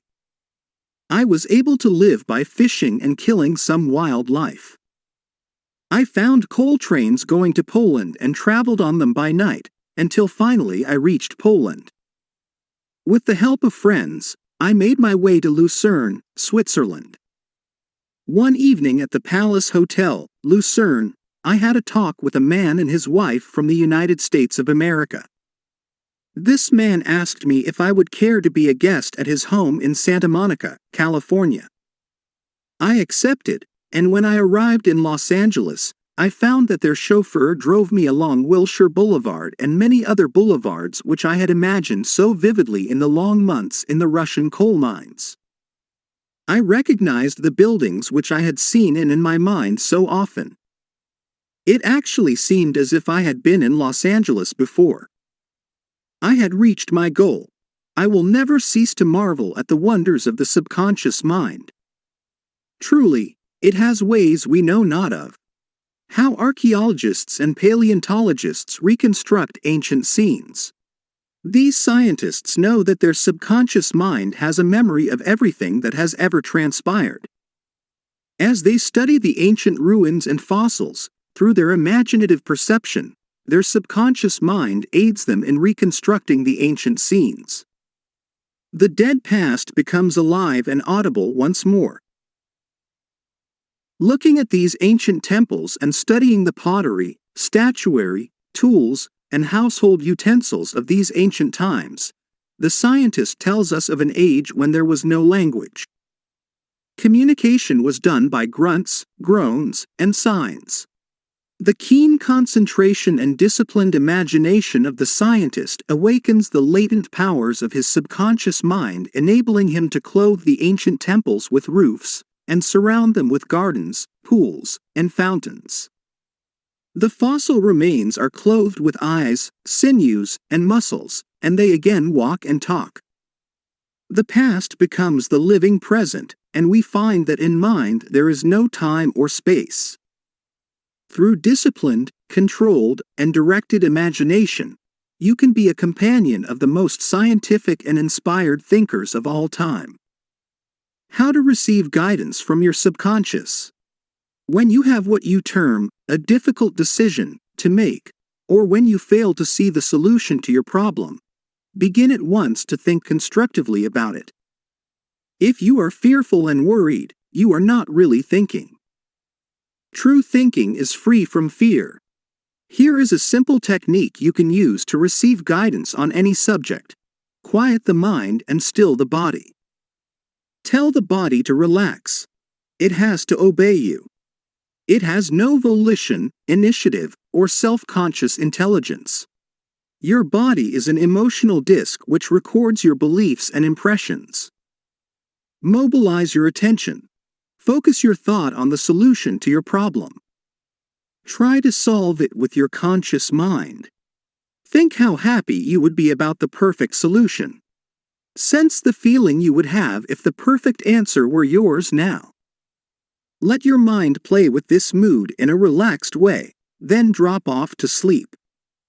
When you awaken, and you do not have the answer, get busy about something else. Probably, when you are preoccupied with something else, the answer will come into your mind like toast pops out of a toaster. In receiving guidance from the subconscious mind, the simple way is the best. This is an illustration. I once lost a valuable ring which was an heirloom. I looked everywhere for it and could not locate it. At night I talked to the subconscious in the same manner that I would talk to anyone.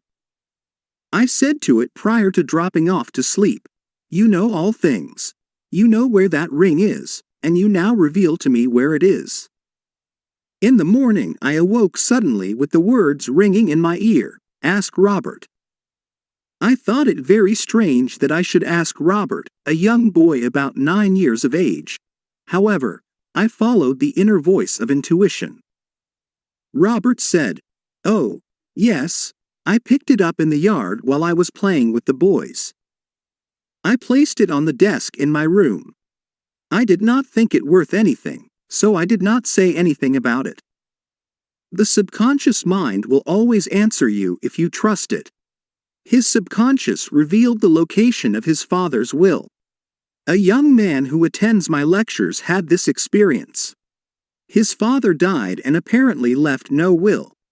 However, this man's sister told him that their father had confided to her that a will had been executed which was fair to all. Every attempt to locate the will failed. Prior to sleep, he talked to his deeper mind as follows. I now turn this request over to the subconscious mind. It knows just where that will is and reveals it to me. Then he condensed his request down to one word, answer, repeating it over and over again as a lullaby. He lulled himself to sleep with the word, answer. The next morning, this young man had an overpowering hunch to go to a certain bank in Los Angeles where he found a safe deposit vault registered in the name of his father, the contents of which solved all his problems. Your thought, as you go to sleep, arouses the powerful latency which is within you. For example, let us suppose you are wondering whether to sell your home, buy a certain stock, sever partnership, move to New York or stay in Los Angeles, dissolve the present contract or take a new one. Do this. Sit quietly in your armchair or at the desk in your office. Remember that there is a universal law of action and reaction. The action is your thought. The reaction is the response from your subconscious mind. The subconscious mind is reactive and reflexive. This is its nature. It rebounds, rewards, and repays. It is the law of correspondence. It responds by corresponding. As you contemplate right action, you will automatically experience a reaction or response in yourself which represents the guidance or answer of your subconscious mind. In seeking guidance, You simply think quietly about right action, which means that you are using the infinite intelligence resident in the subconscious mind to the point where it begins to use you. From there on, your course of action is directed and controlled by the subjective wisdom within you, which is all-wise and omnipotent. Your decision will be right. There will only be right action because you are under a subjective compulsion to do the right thing. I use the word compulsion because the law of the subconscious is compulsion. The secret of guidance. The secret of guidance or right action is to mentally devote yourself to the right answer until you find its response in you. The response is a feeling, an inner awareness, an overpowering hunch whereby you know that you know. You have used the power to the point where it begins to use you. You cannot possibly fail or make one false step while operating under the subjective wisdom within you. You will find that all your ways are pleasantness and all your paths are peace. Highlights to recall. 1. Remember that the subconscious mind has determined the success and wonderful achievements of all great scientific workers. 2.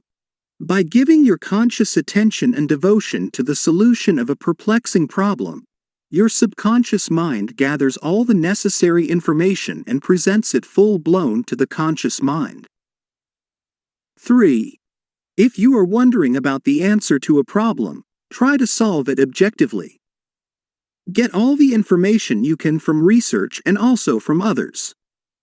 If no answer comes, turn it over to your subconscious mind prior to sleep, and the answer always comes. It never fails. 4. You do not always get the answer overnight. Keep on turning your request over to your subconscious until the day breaks and the shadows flee away. 5. You delay the answer by thinking it will take a long time or that it is a major problem. Your subconscious has no problem. It knows only the answer. 6. Believe that you have the answer now. Feel the joy of the answer and the way you would feel if you had the perfect answer. Your subconscious will respond to your feeling.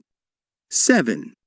Any mental picture, backed by faith and perseverance, will come to pass through the miracle working power of your subconscious. Trust it, believe in its power, and wonders will happen as you pray. 8. Your subconscious is the storehouse of memory, and within your subconscious are recorded all your experiences since childhood. 9. Scientists meditating on ancient scrolls, temples, fossils, are able to reconstruct scenes of the past and make them alive today. Their subconscious mind comes to their aid. 10. Turn over your request for a solution to your subconscious prior to sleep. Trust it and believe in it, and the answer will come. It knows all and sees all, but you must not doubt or question its powers. 11. The action is your thought, and the reaction is the response of your subconscious mind. If your thoughts are wise, your actions and decisions will be wise. 12. Guidance comes as a feeling, an inner awareness, an overpowering hunch whereby you know that you know. It is an inner sense of touch. Follow it. Chapter 13. Your subconscious and the wonders of sleep. You spend about 8 out of every 24 hours, or 1/3 of your entire life, in sleep. This is an inexorable law of life. This also applies to the animal and vegetable kingdoms. Sleep is a divine law, and many answers to our problems come to us when we are sound asleep upon the bed. Many people have advocated the theory that you get tired during the day, that you go to sleep to rest the body, and that a reparative process takes place while you sleep. Nothing rests in sleep. Your heart, lungs, and all your vital organs function while you are asleep. If you eat prior to sleep, the food is digested and assimilated. Also, your skin secretes perspiration, and your nails and hair continue to grow. Your subconscious mind never rests or sleeps. It is always active, controlling all your vital forces. The healing process takes place more rapidly while you are asleep as there is no interference from your conscious mind. Remarkable answers are given to you while you are asleep. Why we sleep. Dr. John Bigelow, a famous research authority on sleep, demonstrated that at night while asleep you receive impressions showing that the nerves of the eyes, ears, nose, and taste buds are active during sleep, and also that the nerves of your brain are quite active. He says that the main reason we sleep is because the nobler part of the soul is united by abstraction to our higher nature and becomes a participant in the wisdom and foreknowledge of the gods.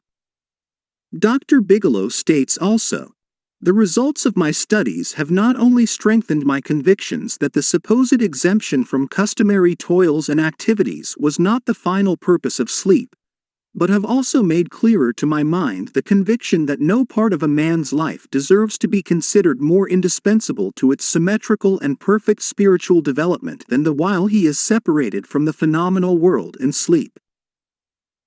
Prayer, a form of sleep. Your conscious mind gets involved with vexations, strife, and contentions of the day, and it is very necessary to withdraw periodically from sense evidence and the objective world, and commune silently with the inner wisdom of your subconscious mind. By claiming guidance, strength, and greater intelligence in all phases of your life, you will be enabled to overcome all difficulties and solve your daily problems. This regular withdrawal from sense evidence and the noise and confusion of everyday living is also a form of sleep, that is, you become asleep to the world of the senses and alive to the wisdom and power of your subconscious mind. Startling effects of sleep deprivation. Lack of sleep can cause you to become irritable, moody, and depressed. Dr. George Stevenson of the National Association for Mental Health says, "I believe it can safely be said that all human beings need a minimum of 6 hours sleep to be healthy. Most people need more. Those who think they can get along on less are fooling themselves."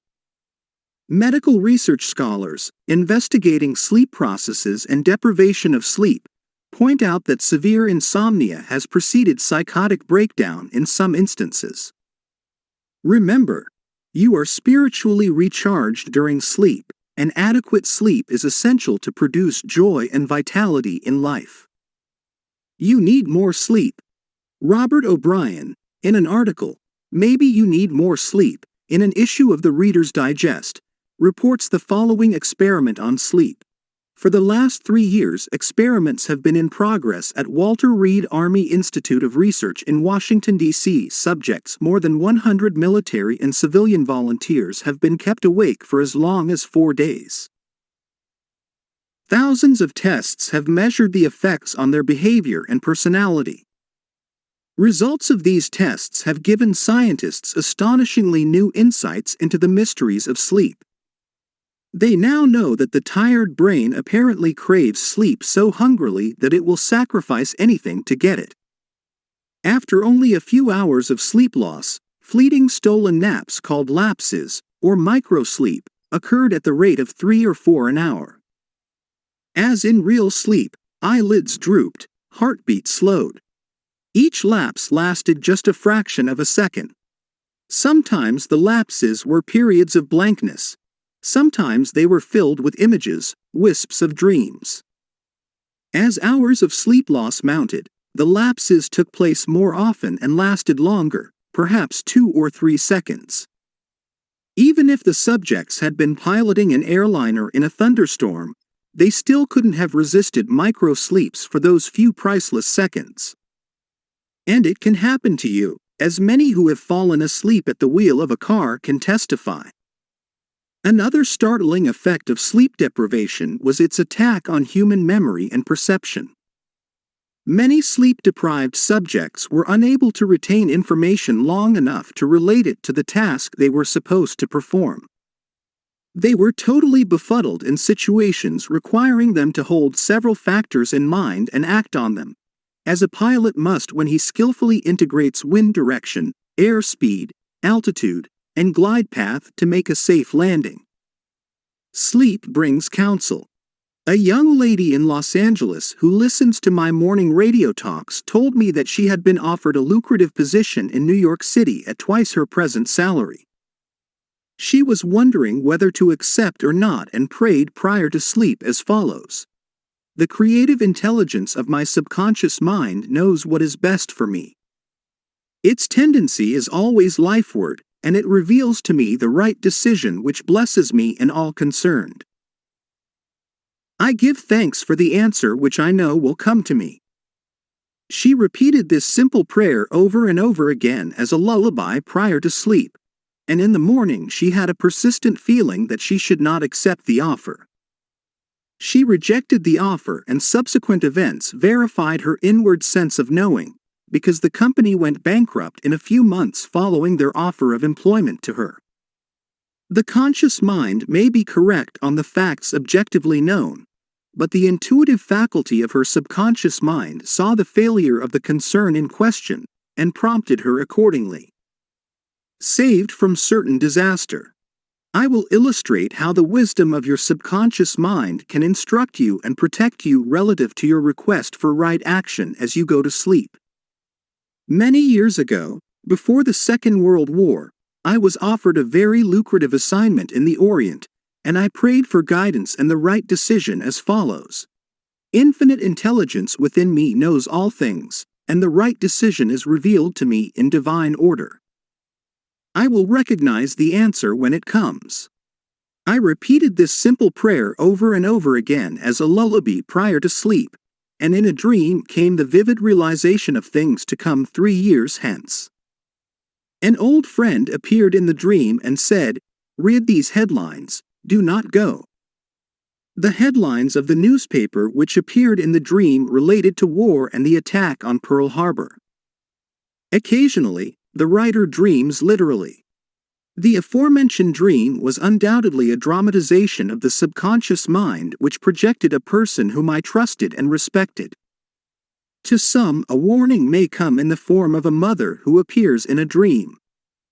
She tells the person not to go here or there, and the reason for the warning. Your subconscious mind is all-wise. It knows all things. Oftentimes, it will speak to you only in a voice that your conscious mind will immediately accept as true. Sometimes your subconscious will warn you in a voice which sounds like that of your mother or some loved one, which may cause you to stop on the street, and you find, if you had gone another foot, a falling object from a window might have struck you on the head. My subconscious mind is one with the universal subconscious, and it knew the Japanese were planning a war, and it also knew when the war would start.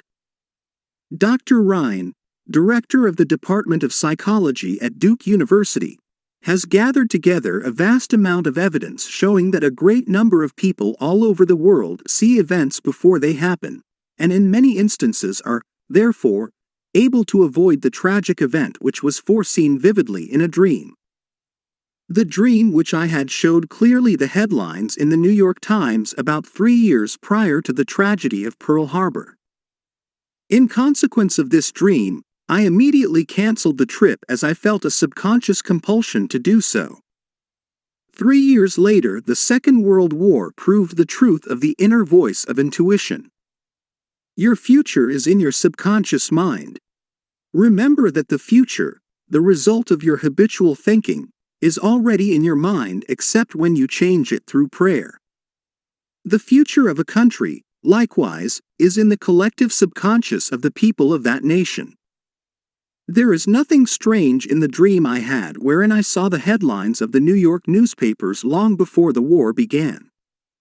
The war had already taken place in mind, and all the plans of attack were already engraved on that great recording instrument, the subconscious mind or collective unconscious of the universal mind. Tomorrow's events are in your subconscious mind, so are next week's and next month's, and they may be seen by a highly psychic or clairvoyant person. No disaster or tragedy can happen to you if you decide to pray. Nothing is predetermined or foreordained.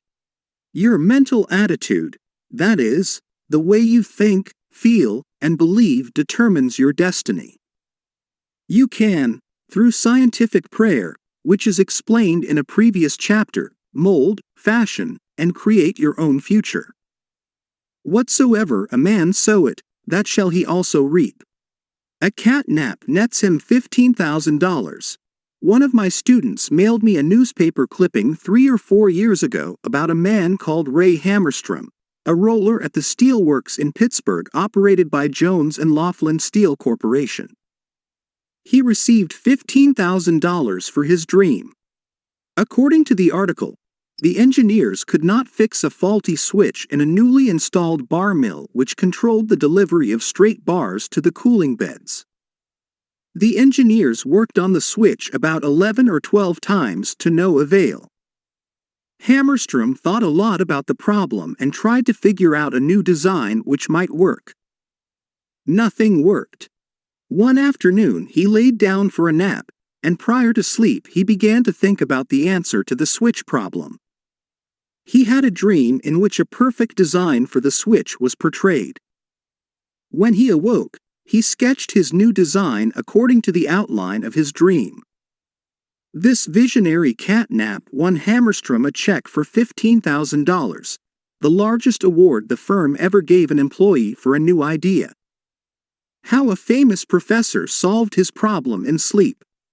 Dr. H.V. Helprecht, professor of Assyrian at the University of Pennsylvania, wrote as follows: One Saturday evening, I had been wearying myself, in the vain attempt to decipher 2 small fragments of a gate which were supposed to belong to the finger rings of some Babylonians.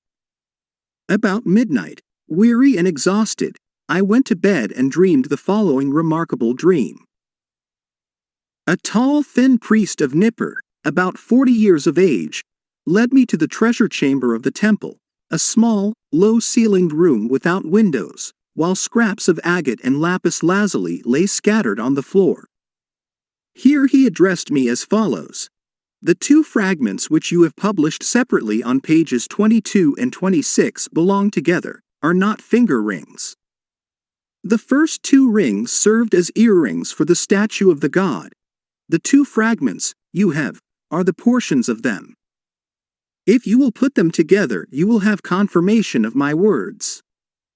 I awoke at once. I examined the fragments, and to my astonishment found the dream verified. The problem was then at last solved. This demonstrates clearly the creative manifestation of his subconscious mind, which knew the answer to all his problems. How the subconscious worked for a famous writer while he slept. Robert Louis Stevenson, in one of his books, Across the Plains, devotes a whole chapter to dreams.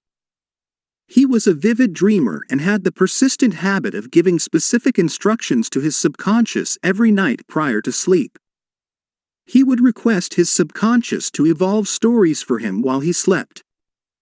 For example, if Stevenson's funds were at a low ebb, his command to his subconscious would be something like this: Give me a good thrilling novel which will be marketable and profitable. His subconscious responded magnificently. Stevenson says, These little brownies, the intelligences and powers of his subconscious, can tell me a story piece by piece, like a serial, and keep me, its supposed creator, all the while in total ignorance of where they aim. And he added, That part of my work which is done when I am up and about, while he is consciously aware and awake, is by no means necessarily mine, since all goes to show that the brownies have a hand in it even then. Sleep in peace and wake in joy. To those who suffer from insomnia, you will find the following prayer very effective. Repeat it slowly, quietly, and lovingly prior to sleep. My toes are relaxed. My ankles are relaxed. My abdominal muscles are relaxed. My heart and lungs are relaxed. My hands and arms are relaxed. My neck is relaxed. My brain is relaxed. My face is relaxed. My eyes are relaxed. My whole mind and body are relaxed. I fully and freely forgive everyone, and I sincerely wish for them harmony, health, peace, and all the blessings of life. I am at peace. I am poised, serene, and calm. I rest in security and in peace.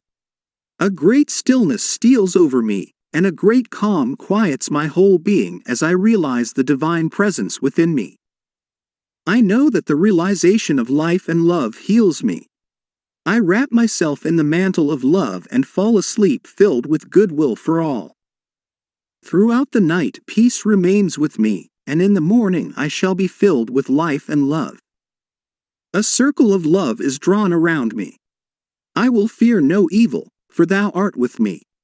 I sleep in peace, I wake in joy, and in him I live, move, and have my being. Summary of your aids to the wonders of sleep. 1. If you are worried that you will not wake up on time, suggest to your subconscious mind prior to sleep the exact time you wish to arise, and it will awaken you. It needs no clock. Do the same thing with all problems. There is nothing too hard for your subconscious. 2. Your subconscious never sleeps. It is always on the job. It controls all your vital functions. Forgive yourself and everyone else before you go to sleep, and healing will take place much more rapidly. 3. Guidance is given you while you are asleep, sometimes in a dream. The healing currents are also released, and in the morning you feel refreshed and rejuvenated. 4. When troubled by the vexations and strife of the day, still the wheels of your mind and think about the wisdom and intelligence lodged in your subconscious mind which is ready to respond to you. This will give you peace, strength, and confidence. 5. Sleep is essential for peace of mind and health of body. Lack of sleep can cause irritation, depression, and mental disorders. You need 8 hours of sleep. 6. Medical research scholars point out that insomnia precedes psychotic breakdowns. 7. You are spiritually recharged during sleep. Adequate sleep is essential for joy and vitality in life. 8. Your tired brain craves sleep so hungrily that it will sacrifice anything to get it. Many who have fallen asleep at the wheel of an automobile can testify to this. 9. Many sleep-deprived people have poor memories and lack proper coordination. They become befuddled, confused, and disorientated. 10. Sleep brings counsel. Prior to sleep, claim that the infinite intelligence of your subconscious mind is guiding and directing you. Then, watch for the lead which comes, perhaps on awakening. 11. Trust your subconscious completely. Know that its tendency is always lifeward. Occasionally, your subconscious answers you in a very vivid dream and a vision in the night. You can be forewarned in a dream in the same way as the author of this book was warned. 12. Your future is in your mind now, based on your habitual thinking and beliefs. Claim infinite intelligence leads and guides you and that all good is yours, and your future will be wonderful. Believe it and accept it. Expect the best, and invariably the best will come to you. 13. If you are writing a novel, play, or book, or are working on an invention, speak to your subconscious mind at night and claim boldly that its wisdom, intelligence, and power are guiding, directing, and revealing to you the ideal play, novel, book, or revealing the perfect solution, whatever it may be. Wonders will happen as you pray this way. Chapter 14. Your subconscious mind and marital problems. Ignorance of the functions and powers of the mind is the cause of all marital trouble. Friction between husband and wife can be solved by each using the law of mind correctly. By praying together, they stay together. The contemplation of divine ideals, the study of the laws of life, the mutual agreement on a common purpose and plan, and the enjoyment of personal freedom bring about that harmonious marriage, that wedded bliss, that sense of oneness where the two become one. The best time to prevent divorce is before marriage. It is not wrong to try to get out of a very bad situation. But, why get into the bad situation in the first place?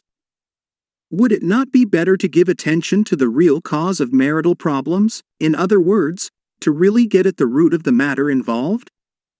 As with all other problems of men and women, the problems of divorce, separation, annulment, and endless litigation are directly traceable to lack of knowledge of the working and interrelationship of the conscious and subconscious mind. The meaning of marriage. Marriage to be real must first be on a spiritual basis. It must be of the heart, and the heart is the chalice of love.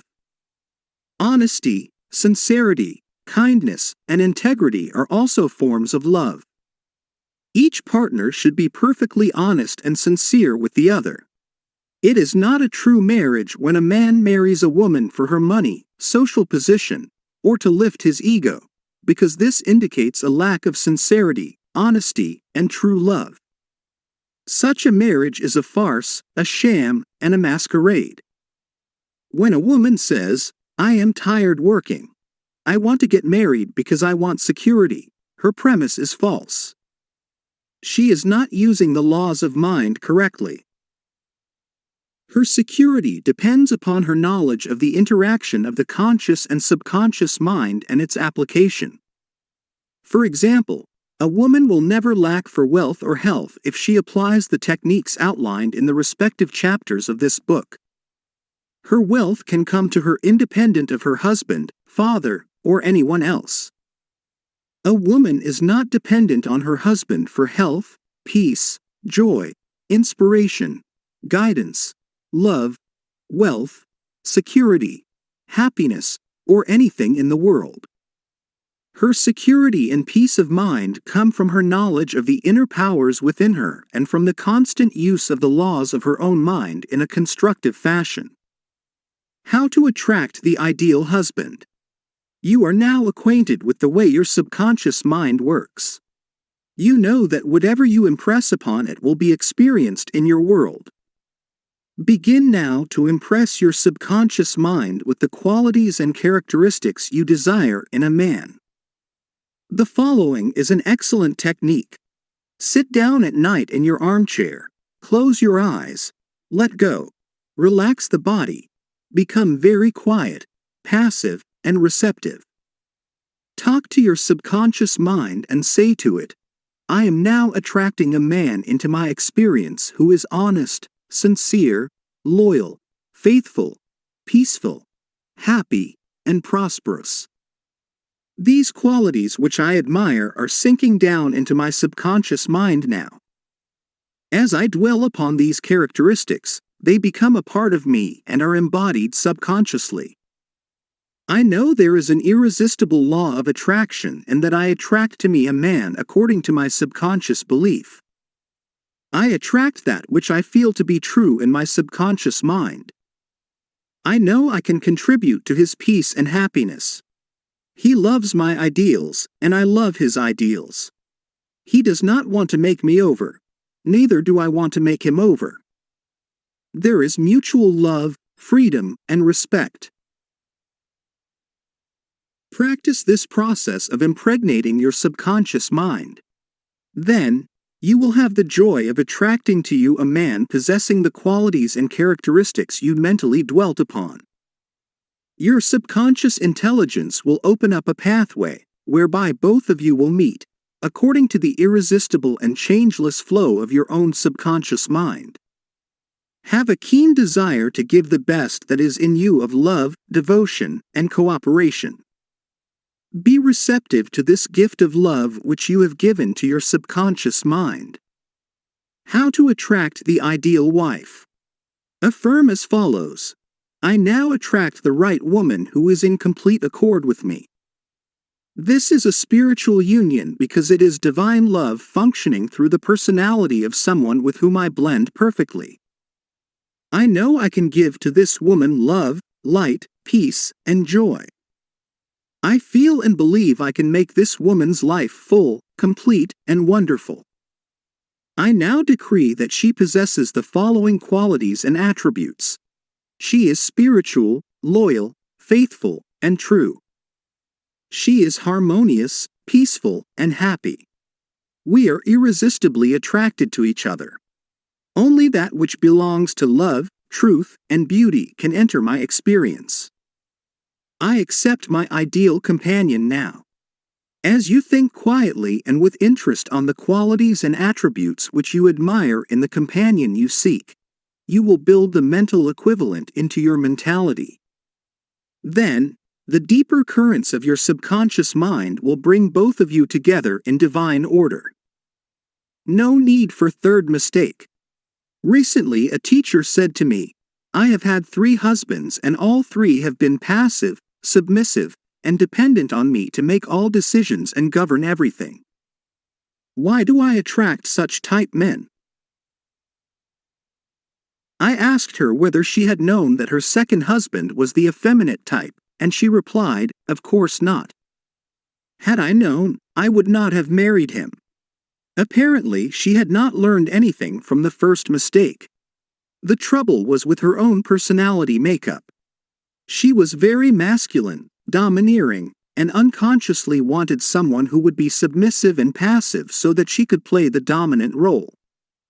All this was unconscious motivation, and her subconscious picture attracted to her what she subjectively wanted.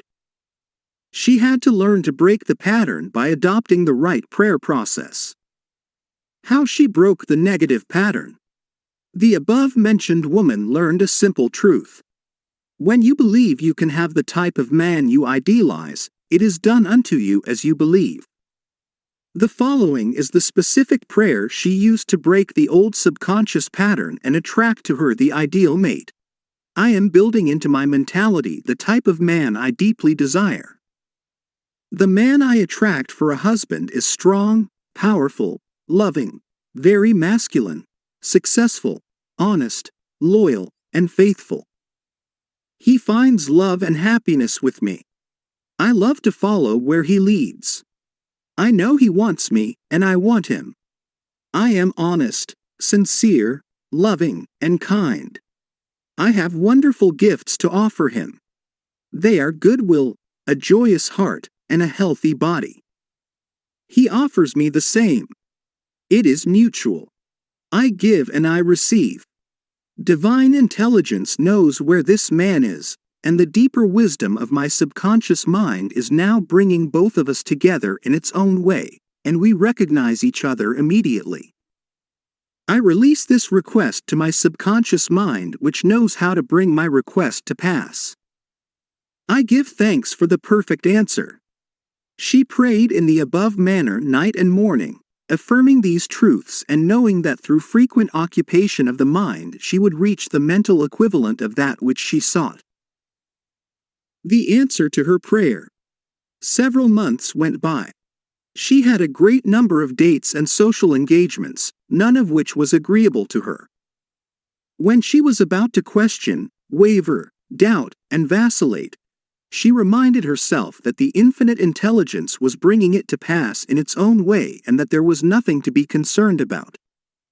Her final decree in her divorce proceedings was granted, which brought her a great sense of release and mental freedom. Shortly afterward, she went to work as a receptionist in a doctor's office. She told me that the minute she saw the physician, she knew he was the man she was praying about. Apparently, he knew it, too, because he proposed to her the first week she was in the office, and their subsequent marriage was ideally happy. This physician was not the passive or submissive type, but was a real man, a former football player, an outstanding athlete, and was a deeply spiritual man, though he was completely devoid of any sectarian or denominational affiliation. She got what she prayed for because she claimed it mentally until she reached the point of saturation. In other words, she mentally and emotionally united with her idea, and it became a part of her in the same way that an apple becomes a part of her bloodstream. Should I get a divorce? Divorce is an individual problem. It cannot be generalized. In some cases, of course, there never should have been a marriage. In some cases, divorce is not the solution, no more so than marriage is the solution for a lonely man. Divorce may be right for one person and wrong for another. A divorced woman may be far more sincere and noble than many of her married sisters who perhaps are living a lie. For example, I once talked with a woman whose husband was a dope fiend, an ex-convict, a wife-beater, and a non-provider. She had been told it was wrong to get a divorce. I explained to her that marriage is of the heart. If two hearts blend harmoniously, lovingly, and sincerely, that is the ideal marriage. The pure action of the heart is love. Following this explanation, she knew what to do. She knew in her heart that there is no divine law which compelled her to be browbeaten, intimidated, and beaten because someone said, "I pronounce you man and wife." If you are in doubt as to what to do, ask for guidance, knowing that there is always an answer, and you will receive it. Follow the lead that comes to you in the silence of your soul. It speaks to you in peace. Drifting into divorce. Recently, a young couple, married for only a few months, were seeking a divorce. I discovered that the young man had a constant fear that his wife would leave him. He expected rejection, and he believed that she would be unfaithful. These thoughts haunted his mind and became an obsession with him. His mental attitude was one of separation and suspicion. She felt unresponsive to him. It was his own feeling or atmosphere of loss and separation operating through them. This brought about a condition or action in accordance with the mental pattern behind it. There is a law of action and reaction, or cause and effect. The thought is the action, and the response of the subconscious mind is the reaction. His wife left home and asked for a divorce, which is what he feared and believed she would do. Divorce begins in the mind. Divorce takes place first in the mind. The legal proceedings follow after. These two young people were full of resentment, fear, suspicion, and anger.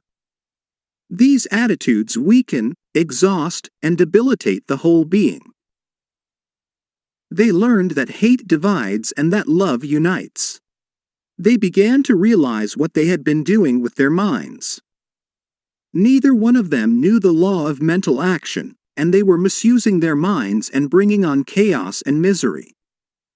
These two people went back together at my suggestion and experimented with prayer therapy.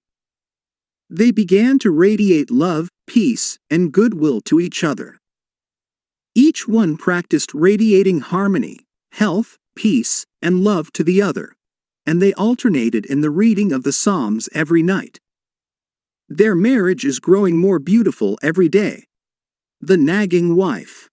Many times the reason the wife nags is because she gets no attention. Oftentimes, it is a craving for love and affection. Give your wife attention and show your appreciation. Praise and exalt all her many good points. There is also the nagging type of woman who wants to make the man conform to her particular pattern. This is about the quickest way in the world to get rid of a man. The wife and the husband must cease being scavengers, always looking at the petty faults or errors in each other. Let each give attention and praise for the constructive and wonderful qualities in the other. The brooding husband. If a man begins to brood, grows morbid against his wife because of the things she said or did, he is, psychologically speaking, committing adultery. One of the meanings of adultery is idolatry, that is, giving attention to or uniting mentally with that which is negative and destructive. When a man is silently resenting his wife and is full of hostility toward her, he is unfaithful. He is not faithful to his marriage vows, which are to love, cherish, and honor her all the days of his life. The man who is brooding, bitter, and resentful can swallow his sharp remarks, abate his anger, and he can go to great lengths to be considerate, kind, and courteous. Through praise and mental effort, he can get out of the habit of antagonism. Then, he will be able to get along better, not only with his wife, but with business associates also. Assume the harmonious state, and eventually you will find peace and harmony. The great mistake. A great mistake is to discuss your marital problems or difficulties with neighbors and relatives. Suppose, for example, a wife says to the neighbor, "John never gives me any money. He treats my mother abominably, drinks to excess, and is constantly abusive and insulting." Now, this wife is degrading and belittling her husband in the eyes of all the neighbors and relatives. He no longer appears as the ideal husband to them. Never discuss your marital problems with anyone except a trained counselor. Why cause numerous people to think negatively of your marriage? Moreover, as you discuss and dwell upon these shortcomings of your husband, you are actually creating these states within yourself. Who is thinking and feeling it? You are. As you think and feel, so are you. Relatives will usually give you the wrong advice. It is usually biased and prejudiced because it is not given in an impersonal way. Any advice you receive which violates the golden rule, which is a cosmic law, is not good or sound. It is well to remember that no two human beings ever lived beneath the same roof without clashes of temperament, periods of hurts and strain. Never display the unhappy side of your marriage to your friends. Keep your quarrels to yourself. Refrain from criticism and condemnation of your partner. Don't try to make your wife over. A husband must not try to make his wife over into a second edition of himself. The tactless attempt to change her in many ways is foreign to her nature. These attempts are always foolish, and many times result in a dissolution of the marriage. These attempts to alter her destroy her pride and self-esteem, and arouse a spirit of contrariness and resentment that proves fatal to the marriage bond.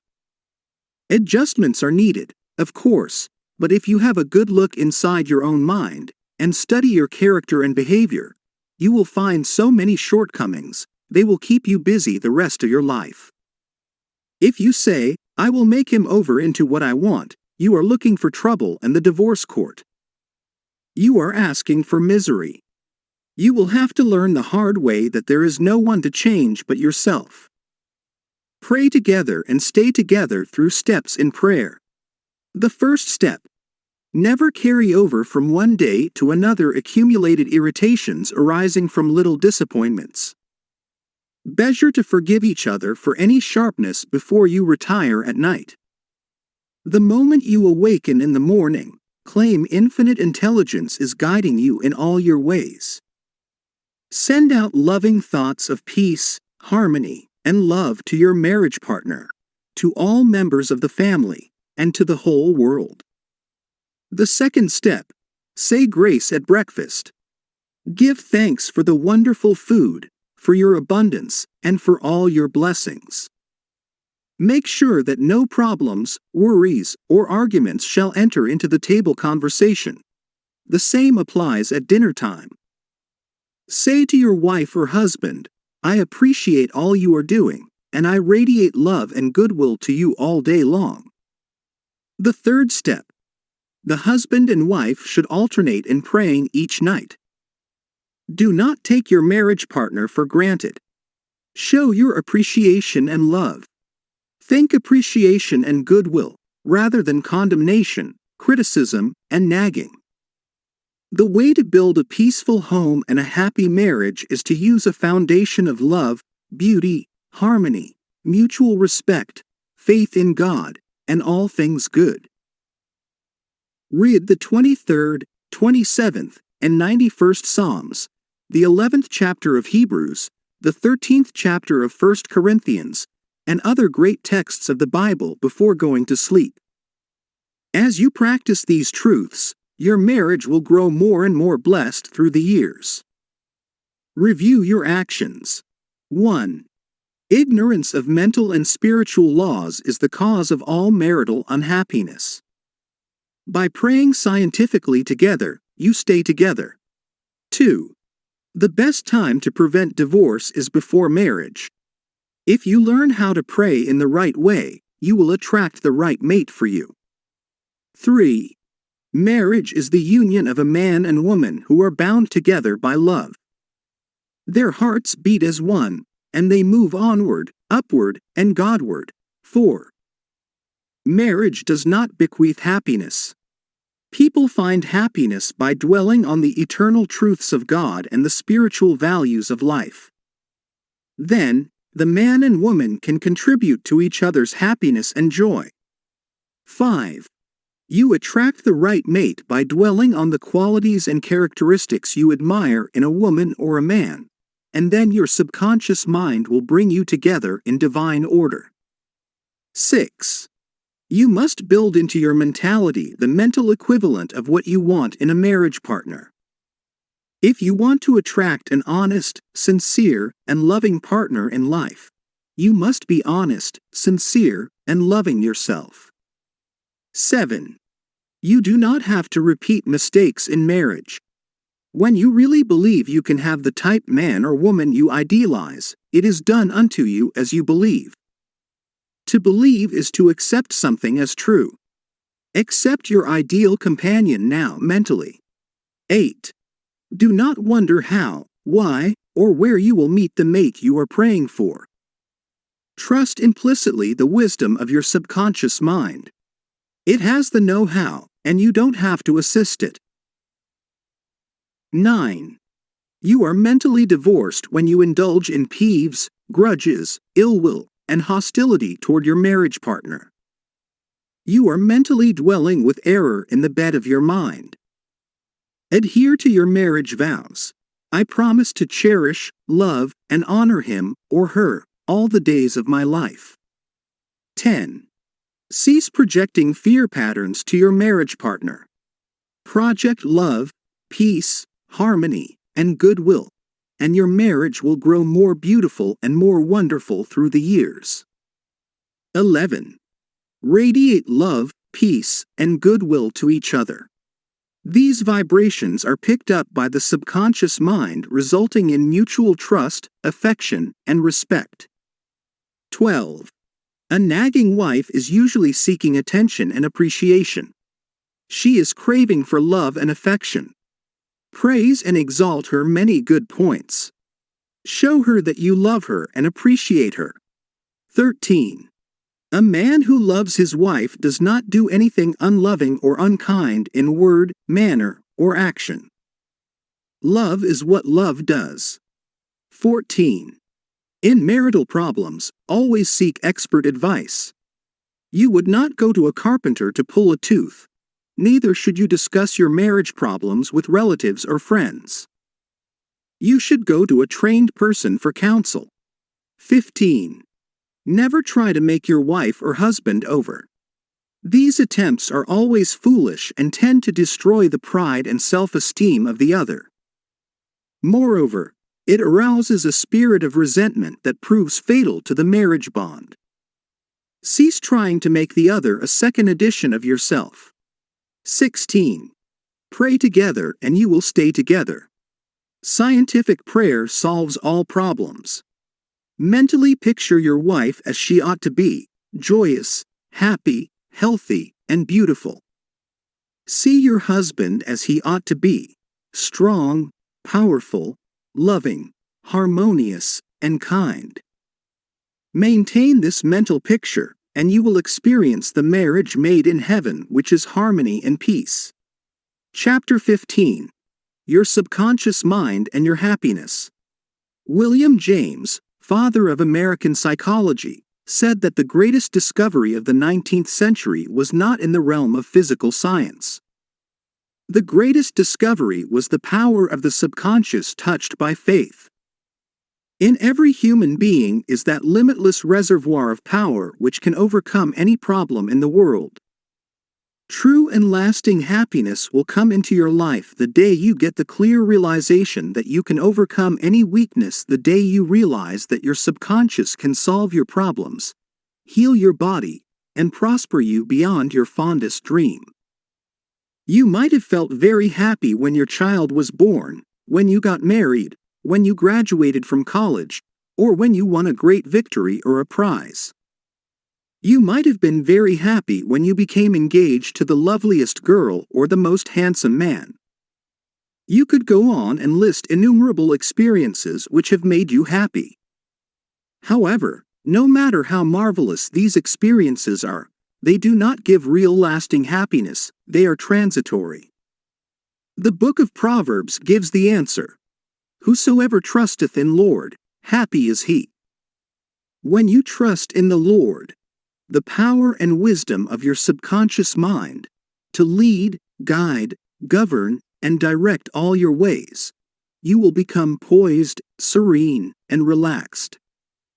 As you radiate love, peace, and goodwill to all, you are really building a superstructure of happiness for all the days of your life. You must choose happiness. Happiness is a state of mind. There is a phrase in the Bible which says, "Choose ye this day whom you will serve." You have the freedom to choose happiness. This may seem extraordinarily simple, and it is. Perhaps this is why people stumble over the way to happiness. They do not see the simplicity of the key to happiness. The great things of life are simple, dynamic, and creative. They produce well-being and happiness. St. Paul reveals to you how you can think your way into a life of dynamic power and happiness in these words. Finally, brethren, whatsoever things are true, whatsoever things are honest, whatsoever things are just, whatsoever things are pure, whatsoever things are lovely, whatsoever things are of good report, if there be any virtue, and if there be any praise, think on these things. Philippians 4-8. How to choose happiness. Begin now to choose happiness. This is how you do it. When you open your eyes in the morning, say to yourself, "Divine order takes charge of my life today and every day. All things work together for good for me today. This is a new and wonderful day for me. There will never be another day like this one. I am divinely guided all day long, and whatever I do will prosper. Divine love surrounds me, enfolds me, and enwraps me, and I go forth in peace. Whenever my attention wanders away from that which is good and constructive, I will immediately bring it back to the contemplation of that which is lovely and of good report. I am a spiritual and mental magnet attracting to myself all things which bless and prosper me. I am going to be a wonderful success in all my undertakings today. I am definitely going to be happy all day long. Start each day in this manner. Then you will be choosing joyous person. He made it a habit to be happy. A number of years ago, I stayed for about a week in a farmer's house in Connemara on the west coast of Ireland. He seemed to be always singing and whistling and was full of humor. I asked him the secret of his happiness, and his reply was, "It is, every morning when I awaken and every night before I go to sleep, I bless my family, the crops, the cattle, and I thank God for the wonderful harvest." This farmer had made a practice of this for over 40 years. As you know, thoughts repeated regularly and systematically sink into the subconscious mind and become habitual. He discovered that happiness is a habit. You must desire to be happy. There is one very important point about being happy. You must sincerely desire to be happy. There are people who have been depressed, dejected, and unhappy so long that were they suddenly made happy by some wonderful, good, joyous news, they would actually be like the woman who said to me, "It is wrong to be so happy." They have been so accustomed to the old mental patterns that they do not feel at home being happy. They long for the former, depressed, unhappy state. I knew a woman in England who had rheumatism for many years. She would pat herself on the knee and say, "My rheumatism is bad today. I cannot go out. My rheumatism keeps me miserable." This dear elderly lady got a lot of attention from her son, daughter, and the neighbors. She really wanted her rheumatism. She enjoyed her misery, as she called it. This woman did not really want to be happy. I suggested a curative procedure to her. I wrote down some biblical verses and told her that if she gave attention to these truths, her mental attitude would undoubtedly change and would result in her faith and confidence in being restored to health. She was not interested. There seems to be a peculiar, mental, morbid streak in many people, whereby they seem to enjoy being miserable and sad. Why choose unhappiness? Many people choose unhappiness by entertaining these ideas. Today is a black day. Everything is going to go wrong. I am not going to succeed. Everyone is against me. Business is bad, and it is going to get worse. I'm always late. I never get the breaks. He can, but I can't. If you have this attitude of mind the first thing in the morning, you will attract all these experiences to you, and you will be very unhappy. Begin to realize that the world you live in is determined largely by what goes on in your mind. Marcus Aurelius, the great Roman philosopher and sage, said, "A man's life is what his thoughts make of it."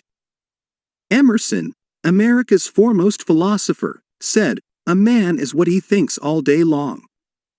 The thoughts you habitually entertain in your mind have the tendency to actualize themselves in physical condition. Make certain you do not indulge in negative thoughts, defeatist thoughts, or unkind, depressing thoughts. Recall frequently to your mind that you can experience nothing outside your own mentality. If I had $1 million, I would be happy. I have visited many men in mental institutions who were millionaires, but they insisted they were penniless and destitute. They were incarcerated because of psychotic, paranoid, and manic depressive tendencies. Wealth in and of itself will not make you happy. On the other hand, it is not a deterrent to happiness. Today, there are many people trying to buy happiness through the purchase of radios, television sets, automobiles, a home in the country, a private yacht, and a swimming pool, but happiness cannot be purchased or procured in that way. The kingdom of happiness is in your thought and feeling. Too many people have the idea that it takes something artificial to produce happiness. Some say, if I were elected mayor, made president of the organization, promoted to general manager of the corporation, I would be happy. The truth is that happiness is a mental and spiritual state. None of these positions mentioned will necessarily bequeath happiness. Your strength, joy, and happiness consist in finding out the law of divine order and right action lodged in your subconscious mind and by applying these principles in all phases of your life. He found happiness to be the harvest of a quiet mind. Lecturing in San Francisco some years ago, I interviewed a man who was very unhappy and dejected over the way his business was going. He was the general manager. His heart was filled with resentment toward the vice president and the president of the organization. He claimed that they opposed him. Because of this internal strife, business was declining. He was receiving no dividends or stock bonuses. This is how he solved his business problem. The first thing in the morning he affirmed quietly as follows: "All those working in our corporation are honest, sincere, cooperative, faithful, and full of goodwill to all. They are mental and spiritual links in the chain of this corporation's growth, welfare, and prosperity. I radiate love, peace, and goodwill in my thoughts, words, and deeds to my 2 associates and to all those in the company. The president and the vice president of our company are divinely guided in all their undertakings. The infinite intelligence of my subconscious mind makes all decisions through me. There is only right action in all our business transactions and in our relationship with each other. I send the messengers of peace, love, and goodwill before me to the office. Peace and harmony reign supreme in the minds and hearts of all those in the company, including myself. I now go forth into a new day, full of faith, confidence, and trust. This business executive repeated the above meditation slowly 3 times in the morning, feeling the truth of what he affirmed. When fearful or angry thoughts came into his mind during the day, he would say to himself, "Peace, harmony, and poise govern my mind at all times." As he continued disciplining his mind in this manner, all the harmful thoughts ceased to come, and peace came into his mind. He reaped the harvest. Subsequently, he wrote me to the effect that at the end of about 2 weeks of reordering his mind, the president and the vice president called him into the office, praised his operations and his new constructive ideas, and remarked how fortunate they were in having him as general manager. He was very happy in discovering that man finds happiness within himself. The block or stump is really there. I read a newspaper article some years ago which told about a horse who had shied when he came to a stump on the road. Subsequently, every time the horse came to that same stump, he shied. The farmer dug the stump out, burned it, and leveled the old road. Yet, for 25 years, every time the horse passed the place where the former stump was, he shied. The horse was shying at the memory of a stump. There is no block to your happiness save in your own thought life and mental imagery. Are fear or worry holding you back? Fear is a thought in your mind. You can dig it up this very moment by supplanting it with faith in success, achievement, and victory over all problems. I knew a man who failed in business. He said to me, "I made mistakes. I've learned a lot. I am going back into business, and I will be a tremendous success." He faced up to that stump in his mind. He did not whine or complain, but he tore up the stump of failure, and through believing in his inner powers to back him up, he banished all fear thoughts and old depressions. Believe in yourself, and you will succeed and be happy. The happiest people. The happiest man is he who constantly brings forth and practices what is best in him. Happiness and virtue complement each other. The best are not only the happiest, but the happiest are usually the best in the art of living life successfully. God is the highest and best in you. Express more of God's love, light, truth, and beauty, and you will become one of the happiest persons in the world today. Epictetus, the Greek Stoic philosopher, said, "There is but one way to tranquility of mind and happiness. Let this, therefore, be always ready at hand with thee, both when thou wakest early in the morning, and all the day long, and when thou goest late to sleep, to account no external things thine own, but commit all these to God." Summary of steps to happiness. 1. William James said that the greatest discovery of the 19th century was the power of the subconscious mind touched by faith. 2. There is tremendous power within you. Happiness will come to you when you acquire a sublime confidence in this power. Then, you will make your dreams come true. 3. You can rise victorious over any defeat and realize the cherished desires of your heart through the marvelous power of your subconscious mind. This is the meaning of whosoever trusteth in the Lord, spiritual laws of the subconscious mind, happy is he. 4. You must choose happiness. Happiness is a habit. It is a good habit to ponder often on whatsoever things are true, whatsoever things are honest, whatsoever things are just, whatsoever things are pure, whatsoever things are lovely, whatsoever things are of good report. If there be any virtue, and if there be any praise, think on these things. Philippians chapter 4 verse 8. 5. When you open your eyes in the morning, say to yourself, "I choose happiness today. I choose success today. I choose right action today. I choose love and goodwill for all today. I choose peace today." Pour life, love, and interest into this affirmation, and you have chosen happiness. 6. Give thanks for all your blessings several times a day, Furthermore, pray for the peace, happiness, and prosperity of all members of your family, your associates, and all people everywhere. 7. You must sincerely desire to be happy. Nothing is accomplished without desire. Desire is a wish with wings of imagination and faith. Imagine the fulfillment of your desire, feel its reality, and it will come to pass. Happiness comes in answered prayer.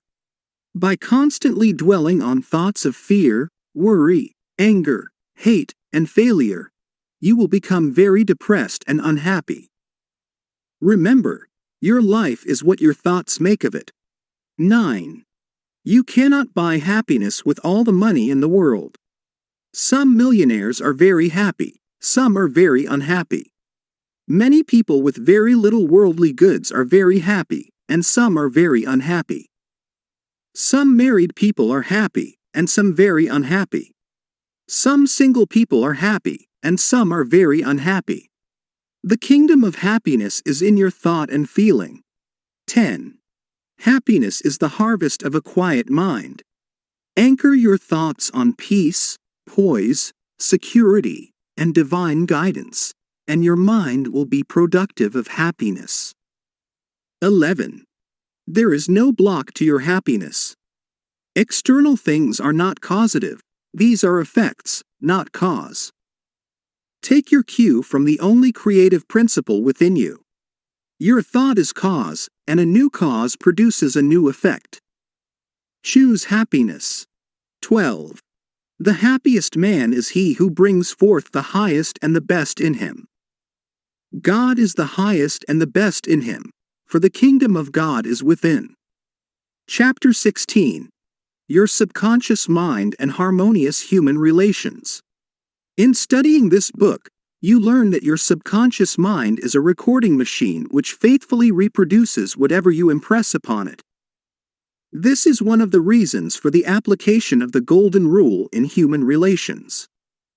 Matthew chapter 7 verse 12 says, All things whatsoever ye would that men should do unto you, do ye even so to them. This quotation has outer and inner meanings. You are interested in its inner meaning from the standpoint of your subconscious mind, which is, as you would that men should think about you, think you about them in like manner. As you would that men should feel about you, feel you also about them in like manner. As you would want men to act toward you, act you toward them in like manner. For example, you may be polite and courteous to someone in your office, but when his back is turned, you are very critical and resentful toward him in your mind. Such negative thoughts are highly destructive to you. It is like taking poison. You are actually taking mental poisons which rob you of vitality, enthusiasm, strength, guidance, and goodwill. These negative thoughts and emotions sink down into your subconscious and cause all kinds of difficulties and maladies in your life. The master key to happy relationships with others. Judge not, that ye be not judged. For with what judgment ye judge, ye shall be judged, and with what measure ye mete, it shall be measured to you again. Matthew chapter 7 verses 1 to 2. A study of these verses and the application of the inner truths therein contained represent the real key to harmonious relations. To judge is to think, to arrive at a mental verdict or conclusion in your mind. The thought you have about the other person is your thought, because you are thinking it. Your thoughts are creative. Therefore, you actually create in your own experience what you think and feel about the other person. It is also true that the suggestion you give to another, you give to yourself because your mind is the creative medium. This is why it is said, For with what judgment ye judge, ye shall be judged. When you know this law and the way your subconscious mind works, you are careful to think, feel, and act rig toward the other. These verses teach you about the emancipation of man and reveal to you the solution to your individual problems. And with what measure ye mete, it shall be measured to you again. The good you do for others comes back to you in like measure, and the evil you do returns to you by the law of your own mind. If a man cheats and deceives another, he is actually cheating and deceiving himself. His sense of guilt and mood of loss inevitably will attract loss to him in some way, at some time. His subconscious records his mental act and reacts according to the mental intention or motivation. Your subconscious mind is impersonal and unchanging, neither considering persons nor respecting religious affiliations or institutions of any kind. It is neither compassionate nor vindictive. The way you think, feel, and act toward others returns at last upon yourself. The daily headlines made him sick. Begin now to observe yourself.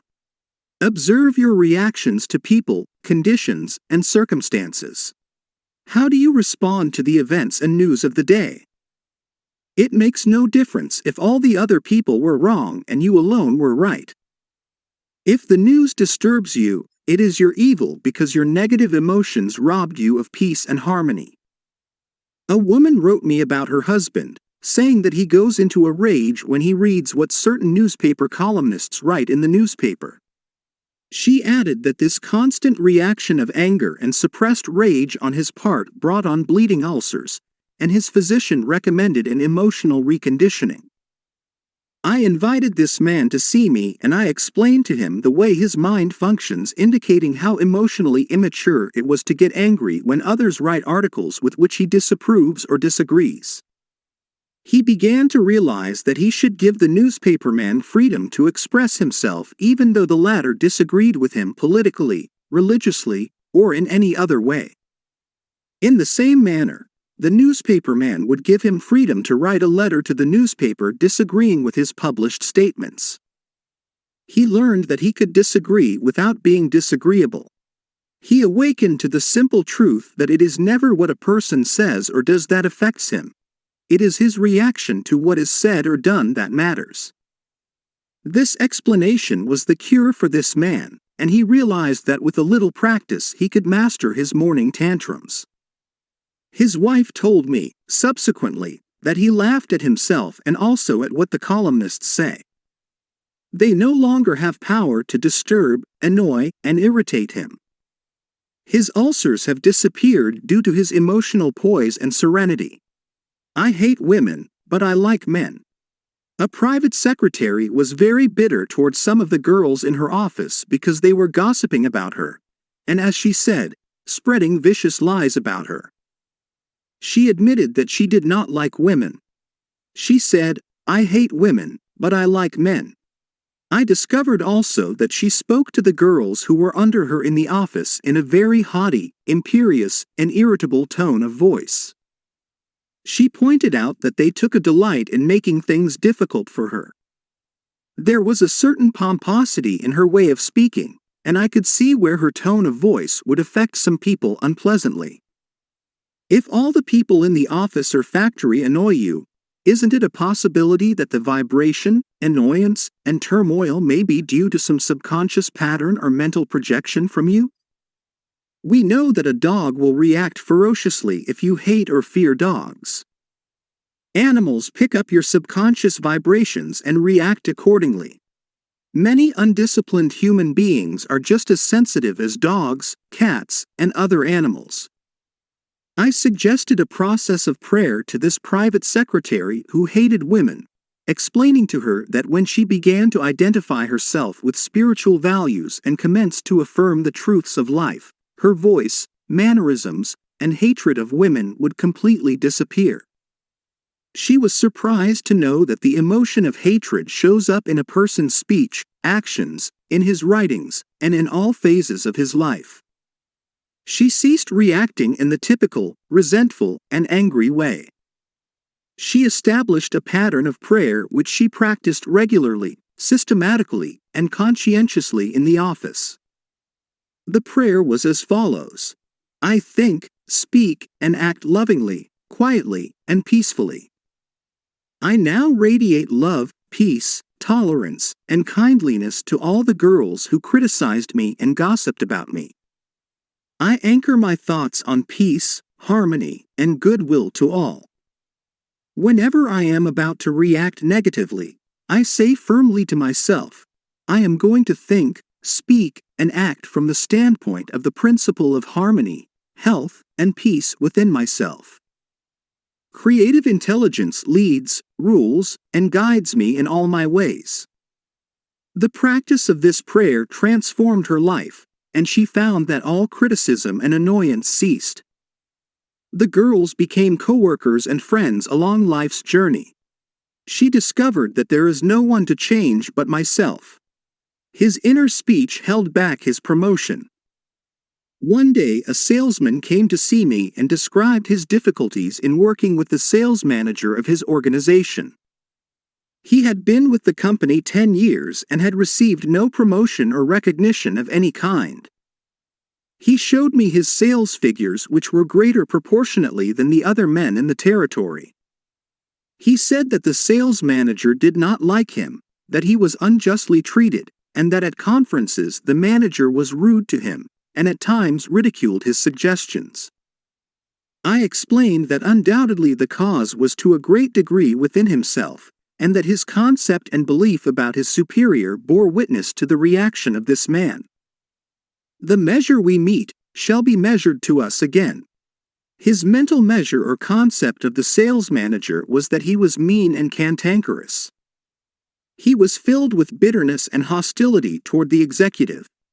On his way to work, he conducted a vigorous conversation with himself filled with criticism, mental arguments, recriminations, and denunciations of his sales manager. What he gave out mentally, he was inevitably bound to get back. This salesman realized that his inner speech was highly destructive because the intensity and force of his silent thoughts and emotions, and personally conducted mental condemnation and vilification of the sales manager entered into his own subconscious mind. This brought about the negative response from his boss as well as creating many other personal, physical, and emotional disorders. He began to pray frequently as follows: I am the only thinker in my universe. I am responsible for what I think about my boss. My sales manager is not responsible for the way I think about him. I refuse to give power to any person, place, or thing to annoy me or disturb me. I wish health, success, peace of mind, and happiness for my boss. I sincerely wish him well, and I know he is divinely guided in all his ways. He repeated this prayer out loud slowly, quietly, and feelingly, knowing that his mind is like a garden, and that whatever he plants in the garden will come forth like seeds after their kind. I also taught him to practice mental imagery prior to sleep in this way. He imagined that his sales manager was congratulating him on his fine work, on his zeal and enthusiasm, and on his wonderful response from customers. He felt the reality of all this, felt his hand shake, heard the tone of his voice, and saw him smile. He made a real mental movie, dramatizing it to the best of his ability. Night after night he conducted this mental movie, knowing that his subconscious mind was the receptive plate on which his conscious imagery would be impressed. Gradually, by a process of what may be termed mental and spiritual osmosis, the impression was made on his subconscious mind, and the expression automatically came forth. The sales manager subsequently called him up to San Francisco, congratulated him, and gave him a new assignment as division sales manager over 100 men with a big increase in salary. He changed his concept and estimate of his boss, and the latter responded accordingly. Becoming emotionally mature. What the other person says or does cannot really annoy or irritate you except you permit him to disturb you. The only way he can annoy you is through your own thought. For example, if you get angry, you have to go through 4 stages in your mind. You begin to think about what he said. You decide to get angry and generate an emotion of rage. Then, you decide to act. Perhaps, you talk back and react in kind. You see that the thought, emotion, reaction, and action all take place in your mind. When you become emotionally mature, you do not respond negatively to the criticism and resentment of others. To do so would mean that you had descended to that state of low mental vibration and become one with negative atmosphere of the other. Identify yourself with your aim in life, and do not permit any person, place, or thing to deflect you from your inner sense of peace, tranquility, and radiant health. The meaning of love in harmonious human relations. Sigmund Freud, the Austrian founder of psychoanalysis, said that unless the personality has love, it sickens and dies. Love includes understanding, goodwill, and respect for the divinity in the other person. If you puncture the other fellow's ego and wound his mate of himself, you cannot gain his goodwill. Recognize that every man wants to be loved and appreciated, and made to feel important in the world. Realize that the other man is conscious of his true worth, and that, like yourself, he feels the dignity of being an expression of the one life principle animating all men. As you do this consciously and knowingly, you build the other person up, and he returns your love and goodwill. He hated audiences. An actor told me that the audience booed and hissed him on his first appearance on the stage. He added that the play was badly written and that undoubtedly he did not play a good role. He admitted openly to me that for months afterward he hated audiences. He called them dopes, dummies, stupid, ignorant, gullible, etc. He quit the stage in disgust and went to work in a drugstore for a year. One day, a friend invited him to hear a lecture in Town Hall, New York City, on how to get along with ourselves. This lecture changed his life. He went back to the stage and began to pray sincerely for the audience and himself. He poured out love and goodwill every night before appearing on the stage. He made it a habit to claim that the peace of God filled the hearts of all present, and that all present were lifted up and inspired. During each performance, he sent out love vibrations to the audience. Today, he is a great actor, and he loves and respects people. His goodwill and esteem are transmitted to others and are felt by them. Handling difficult people. There are difficult people in the world who are twisted and distorted mentally. They are malconditioned. Many are mental delinquents, argumentative, uncooperative, cantankerous, cynical, and sour on life. They are sick psychologically. Many people have deformed and distorted minds, probably warped during childhood. Many have congenital deformities. You would not condemn a person who had tuberculosis, nor should you condemn a person who is mentally ill. No one, for example, hates or resents a hunchback. There are many mental hunchbacks. You should have compassion and understanding. To understand all is to forgive all. Misery loves company. The hateful, frustrated, distorted, and twisted personality is out of tune with the infinite. He resents those who are peaceful, happy, and joyous. Usually he criticizes, condemns, and vilifies those who have been very good and kind to him. His attitude is this: why should they be so happy when he is so miserable? He wants to drag them down to his own level. Misery loves company. When you understand this, you remain unmoved, calm, and dispassionate. The practice of empathy in human relations. A girl visited me recently stating that she hated another girl in her office. She gave as her reason that the other girl was prettier, happier, and wealthier than she, and, in addition, was engaged to the boss of the company where they worked. One day after the marriage had taken place, the crippled daughter, by a former marriage, of the woman whom she hated came into the office. The child put her arms around her mother and said, "Mommy, Mommy, I love my new daddy. Look what he gave me." She showed her mother a wonderful new toy. She said to me, "My heart went out to that little girl, and I knew how happy she must feel." I got a vision of how happy this woman was. All of a sudden I felt love for her, and I went into the office and wished her all the happiness in the world, and I meant it. In psychological circles today, this is called empathy, which simply means the imaginative projection of your mental attitude into that of another. She projected her mental mood or the feeling of her heart into that of the other woman, and began to think and look out through the other woman's brain. She was actually thinking and feeling as the other woman, and also as the child, because she likewise had projected herself into the mind of the child.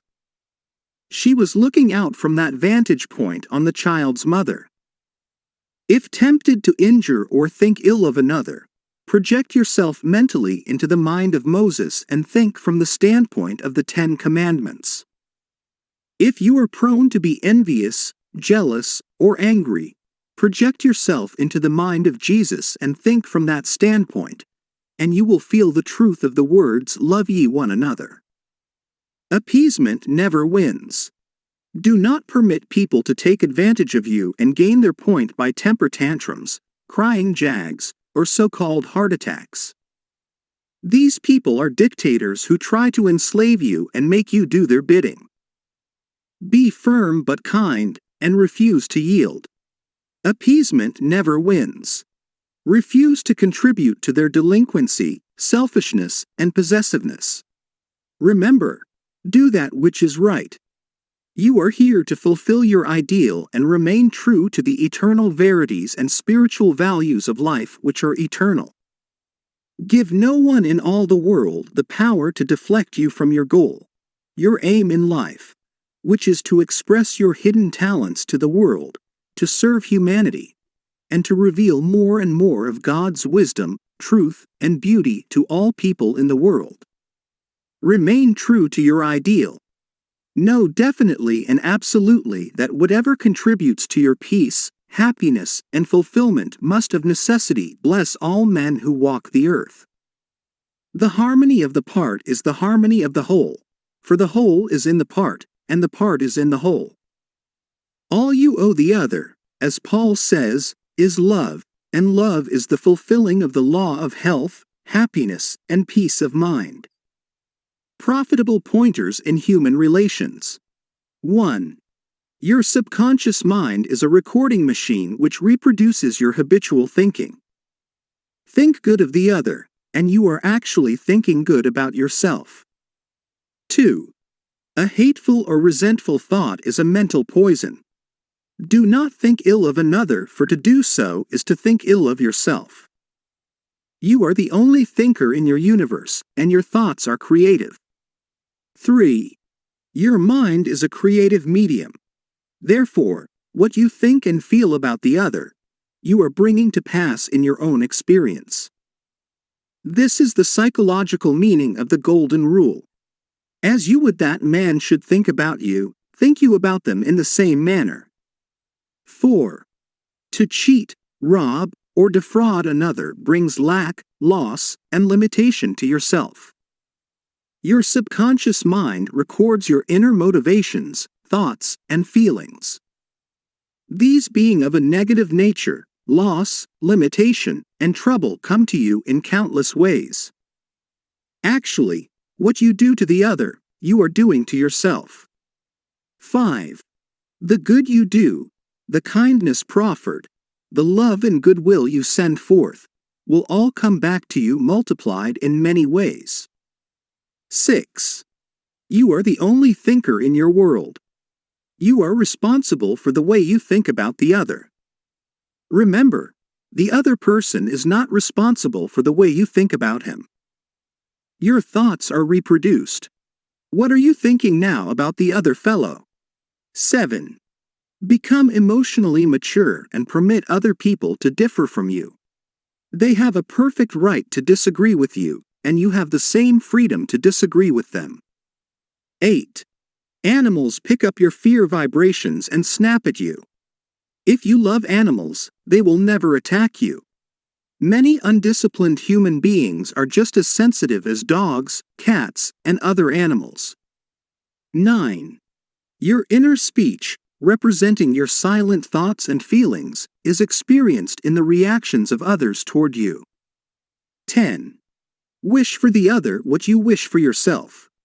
This is the key to harmonious human relations. 11. Change your concept and estimate of your employer. Feel and know he is practicing the golden rule and the law of love, and he will respond accordingly. The other person cannot annoy you or irritate you except you permit him. Your thought is creative. You can bless him. If someone calls you a skunk, you have the freedom to say to the other, God's peace fills your soul. 14. Love is the answer to getting along with others. Love is understanding, goodwill, and respecting the divinity of the other. 15. You would not hate a hunchback or cripple. You would have compassion. Have compassion and understanding for mental hunchbacks who have been conditioned negatively. To understand all is to forgive all. 16. Rejoice in the success, promotion, and good fortune of the other. In doing so, you attract good fortune to yourself. 17. Never yield to emotional scenes and tantrums of others. Appeasement never wins. Do not be a doormat. Adhere to that which is right. Stick to your ideal, knowing that the mental outlook which gives you peace, happiness, and joy is right, good, and true. What blesses you, blesses all. 18. All you owe any person in the world is love, and love is wishing for everyone what you wish for yourself: health, happiness, and all the blessings of life. Chapter 17. How to use your subconscious mind for forgiveness. Life plays no favorites. God is life, and this life principle is flowing through you this moment. God loves to express himself as harmony, peace, beauty, joy, and abundance through you. This is called the will of God or the tendency of life.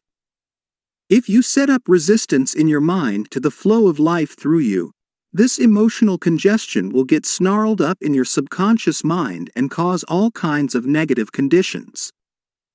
God has nothing to do with unhappy or chaotic conditions in the world. All these conditions are brought about by man's negative and destructive thinking. Therefore, it is silly to blame God for your trouble or sickness. Many persons habitually set up mental resistance to the flow of life by accusing and reproaching God for the sin, sickness, and suffering of mankind. Others cast the blame on God for their pains, aches, loss of loved ones, personal tragedies, and accidents. They are angry at God, and they believe He is responsible for their misery. As long as people entertain such negative concepts about God, they will experience the automatic negative reactions from their subconscious minds. Actually, such people do not know that they are punishing themselves. They must see the truth, find release, and give up all condemnation, resentment, and anger against anyone or any power outside themselves. Otherwise, they cannot go forward into a healthy, happy, or creative activity.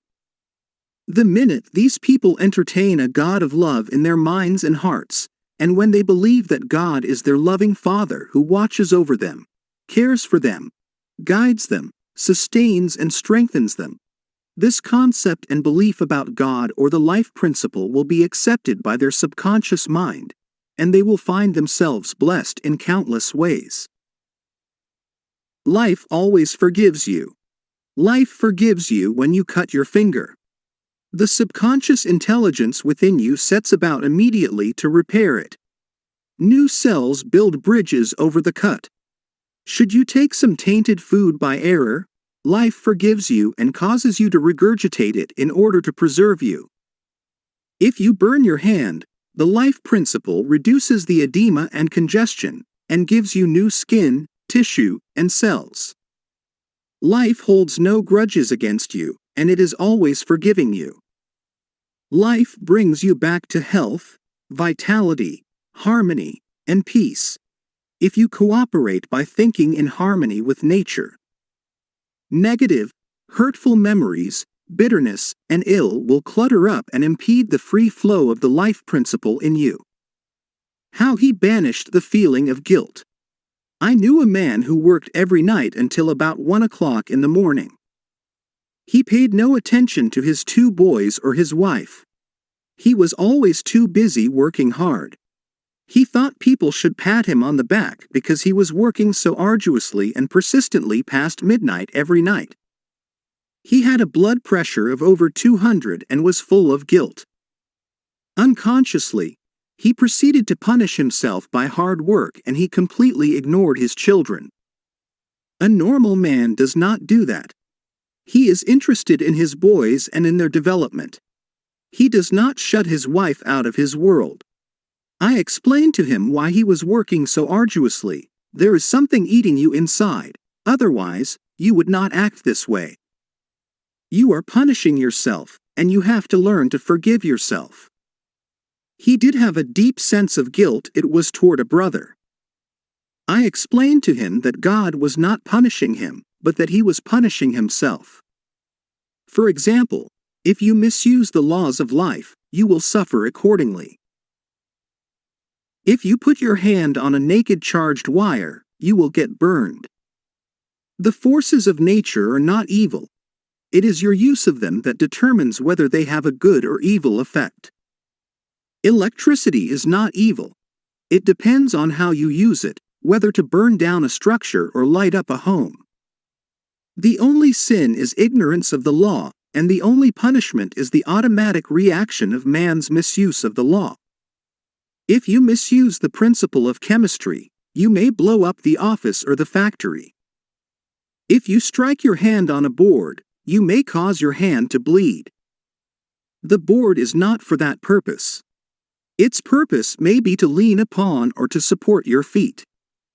This man realized that God does not condemn or punish anyone, and that all his suffering was due to the reaction of his subconscious mind to his own negative and destructive thinking.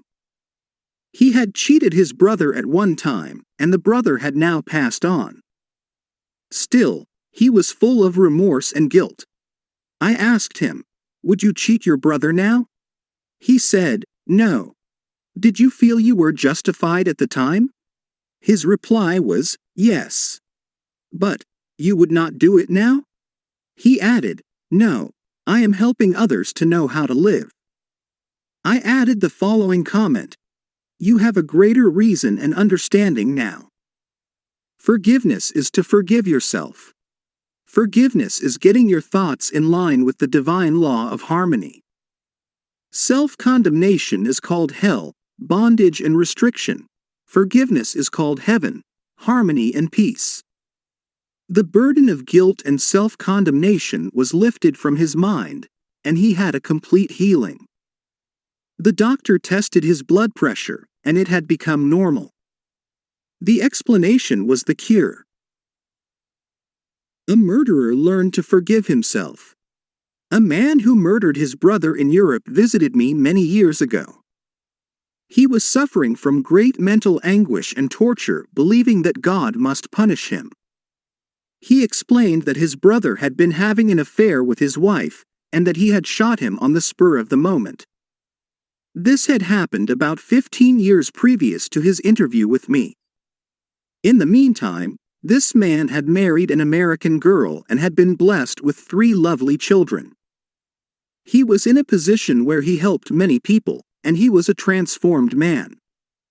My explanation to him was that physically and psychologically he was not the same man who shot his brother, since scientists inform us that every cell of our bodies changes every 11 months.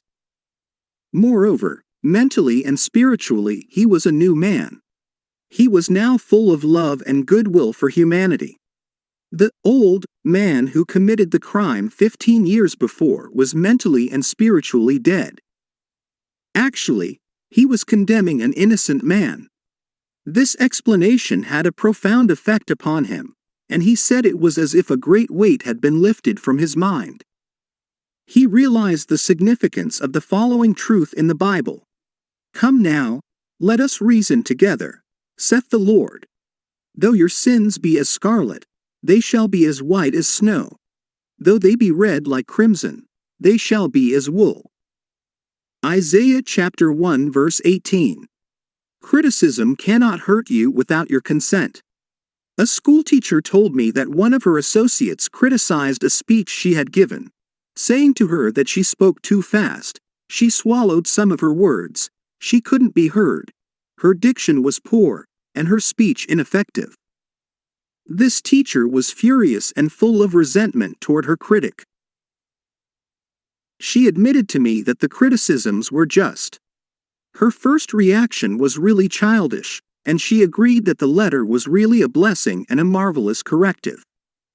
She proceeded immediately to supplement her deficiencies in her speech by enrolling in a course in public speaking at City College. She wrote and thanked the writer of the note for her interest, expressing appreciation for her conclusions and findings, which enabled the teacher to correct the matter at once. How to be compassionate. Suppose none of the things mentioned in the letter had been true of the teacher. The latter would have realized that her class material had upset the prejudices, superstitions, or narrow sectarian beliefs of the writer of the note, and that a psychologically ill person was simply pouring forth her resentment because a psychological boil had been hurt. To understand this fact is to be compassionate. The next logical step would be to pray for the other person's peace, harmony, and understanding. You cannot be hurt when you know that you are master of your thoughts, reactions, and emotions. Emotions follow thoughts, and you have the power to reject all thoughts which may disturb or upset you. Left at the altar. Some years ago, I visited a church to perform a marriage ceremony. The young man did not appear, and at the end of 2 hours, the bride-to-be shed a few tears, and then said to me, "I prayed for divine guidance." This might be the answer, for he never faileth. That was her reaction: faith in God and all things good. She had no bitterness in her heart because, as she said, "It must not have been right action because my prayer was for right action for both of us." Someone else having a similar experience would have gone into a tantrum, have had an emotional fit, required sedation, and perhaps needed hospitalization. Tune in with the infinite intelligence within your subconscious depths, trusting the answer in the same way that you trusted your mother when she held you in her arms. This is how you can acquire poise and mental and emotional health. It is wrong to marry. Sex is evil and I am evil.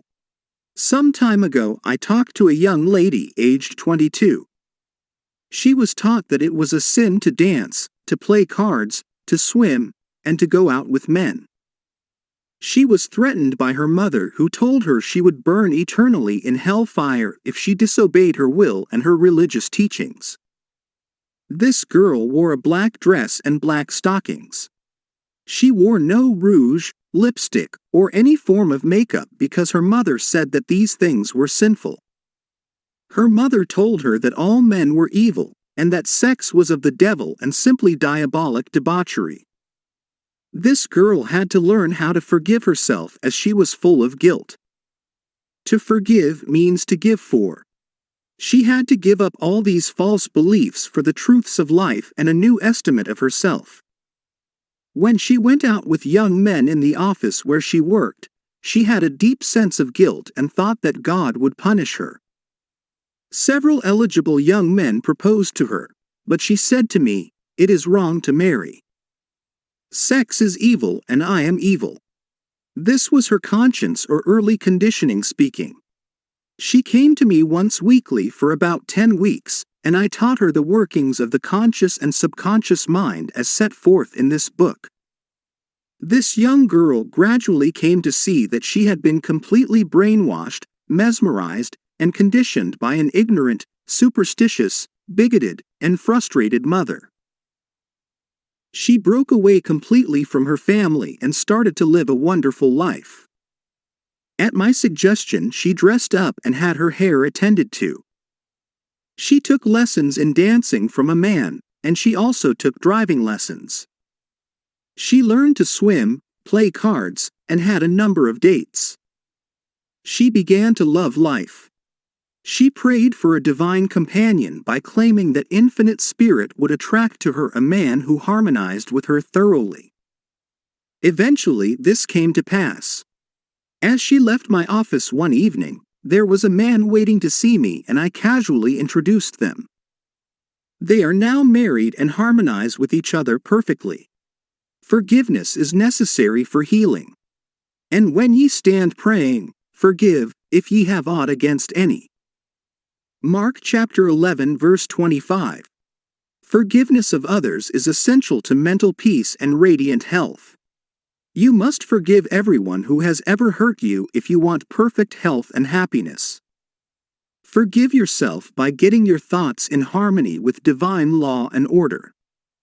You cannot really forgive yourself completely until you have forgiven others first. To refuse to forgive yourself is nothing more or less than spiritual pride or ignorance. In the psychosomatic field of medicine today, it is being constantly stressed that resentment, condemnation of others, remorse, and hostility are behind a host of maladies ranging from arthritis to cardiac disease. They point out that these sick people, who were hurt, mistreated, deceived, or injured, were full of resentment and hatred for those who hurt them. This caused inflamed and festering wounds in their subconscious minds. There is only one remedy. They have to cut out and discard their hurts, and the one and only sure way is by forgiveness. Forgiveness is love in action. The essential ingredient in the art of forgiveness is the willingness to forgive. If you sincerely desire to forgive the other, you are 51% over the hurdle. I feel sure you know that to forgive the other does not necessarily mean that you like him or want to associate with him. You cannot be compelled to like someone. Neither can a government legislate goodwill, love, peace, or tolerance. It is quite impossible to like people because someone in Washington issues an edict to that effect. We can, however, love people without liking them. The Bible says, "Love ye one another." This, anyone can do who really wants to do it. Love means that you wish for the other health, happiness, peace, joy, and all the blessings of life. There is only one prerequisite, and that is sincerity. You are not being magnanimous when you forgive. You are really being selfish, because what you wish for the other, you are actually wishing for yourself. The reason is that you are thinking it and you are feeling it. As you think and feel, so are you. Could anything be simpler than that? Technique of forgiveness. The following is a simple method which works wonders in your life as you practice it. Quiet your mind, relax, and let go. Think of God and His love for you. And then affirm, "I fully and freely forgive." Mention the name of the offender. I release him mentally and spiritually. I completely forgive everything connected with the matter in question. I am free, and she is free. It is a marvelous feeling. It is my day of general amnesty. I release anybody and everybody who has ever hurt me, and I wish for each and everyone health, happiness, peace, and all the blessings of life. I do this freely, joyously, and lovingly, and whenever I think of the person or persons who hurt me, I say, "I have released you, and all the blessings of life are yours. I am free and you are free." It is wonderful. The great secret of true forgiveness is that once you have forgiven the person, it is unnecessary to repeat the prayer. Whenever the person comes to your mind, or the particular hurt happens to enter your mind, wish the delinquent well, and say, "Peace be to you." Do this as often as the thought enters your mind. You will find that after a few days the thought of the person or experience will return less and less often, until it fades into nothingness. The acid test for forgiveness. There is an acid test for gold. There is also an acid test for forgiveness. If I should tell you something wonderful about someone who has wronged you, cheated you, or defrauded you, and you sizzled at hearing the good news about this person, the roots of hatred would still be in your subconscious mind, playing havoc with you. Let us suppose you had a painful abscess on your jaw a year ago, and you told me about it. I would casually ask you if you had any pain now. You would automatically say, "Of course not, I have a memory of it but no pain." That is the whole story. You may have a memory of the incident but no sting or hurt anymore. This is the acid test, and you must meet it psychologically and spiritually, otherwise, you are simply deceiving yourself and not practicing the true art of forgiveness. To understand all is to forgive all. When man understands the creative law of his own mind, he ceases to blame other people and conditions for making or marring his life. He knows that his own thoughts and feelings create his destiny. Furthermore, he is aware that externals are not the causes and conditioners of his life and his experiences. To think that others can mar your happiness, that you are the football of a cruel fate, that you must oppose and fight others for a living, all these and others like them are untenable when you understand that thoughts are things. The Bible says the same thing. For as a man thinketh in his heart, so is he. Proverbs chapter 23 verse 7. Summary of your aids to forgiveness. 1. God, or life, is no respecter of persons. Life plays no favorites. Life, or God, seems to favor you when you align yourself with the principle of harmony, health, joy, and peace. 2. God, or life, never sends disease, sickness, accident, or suffering. We bring these things on ourselves by our own negative destructive thinking based upon the law as we sow, so shall we reap. 3. Your concept of God is the most important thing in your life. If you really believe in a God of love, your subconscious mind will respond in countless blessings to you. Believe in a God of love. 4. Life, or God, holds no grudge against you. Life never condemns you. Life heals a severe cut on your hand. Life forgives you if you burn your finger. It reduces the edema and restores the part to wholeness and perfection. 5. Your guilt complex is a false concept of God and life. God, or life, does not punish or judge you. You do this to yourself by your false beliefs, negative thinking, and self-condemnation. 6. God, or life, does not condemn or punish you. The forces of nature are not evil. The effect of their use depends on how you use the power within you. You can use electricity to kill someone or to light the house. You can use water to drown a child or quench his thirst. Good and evil come right back to the thought and purpose in man's own mind. 7. God, or life, never punishes. Man punishes himself by his false concepts of God, life, and the universe. His thoughts are creative, and he creates his own misery. 8. If another criticizes you, and these faults are within you, rejoice, give thanks, and appreciate the comments. This gives you the opportunity to correct the particular fault. 9. You cannot be hurt by criticism when you know that you are master of your thoughts, reactions, and emotions. This gives you the opportunity to pray and bless the other, thereby blessing yourself. 10. When you pray for guidance and right action, take what comes. Realize it is good and very good. Then there is no cause for self-pity, criticism, or hatred. 11. There is nothing good or bad, but thinking makes it so. There is no evil in sex, the desire for food, wealth, or true expression. It depends on how you use these urges, desires, or aspirations. Your desire for food can be met without killing someone for a loaf of bread. 12.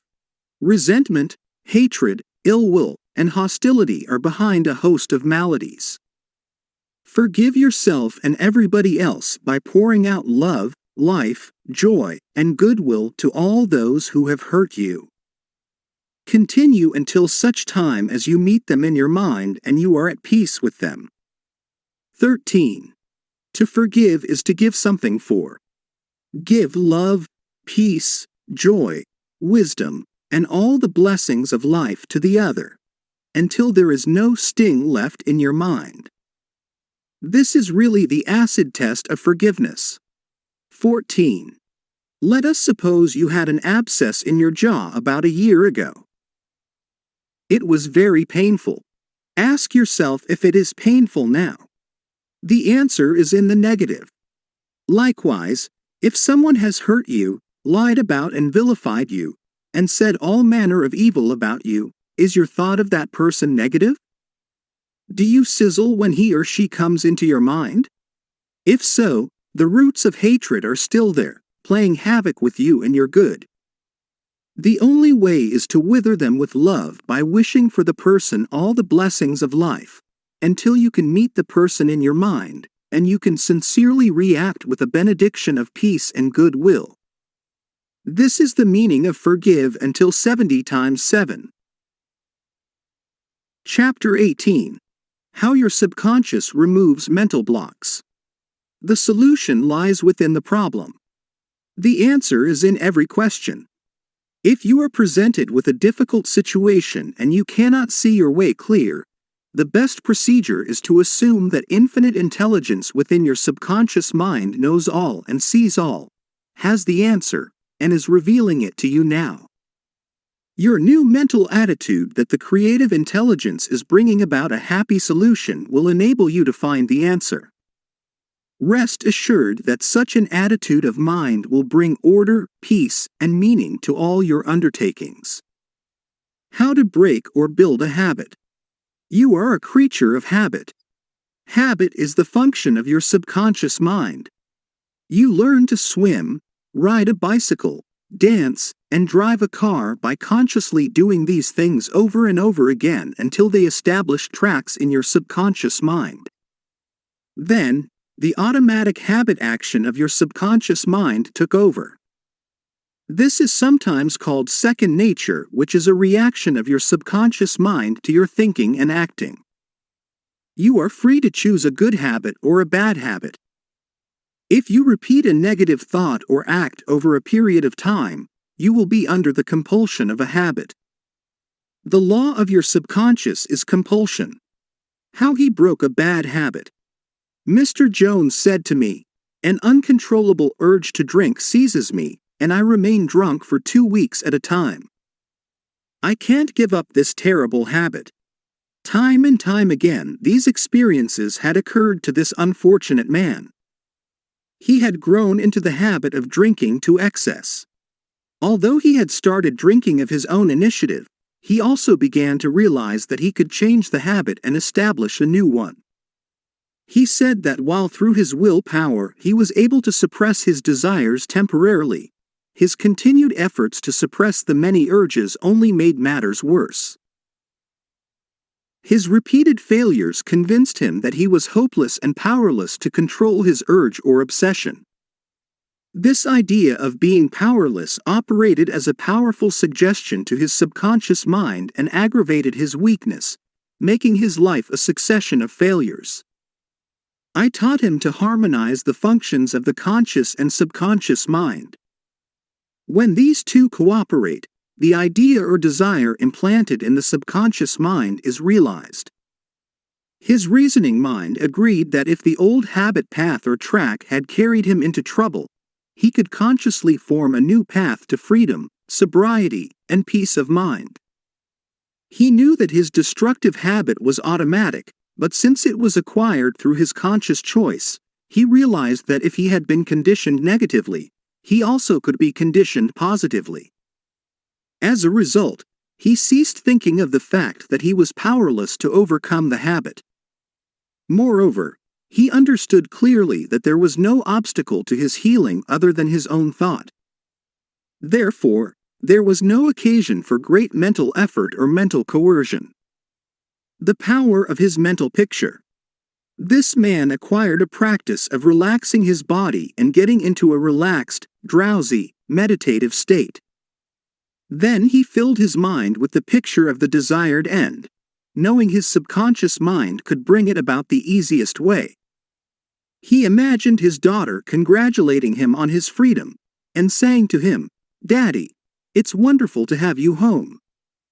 He had lost his family through drink. He was not allowed to visit them, and his wife would not speak to him. Regularly, systematically, he used to sit down and meditate in the way outlined. When his attention wandered, he made it a habit to immediately recall the mental picture of his daughter with her smile and the scene of his home enlivened by her cheerful voice. All this brought about a reconditioning of his mind. It was a gradual process. He kept it up. He persevered, knowing that sooner or later he would establish a new habit pattern in his subconscious mind. I told him that he could liken his conscious mind to a camera, that his subconscious mind was the sensitive plate on which he registered and impressed the picture. This made a profound impression on him, and his whole aim was to firmly impress the picture on his mind and develop it there. Films are developed in the dark. Likewise, mental pictures are developed in the darkroom of the subconscious mind. Focused attention. Realizing that his conscious mind was simply a camera, he used no effort. There was no mental struggle. He quietly adjusted his thoughts and focused his attention on the scene before him until he gradually became identified with the picture. He became absorbed in the mental atmosphere, repeating the mental movie frequently. There was no room for doubt that a healing would follow. When there was any temptation to drink, he would switch his imagination from any reveries of drinking bouts to the feeling of being at home with his family. He was successful because he confidently expected to experience the picture he was developing in his mind. Today he is president of a multi-million-dollar concern and is radiantly happy. He said a jinx was following him. Mr. Block said that he had been making an annual income of $20,000, but for the past 3 months all doors seemed to jam tightly. He brought clients up to the point where they were about to sign on the dotted line, and then at the 11th hour the door closed. He added that perhaps a jinx was following him. In discussing the matter with Mr. Block, I discovered that 3 months previously he had become very irritated, annoyed, and resentful toward a dentist who, after Lai had promised to sign a contract, had withdrawn at the last moment. He began to live in the unconscious fear that other clients would do the same, thereby setting up a history of frustration, hostility, and obstacles.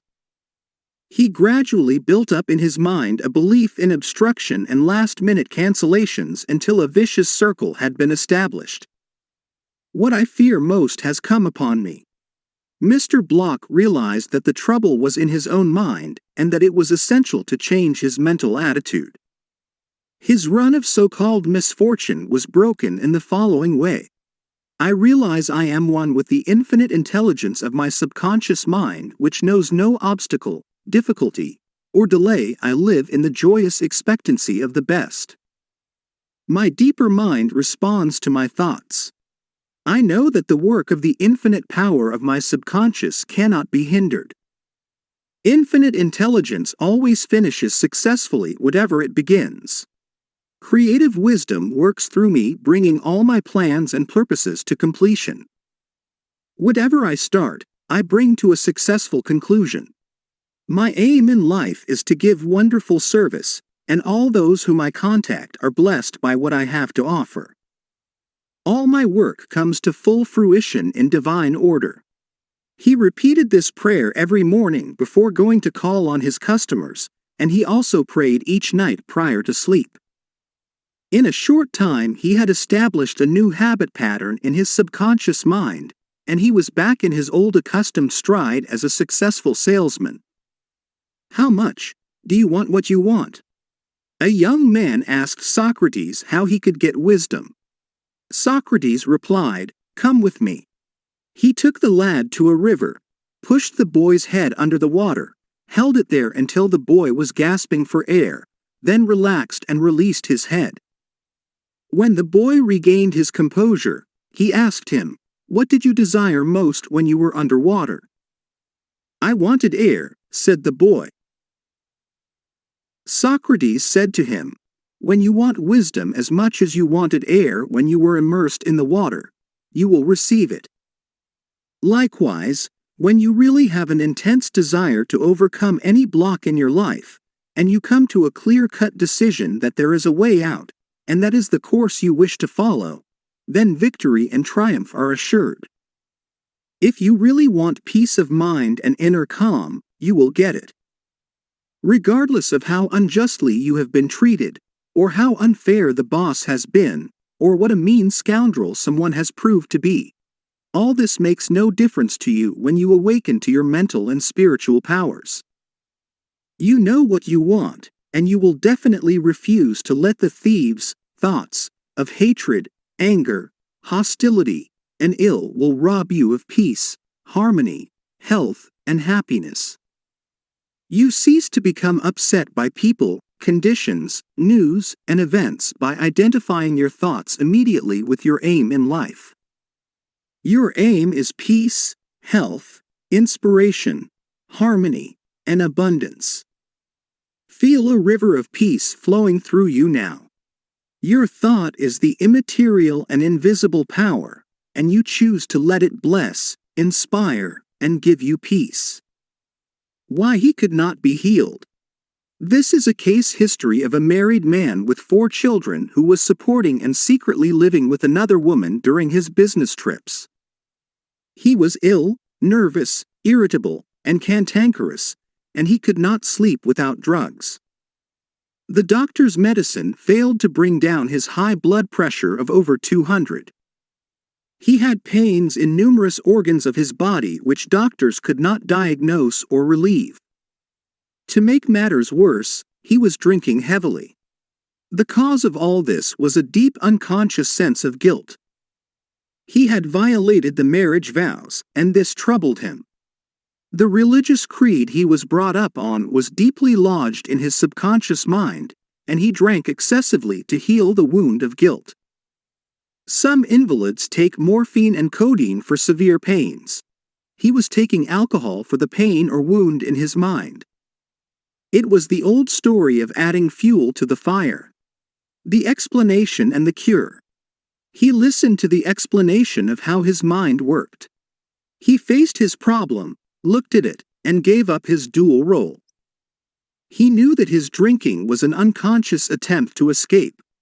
The hidden cause lodged in his subconscious mind had to be eradicated, then the healing would follow. He began to impress his subconscious mind 3 or 4 times a day by using the following prayer. My mind is full of peace, poise, balance, and equilibrium. The infinite lies stretched in smiling repose within me. I am not afraid of anything in the past, the present, or the future. The infinite intelligence of my subconscious mind leads, guides, and directs me in all ways. I now meet every situation with faith, poise, calmness, and confidence. I am now completely free from the habit. My mind is full of inner peace, freedom, and joy. I forgive myself, then I am forgiven. Peace, sobriety, and confidence reign supreme in my mind. He repeated this prayer frequently as outlined, being fully aware of what he was doing and why he was doing it. Knowing what he was doing gave him the necessary faith and confidence.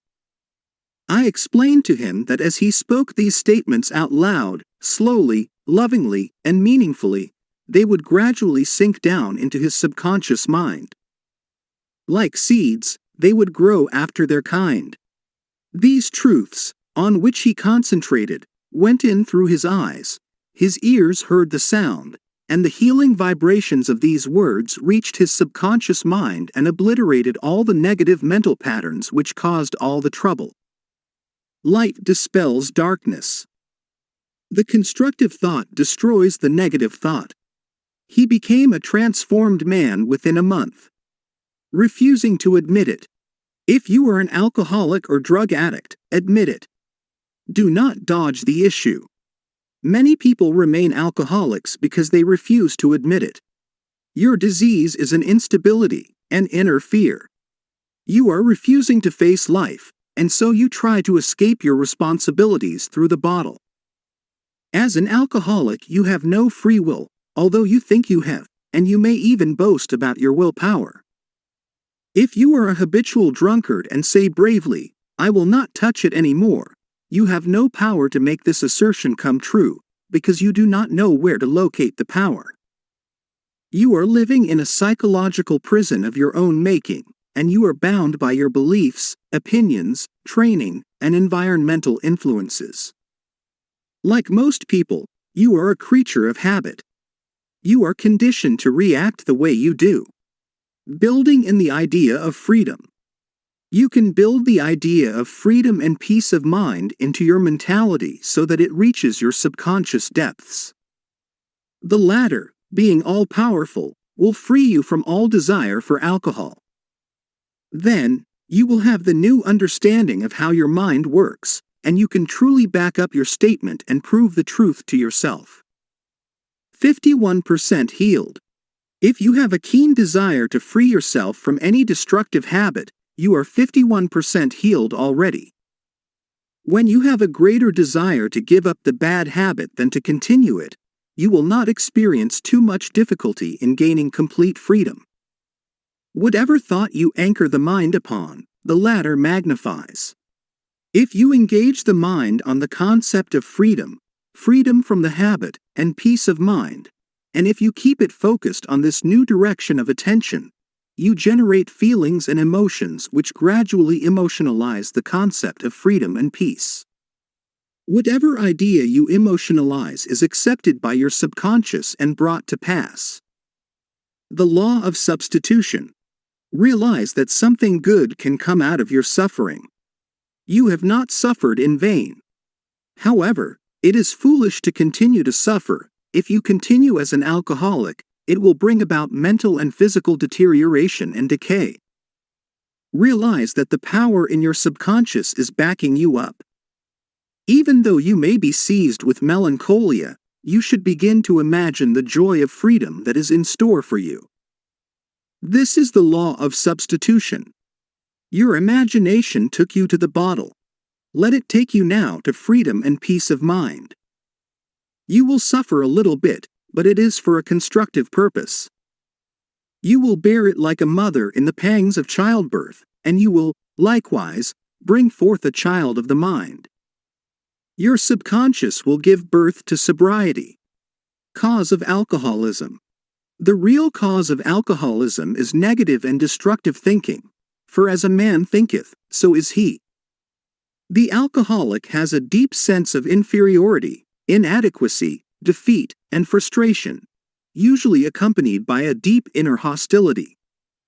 He has countless alibis as to his reason for drinking, but the sole reason is in his thought life. 3 magic steps. The first step. Get still. Quiet the wheels of the mind.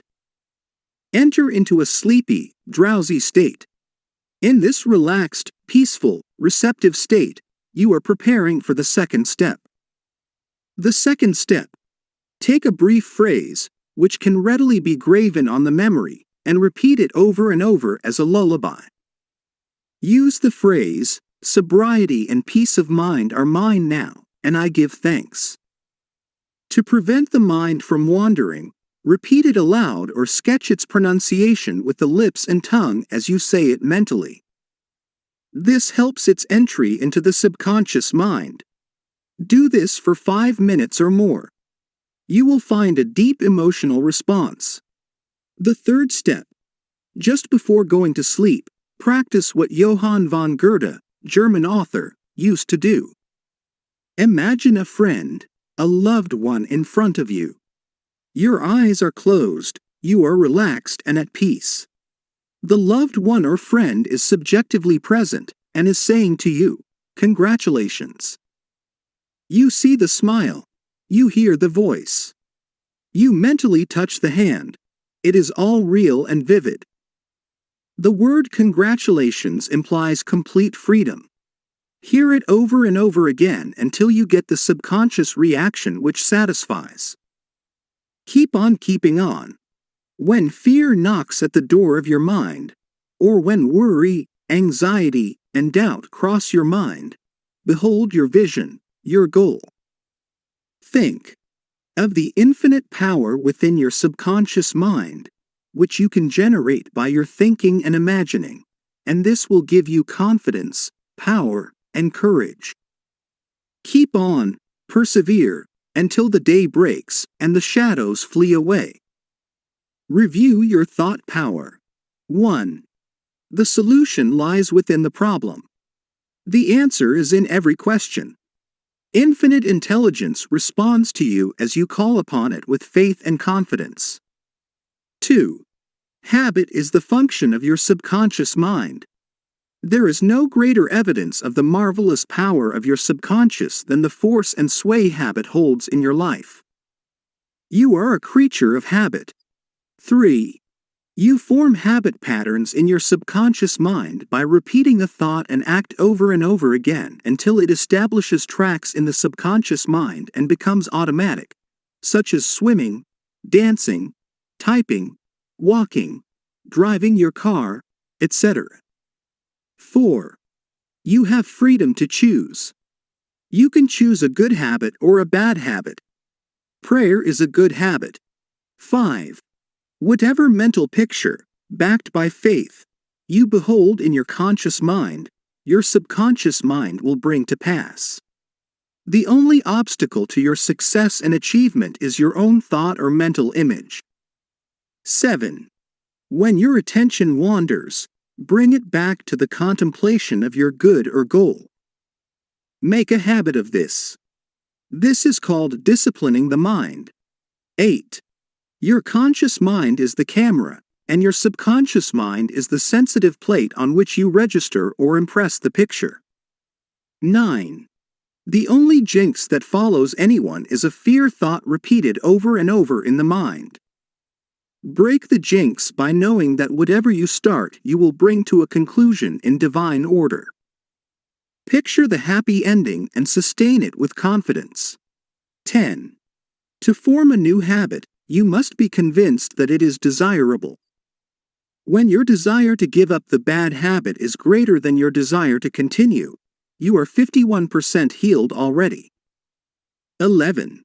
The statements of others cannot hurt you except through your own thoughts and mental participation.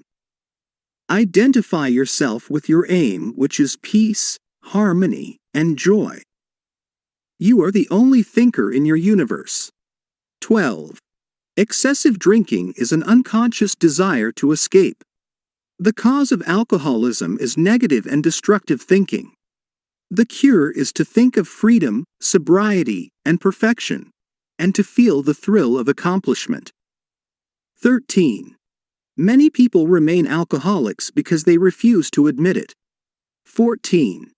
The law of your subconscious mind, which held you in bondage and inhibited your freedom of action, will give you freedom and happiness.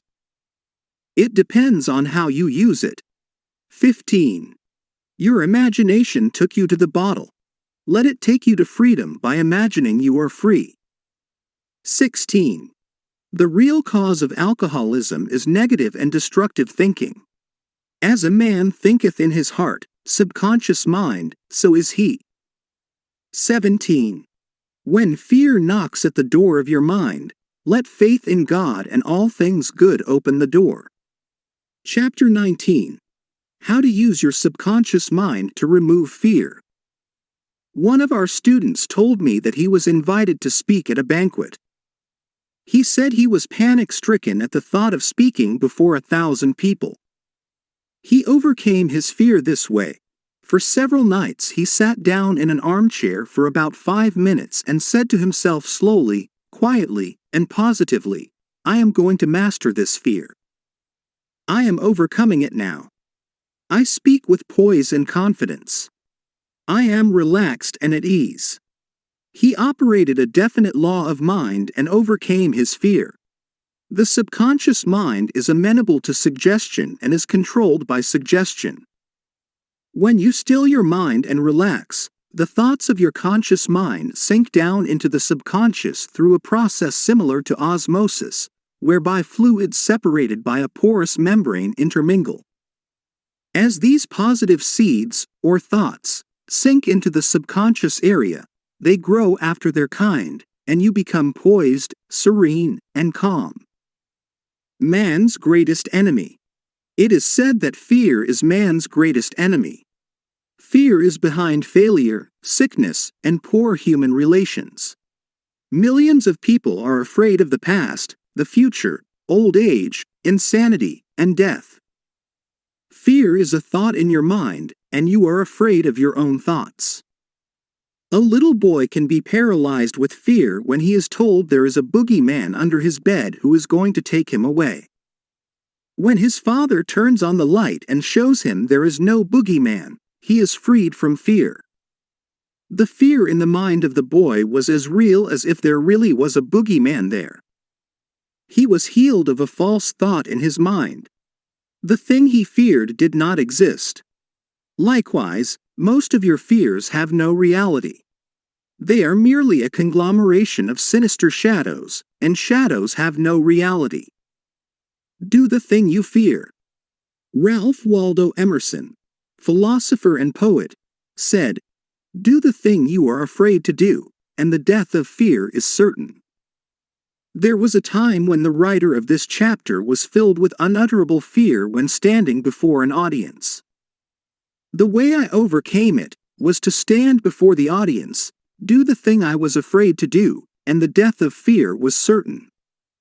When you affirm positively that you are going to master your fears, and you come to a definite decision in your conscious mind, you release the power of the subconscious, which flows in response to the nature of your thought. Banishing stage fright. A young lady was invited to an audition. She had been looking forward to the interview. However, on 3 previous occasions, she had failed miserably due to stage fright. She possessed a very good voice, but she was certain that when the time came for her to sing, she would be seized with stage fright. The subconscious mind takes your fears as a request, proceeds to manifest them, and brings them into your experience. On 3 previous auditions she sang wrong notes, and she finally broke down and cried. The cause, as previously outlined, was an involuntary autosuggestion. That is, a silent fear thought emotionalized and subjectified. She overcame it by the following technique. 3 times a day she isolated herself in a room. She sat down comfortably in an armchair, relaxed her body, and closed her eyes. She stilled her mind and body to the best of her ability. Physical inertia favors passivity and renders the mind more receptive to suggestion. She counteracted the fear suggestion by its converse, saying to herself, I sing beautifully. I am poised, serene, confident, and calm. She repeated the words slowly, quietly, and with feeling from 5 to 10 times at each sitting. She had 3 such sittings every day and 1 immediately prior to sleep at night. At the end of a week she was completely poised and confident, and gave a definitely outstanding audition. Carry out the above procedure, and the death of fear is certain. Fear of failure. Occasionally, young men from the local university come to see me, as well as schoolteachers, who often seem to suffer from suggestive amnesia at examinations. The complaint is always the same. I know the answers after the examination is over, but I can't remember the answers during the examination. The idea, which realizes itself, is the one to which we invariably give concentrated attention. I find that each one is obsessed with the idea of failure. Fear is behind the temporary amnesia, and it is the cause of the whole experience. One young medical student was the most brilliant person in his class, yet he found himself failing to answer simple questions at the time of written or oral examinations. I explained to him that the reason was he had been worrying and was fearful for several days previous to the examination. These negative thoughts became charged with fear. Thoughts enveloped in the powerful emotion of fear are realized in the subconscious mind. In other words, this young man was requesting his subconscious mind to see to it that he failed, and that is exactly what it did. On the day of the examination, he found himself stricken with what is called, in psychological circles, suggestive amnesia. How he overcame the fear. He learned that his subconscious mind was the storehouse of memory, and that it had a perfect record of all he had heard and read during his medical training. Moreover, he learned that the subconscious mind was responsive and reciprocal.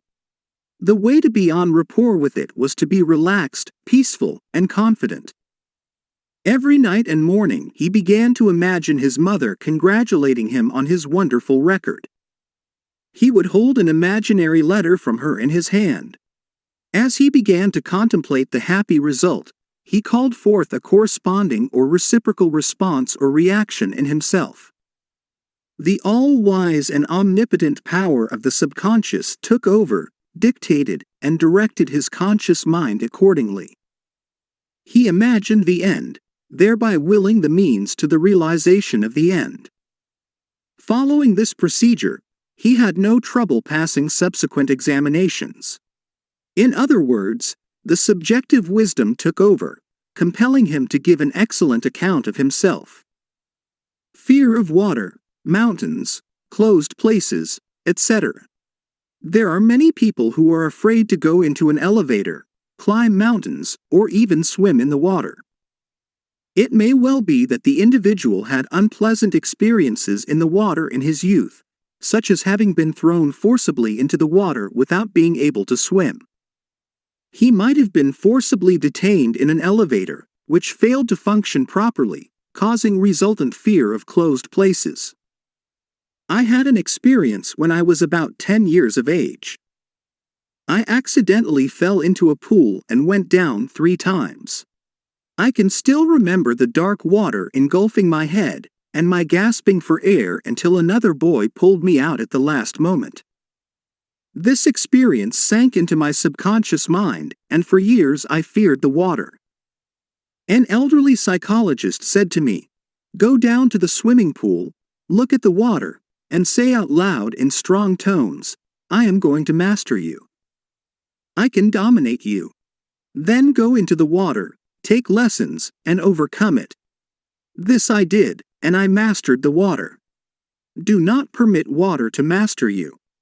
Remember, you are the master of the water. When I assumed a new attitude of mind, the omnipotent power of the subconscious responded, giving me strength, faith, and confidence, and enabling me to overcome my fear. Master technique for overcoming any particular fear. The following is a process and technique for overcoming fear which I teach from the platform. It works like a charm. Try it. Suppose you are afraid of the water, a mountain, an interview, an audition, or you fear closed places. If you are afraid of swimming, begin now to sit still for 5 or 10 minutes 3 or 4 times a day, and imagine you are swimming. Actually, you are swimming in your mind. It is a subjective experience. Mentally, you have projected yourself into the water. You feel the chill of the water and the movement of your arms and legs. It is all real, vivid, and a joyous activity of the mind. It is not idle daydreaming, for you know that what you are experiencing in your imagination will be developed in your subconscious mind. Then you will be compelled to express the image and likeness of the picture you impressed on your deeper mind. This is the law of the subconscious. You could apply the same technique if you are afraid of mountains or high places. Imagine you are climbing the mountain, feel the reality of it all, enjoy the scenery, knowing that as you continue to do this mentally, you will do it physically with ease and comfort. He blessed the elevator. I knew an executive of a large corporation who was terrified to ride in an elevator. He would walk up 5 flights of stairs to his office every morning. He said that he began to bless the elevator every night and several times a day. He finally overcame his fear. This was how he blessed the elevator. The elevator in our building is a wonderful idea. It came out of the universal mind. It is a boon and a blessing to all our employees. It gives wonderful service. It operates in divine order. I ride in it in peace and joy. I remain silent now while the currents of life, love, and understanding flow through the patterns of my thought. In my imagination, I am now in the elevator, and I step out into my office. The elevator is full of our employees. I talk to them, and they are friendly, joyous, and free. It is a wonderful experience of freedom, faith, and confidence. I give thanks. He continued this prayer for about 10 days, and on the 11th day, he walked into the elevator with other members of the organization and felt completely free. Normal and abnormal fear. Man is born only with 2 fears, the fear of falling and the fear of noise. These are a sort of alarm system given you by nature as a means of self-preservation. Normal fear is good. You hear an automobile coming down the road, and you step aside to survive. The momentary fear of being run over is overcome by your action. All other fears were given to you by parents, relatives, teachers, and all those who influenced your early years. Abnormal fear. Abnormal fear takes place when man lets his imagination run riot. I knew a woman who was invited to go on a trip around the world by plane. She began to cut out of the newspapers all reports of airplane catastrophes. She pictured herself going down in the ocean, being drowned, etc. This is abnormal fear. Had she persisted in this, she would undoubtedly have attracted what she feared most. Another example of abnormal fear is that of a businessman in New York, who was very prosperous and successful. He had his own private mental motion picture of which he was the director. He would run this mental movie of failure, bankruptcy, empty shelves, and no bank balance until he sank into a deep depression. He refused to stop this morbid imagery and kept reminding his wife that this can't last, there will be a recession. I feel sure we will go bankrupt, etc. His wife told me that he finally did go into bankruptcy, and all the things he imagined and feared came to pass. The things he feared did not exist, but he brought them to pass by constantly fearing, believing, and expecting financial disaster. Job said, "The thing I feared has come upon me." There are people who are afraid that something terrible will happen to their children, and that some dread catastrophe will befall them. When they read about an epidemic or rare disease, they live in fear that they will catch it, and some imagine they have the disease already. All this is abnormal fear. The answer to abnormal fear: move mentally to the opposite. To stay at the extreme of fear is stagnation plus mental and physical deterioration. When fear arises, there immediately comes with it a desire for something opposite to the thing feared. Place your attention on the thing immediately desired. Get absorbed and engrossed in your desire, knowing that the subjective always overturns the objective. This attitude will give you confidence and lift your spirits. The infinite power of your subconscious mind is moving on your behalf, and it cannot fail. Therefore, peace and assurance are yours. Examine your fears. The president of a large organization told me that when he was a salesman, he used to walk around the block 5 or 6 times before he called on a customer. The sales manager came along one day and said to him, Don't be afraid of the boogeyman behind the door. There is no boogeyman. It is a false belief. The manager told him that whenever he looked at his own fears, he stared them in the face and stood up to them, looking them straight in the eye. Then they faded and shrank into insignificance. He landed in the jungle. A captain told me of his experiences in the Second World War. He had to parachute from a damaged plane and land in the jungle. He said he was frightened, but he knew there were two kinds of fear, normal and abnormal, which we have previously pointed out. He decided to do something about the fear immediately and began to talk to himself, saying, "John, you can't surrender to your fear. Your fear is a desire for safety and security, and a way out." He began to claim, "Infinite intelligence which guides the planets in their courses is now leading and guiding me out of this jungle." He kept saying this out loud to himself for 10 minutes or more. Then, he added, "Something began to stir inside me. A mood of confidence began to seize me, and I began to walk. After a few days, I miraculously came out of the jungle and was picked up by a rescue plane." His changed mental attitude saved him. His confidence and trust in the subjective wisdom and power within him was the solution to his problem. He said, "Had I begun to bemoan my fate and indulge my fears, I would have succumbed to the monster fear, and probably would have died of fear and starvation." He dismissed himself. The general manager of an organization told me that for 3 years he feared he would lose his position. He was always imagining failure. The thing he feared did not exist, save as a morbid anxious thought in his own mind. His vivid imagination dramatized the loss of his job until he became nervous and neurotic. Finally, he was asked to resign. Actually, he dismissed himself. His constant negative imagery and fear suggestions to his subconscious mind caused the latter to respond and react accordingly. It caused him to make mistakes and foolish decisions, which resulted in his failure as a general manager. His dismissal would never have happened if he had immediately moved to the opposite in his mind. They plotted against him. During a recent world lecture tour, I had a 2-hour conversation with a prominent government official. He had a deep sense of inner peace and serenity. He said that all the abuse he receives politically from newspapers and the opposition party never disturb him.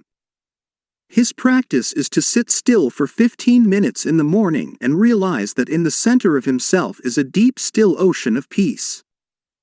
Meditating in this way, he generates tremendous power which overcomes all manner of difficulties and fears. Sometime previously, a colleague called him at midnight and told him a group of people were plotting against him. This is what he said to his colleague: "I am going to sleep now in perfect peace. You can discuss it with me at 10 a.m. tomorrow." He said to me, "I know that no negative thought can ever manifest except I emotionalize the thought and accept it mentally. I refuse to entertain their suggestion of fear. Therefore, no harm can come to me." Notice how calm he was, how cool, how peaceful. He did not start getting excited, tearing his hair, or wringing his hands. At his center he found the still water, an inner peace, and there was a great calm. Deliver yourself from all your fears. Use this perfect formula for casting out fear. "I sought the Lord, and he heard me, and delivered me from all my fears." Psalm chapter 34 verse 4. The Lord is an ancient word meaning law, the power of your subconscious mind. Learn the wonders of your subconscious and how it works and functions. Master the techniques given to you in this chapter. Put them into practice now, today. Your subconscious will respond, and you will be free of all fears. I sought the Lord, and he heard me, and delivered me from all my fears. Step this way to freedom from fear. 1. Do the thing you are afraid to do, and the death of fear is certain. Say to yourself and mean it, I am going to master this fear, and you will. 2. Fear is a negative thought in your mind. Supplant it with a constructive thought. Fear has killed millions. Confidence is greater than fear. Nothing is more powerful than faith in God and the good. 3. Fear is man's greatest enemy. It is behind failure, sickness, and bad human relations. Love casts out fear. Love is an emotional attachment to the good things of life.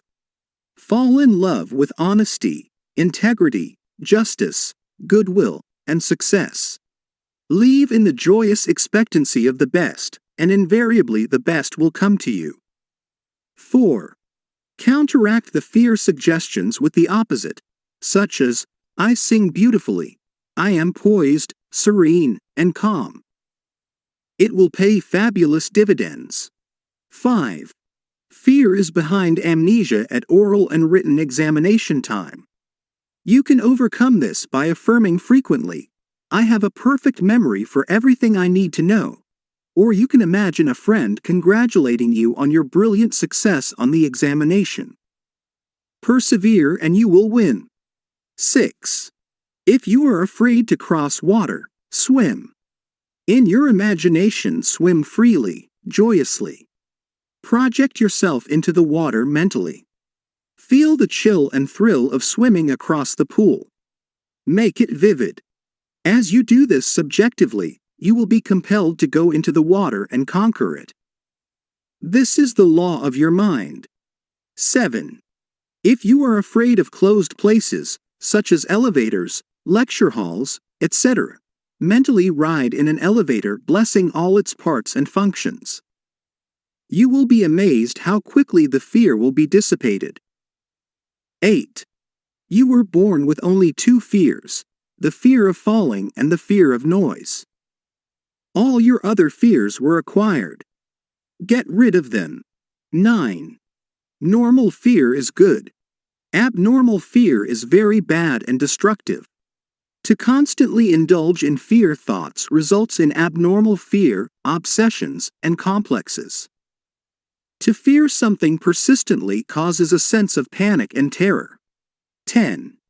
You can overcome abnormal fear when you know the power of your subconscious mind can change conditions and bring to pass the cherished desires of your heart. Give your immediate attention and devotion to your desire, which is the opposite of your fear. This is the love that casts out fear. 11. If you are afraid of failure, give attention to success. If you are afraid of sickness, dwell on your perfect health. If you are afraid of an accident, dwell on the guidance and protection of God. If you are afraid of death, dwell on eternal life. God is life, and that is your life now. 12. The great law of substitution is the answer to fear. Whatever you fear has its solution in the form of your desire. If you are sick, you desire health. If you are in the prison of fear, you desire freedom. Expect the good. Mentally concentrate on the good, and know that your subconscious mind answers you always. It never fails. 13. The things you fear do not really exist except as thoughts in your mind. Thoughts are creative. This is why Job said, "The thing I feared has come upon me." Think good and good follows. 14. Look at your fears. Hold them up to the light of reason. Learn to laugh at your fears. That is the best medicine. 15. Nothing can disturb you but your own thought. The suggestions, statements, or threats of other persons have no power. The power is within you, and when your thoughts are focused on that which is good, then God's power is with your thoughts of good. There is only one creative power, and it moves as harmony. There are no divisions of quarrels in it. Its source is love. This is why God's power is with your thoughts of good. Chapter 20. How to stay young in spirit forever. Your subconscious mind never grows old. It is timeless, ageless, and endless. It is a part of the universal mind of God which was never born, and it will never die. Fatigue or old age cannot be predicated on any spiritual quality or power. Patience, kindness, veracity, humility, goodwill, peace, harmony, and brotherly love are attributes and qualities which never grow old. If you continue to generate these qualities here on this plane of life, you will always remain young in spirit. I remember reading an article in one of our magazines some years ago which stated that a group of eminent medical men at the DeCourcy Clinic in Cincinnati, Ohio, reported that years alone are not responsible for bringing about degenerative disorders. These same physicians stated that it is the fear of time, not time itself, that has a harmful aging effect on our minds and bodies, and that the neurotic fear of the effects of time may well be the cause of premature aging. During the many years of my public life, I have had occasion to study the biographies of the famous men and women who have continued their productive activities into the years well beyond the normal span of life. Some of them achieved their greatness in old age. At the same time, it has been my privilege to meet and to know countless individuals of no prominence who, in their lesser sphere, belong to those hardy mortals who have proved that old age of itself does not destroy the creative powers of the mind and body. He had grown old in his thought life. A few years ago, I called on an old friend in London, England. He was over 80 years of age, very ill, and obviously was yielding to his advancing years. Our conversation revealed his physical weakness, his sense of frustration, and a general deterioration almost approaching lifelessness. His cry was that he was useless and that no one wanted him. With an expression of hopelessness, he betrayed his false philosophy: we are born, grow up, become old, good for nothing, and that's the end. This mental attitude of futility and worthlessness was the chief reason for his sickness. He was looking forward only to senescence, and after that, nothing. Indeed, he had grown old in his thought life, and his subconscious mind brought about all the evidence of his habitual thinking. Age is the dawn of wisdom. Unfortunately, many people have the same attitude as this unhappy man. They are afraid of what they term old age, the end, and extinction, which really means that they are afraid of life. Yet, life is endless. Age is not the flight of years, but the dawn of wisdom. Wisdom is an awareness of the tremendous spiritual powers in your subconscious mind and the knowledge of how to apply these powers to lead a full and happy life. Get it out of your head once and for all that 65, 75, or 85 years of age is synonymous with the end for you or anybody else. It can be the beginning of a glorious, fruitful, active, and most productive life pattern, better than you have ever experienced. Believe this, expect it, and your subconscious will bring it to pass. Welcome the change. Old age is not a tragic occurrence. What we call the aging process is really change. It is to be welcomed joyfully and gladly, as each phase of human life is a step forward on the path which has no end. Man has powers which transcend his bodily powers. He has senses which transcend his 5 physical senses.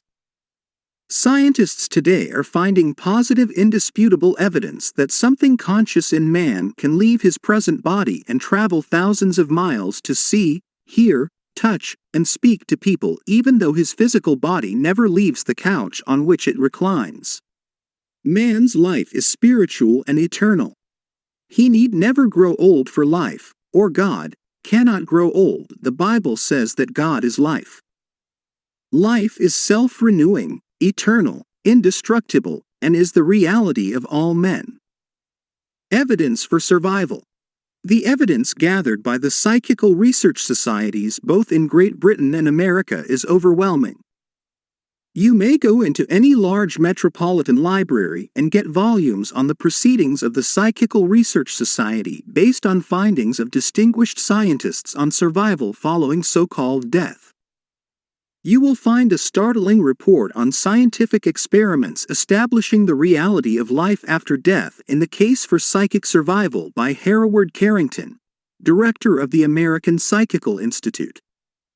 Life is. A woman asked Thomas Edison, the electrical wizard, "Mr. Edison, what is electricity?" He replied, "Madam, electricity is. Use it." Electricity is a name we give an invisible power which we do not fully comprehend, but we learn all we can about the principle of electricity and its uses. We use it in countless ways. The scientist cannot see an electron with his eyes, yet he accepts it as a scientific fact, because it is the only valid conclusion which coincides with his other experimental evidence. We cannot see life. However, we know we are alive.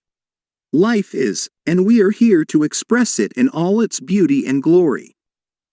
Mind and spirit do not grow old. The Bible says, "And this is life eternal, that they might know the only true God." John chapter 17 verse 3. The man who thinks or believes that the earthly cycle of birth, adolescence, youth, maturity, and old age is all there is to life, is indeed to be pitied. Such a man has no anchor, no hope, no vision, and to him life has no meaning. This type of belief brings frustration, stagnation, cynicism, and a sense of hopelessness resulting in neurosis and mental aberrations of all kinds. If you cannot play a fast game of tennis, or swim as fast as your son, or if your body has slowed down, or you walk with a slow step, remember life is always clothing itself anew. What men call death is but a journey to a new city in another dimension of life. I say to men and women in my lectures that they should accept what we call old age gracefully. Age has its own glory, beauty, and wisdom which belong to it. Peace, love, joy, beauty, happiness, wisdom, goodwill, and understanding are qualities which never grow old or die. Ralph Waldo Emerson, poet and philosopher, said, "We do not count a man's years until he has nothing else to count." Your character, the quality of your mind, your faith, and your convictions are not subject to decay. You are as young as you think you are. I give public lectures in Caxton Hall, London, England, every few years, and following one of these lectures, a surgeon said to me, "I am 84 years of age. I operate every morning, visit patients in the afternoons, and I write for medical and other scientific journals in the evening." His attitude was that he was as useful as he believed himself to be, and that he was as young as his thoughts. He said to me, "It's true what you said. Man is as strong as he thinks he is, and as valuable as he thinks he is." This surgeon has not surrendered to advancing years. He knows that he is immortal. His final comment to me was, "If I should pass on tomorrow, I would be operating on people in the next dimension, not with a surgeon's scalpel, but with mental and spiritual surgery." Your gray hairs are an asset. Don't ever quit a job and say, "I am retired, I am old, I am finished." That would be stagnation, death, and you would be finished. Some men are old at 30, while others are young at 80. The mind is the master weaver, the architect, the designer, and the sculptor. George Bernard Shaw was active at 90, and the artistic quality of his mind had not relaxed from active duty. I meet men and women who tell me that some employers almost slam the door in their faces when they say they are over 40. This attitude on the part of the employers is to be considered cold, callous, evil, and completely void of compassion and understanding. The total emphasis seems to be on youth. You must be under 35 years of age to receive consideration. The reasoning behind this is certainly very shallow. If the employer would stop and think, he would realize that the man or woman was not selling his age or gray hair. Rather, he was willing to give of his talents, his experience, and his wisdom gathered through years of experience in the marketplace of life. Age is an asset. Your age should be a distinct asset to any organization because of your practice and application through the years of the principles of the Golden Rule and the law of love and goodwill.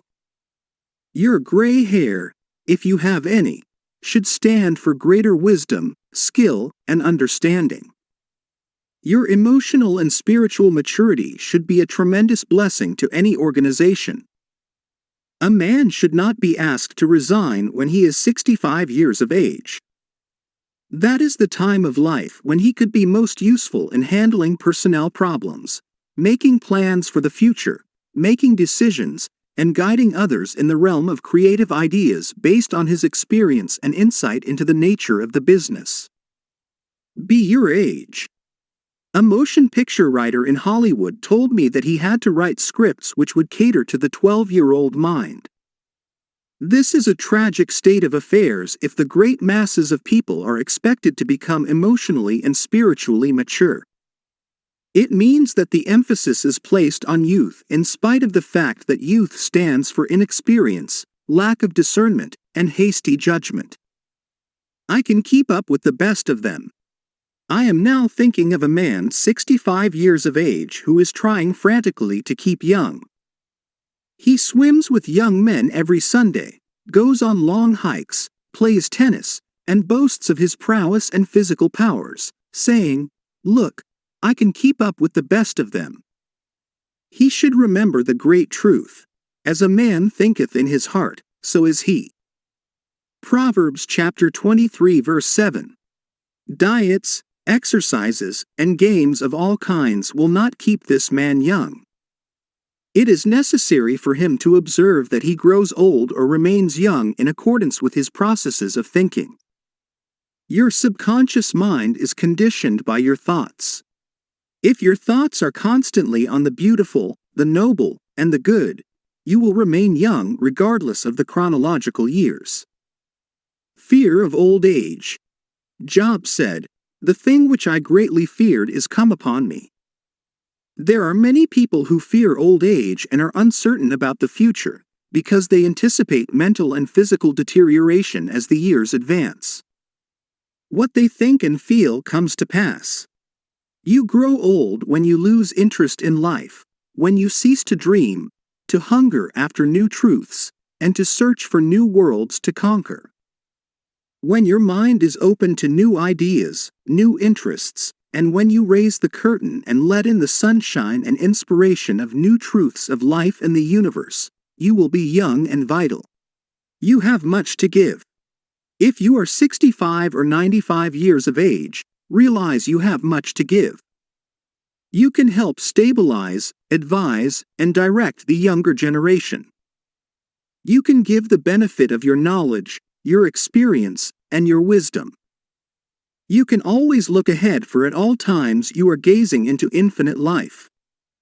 You will find that you can never cease to unveil the glories and wonders of life.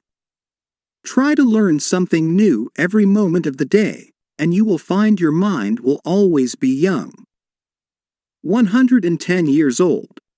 Some years ago, while lecturing in Bombay, India, I was introduced to a man who said he was 110 years old. He had the most beautiful face I have ever seen. He seemed transfigured by the radiance of an inner light. There was a rare beauty in his eyes indicating he had grown old in years with gladness and with no indication that his mind had dimmed its lights. Retirement, a new venture. Be sure that your mind never retires. It must be like a parachute which is no good unless it opens up. Be open and receptive to new ideas. I have seen men of 65 and 70 retire. They seemed to rot away, and in a few months passed on. They obviously felt that life was at an end. Retirement can be a new venture, a new challenge, a new path. the beginning of the fulfillment of a long dream. It is inexpressibly depressing to hear a man say, "What shall I do now that I am retired?" He is saying in effect, "I am mentally and physically dead. My mind is bankrupt of ideas." All this is a false picture. The real truth is that you can accomplish more at 90 than you did at 60, because each day you are growing in wisdom and understanding of life and the universe through your new studies and interest. He graduated to a better job. An executive, who lives near me, was forced to retire a few months ago because he had reached the age of 65. He said to me, "I look upon my retirement as promotion from kindergarten to the first grade." He philosophized in this manner. He said that when he left high school, he went up the ladder by going to college. He realized this was a step forward in his education and understanding of life in general. Likewise, headed, now he could do the things he had always wanted to do, and therefore, his retirement was still another step forward on the ladder of life and wisdom. He came to the wise conclusion that he was no longer going to concentrate on making a living. Now he was going to give all his attention to living life. He is an amateur photographer, and he took additional courses on the subject.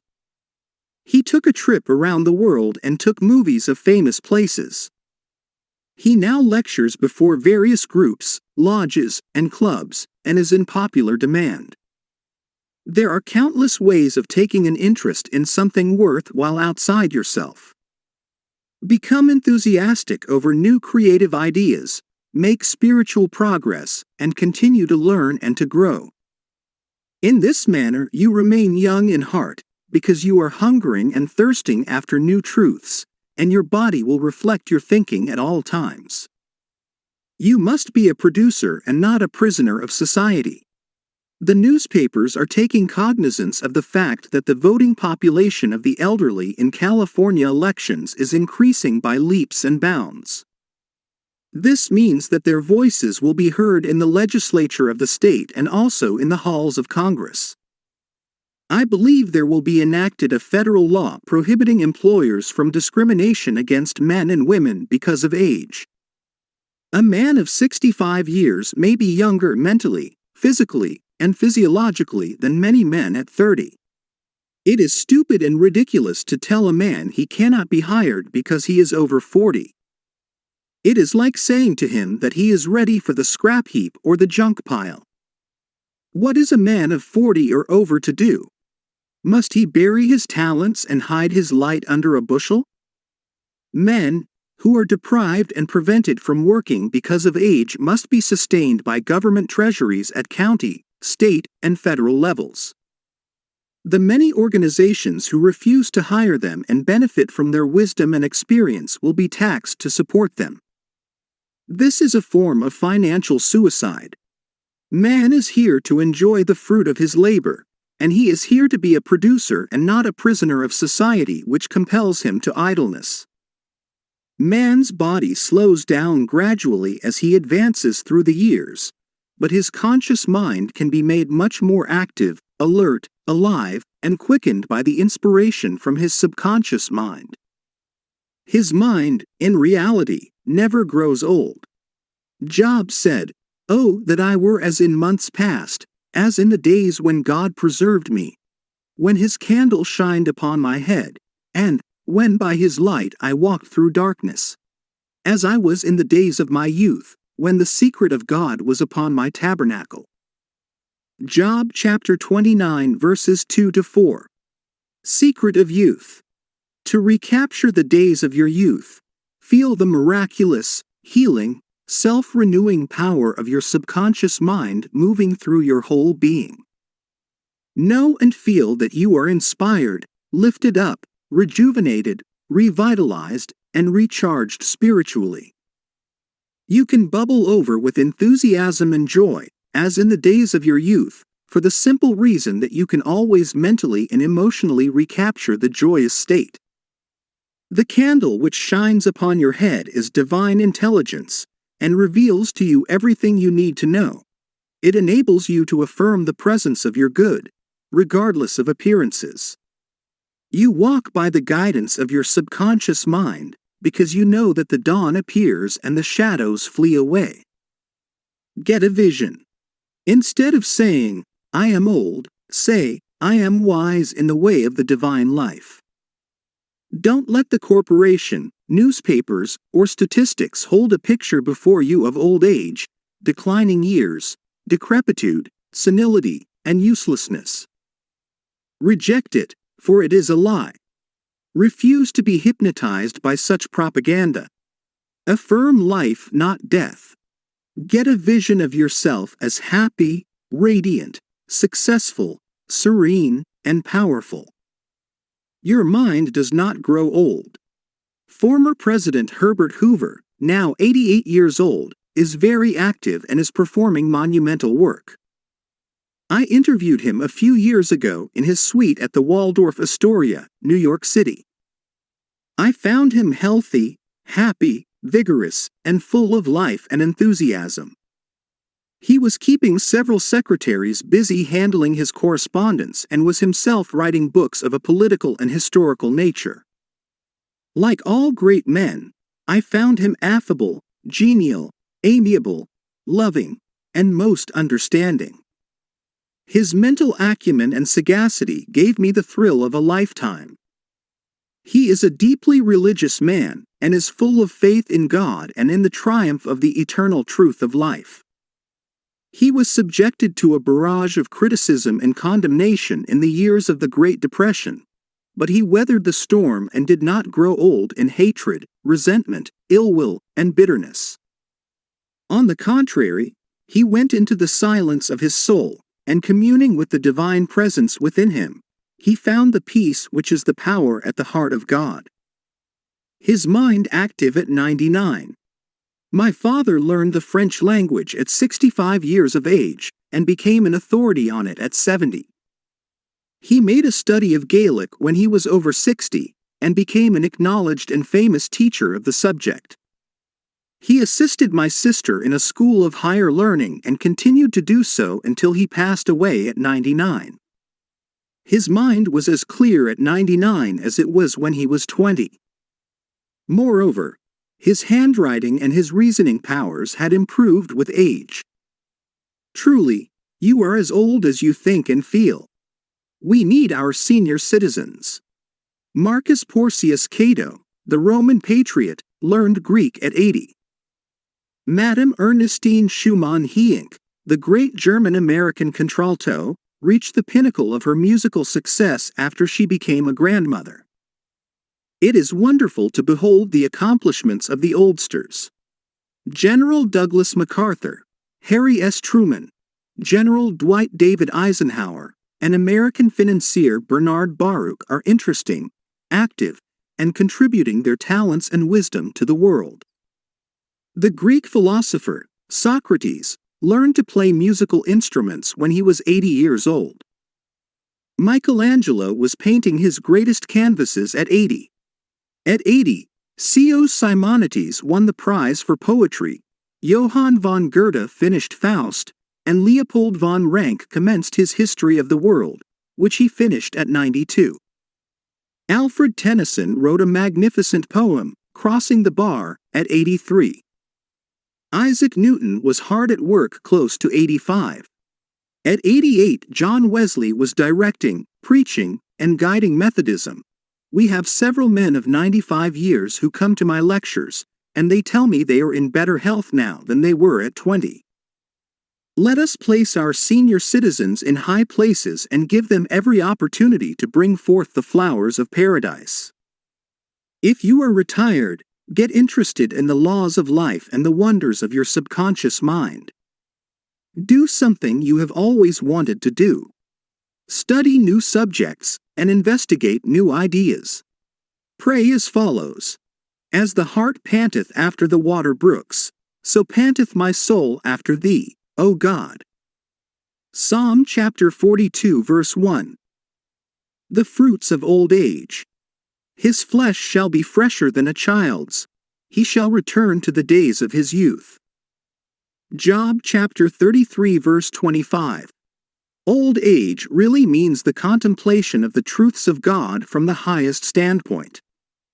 Realize that you are on an endless journey, a series of important steps in the ceaseless, tireless, endless ocean of life. Then, with the psalmist you will say, "They shall still bring forth fruit in old age. They shall be fat and flourishing." Psalm chapter 92 verse 14. But the fruit of the Spirit is love, joy, peace, patience, gentleness, goodness, faith, meekness, temperance. Against such there is no law. Galatians chapter 5 verses 22 to 23. You are a son of infinite life which knows no end, and you are a child of eternity. Profitable pointers. 1. Patience, kindness, love, goodwill, joy, happiness, wisdom, and understanding are qualities which never grow old. Cultivate them and express them, and remain young in mind and body. 2. Some research physicians say that the neurotic fear of the effects of time may well be the cause of premature aging. 3. Age is not the flight of years. It is the dawn of wisdom in the mind of man. 4. The most productive years of your life can be from 65 to 95. 5. Welcome the advancing years. It means you are moving higher on the path of life which has no end. 6. God is life, and that is your life now. Life is self-renewing, eternal, and indestructible, and is the reality of all men. You live forever, because your life is God's life. 7. Evidence of survival after death is overwhelming. Study Proceedings of Psychical Research Society of Great Britain and America in your library. The work is based on the scientific research by outstanding scientists for over 75 years. 8. You cannot see your mind, but you know you have a mind. You cannot see spirit, but you know that the spirit of the game, the spirit of the artist, the spirit of the musician, and the spirit of the speaker is real. Likewise, the spirit of goodness, truth, and beauty moving in your mind and heart are real. You cannot see life, but you know you are alive. 9. Old age may be called the contemplation of the truths of God from the highest standpoint. The joys of old age are greater than those of youth.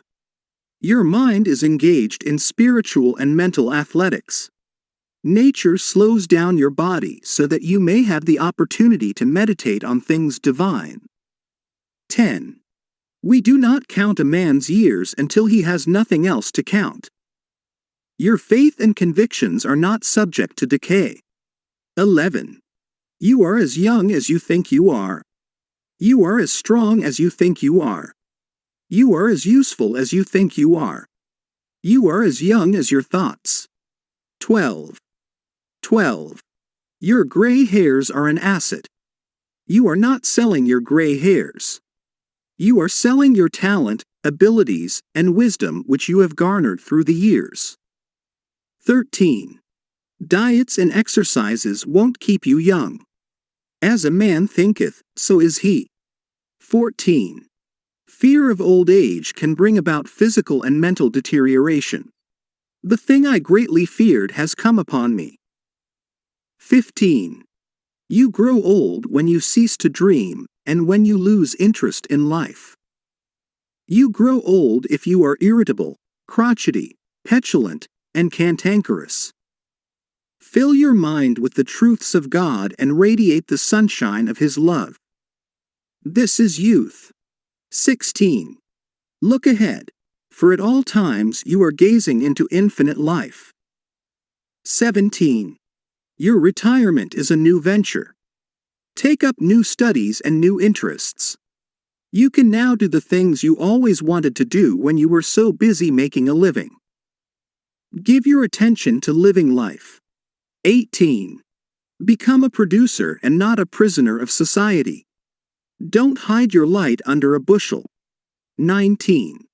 The secret of youth is love, joy, inner peace and laughter. In him there is fullness of joy. In him there is no darkness at all. 20. You are needed. Some of the great philosophers, artists, scientists, writers, and others accomplished their greatest work after they were 80 years old. 21. The fruits of old age are love, joy, peace, patience, gentleness, goodness, faith, meekness, and temperance. 22. You are a son of infinite life which knows no end. You are a child of eternity. You are wonderful,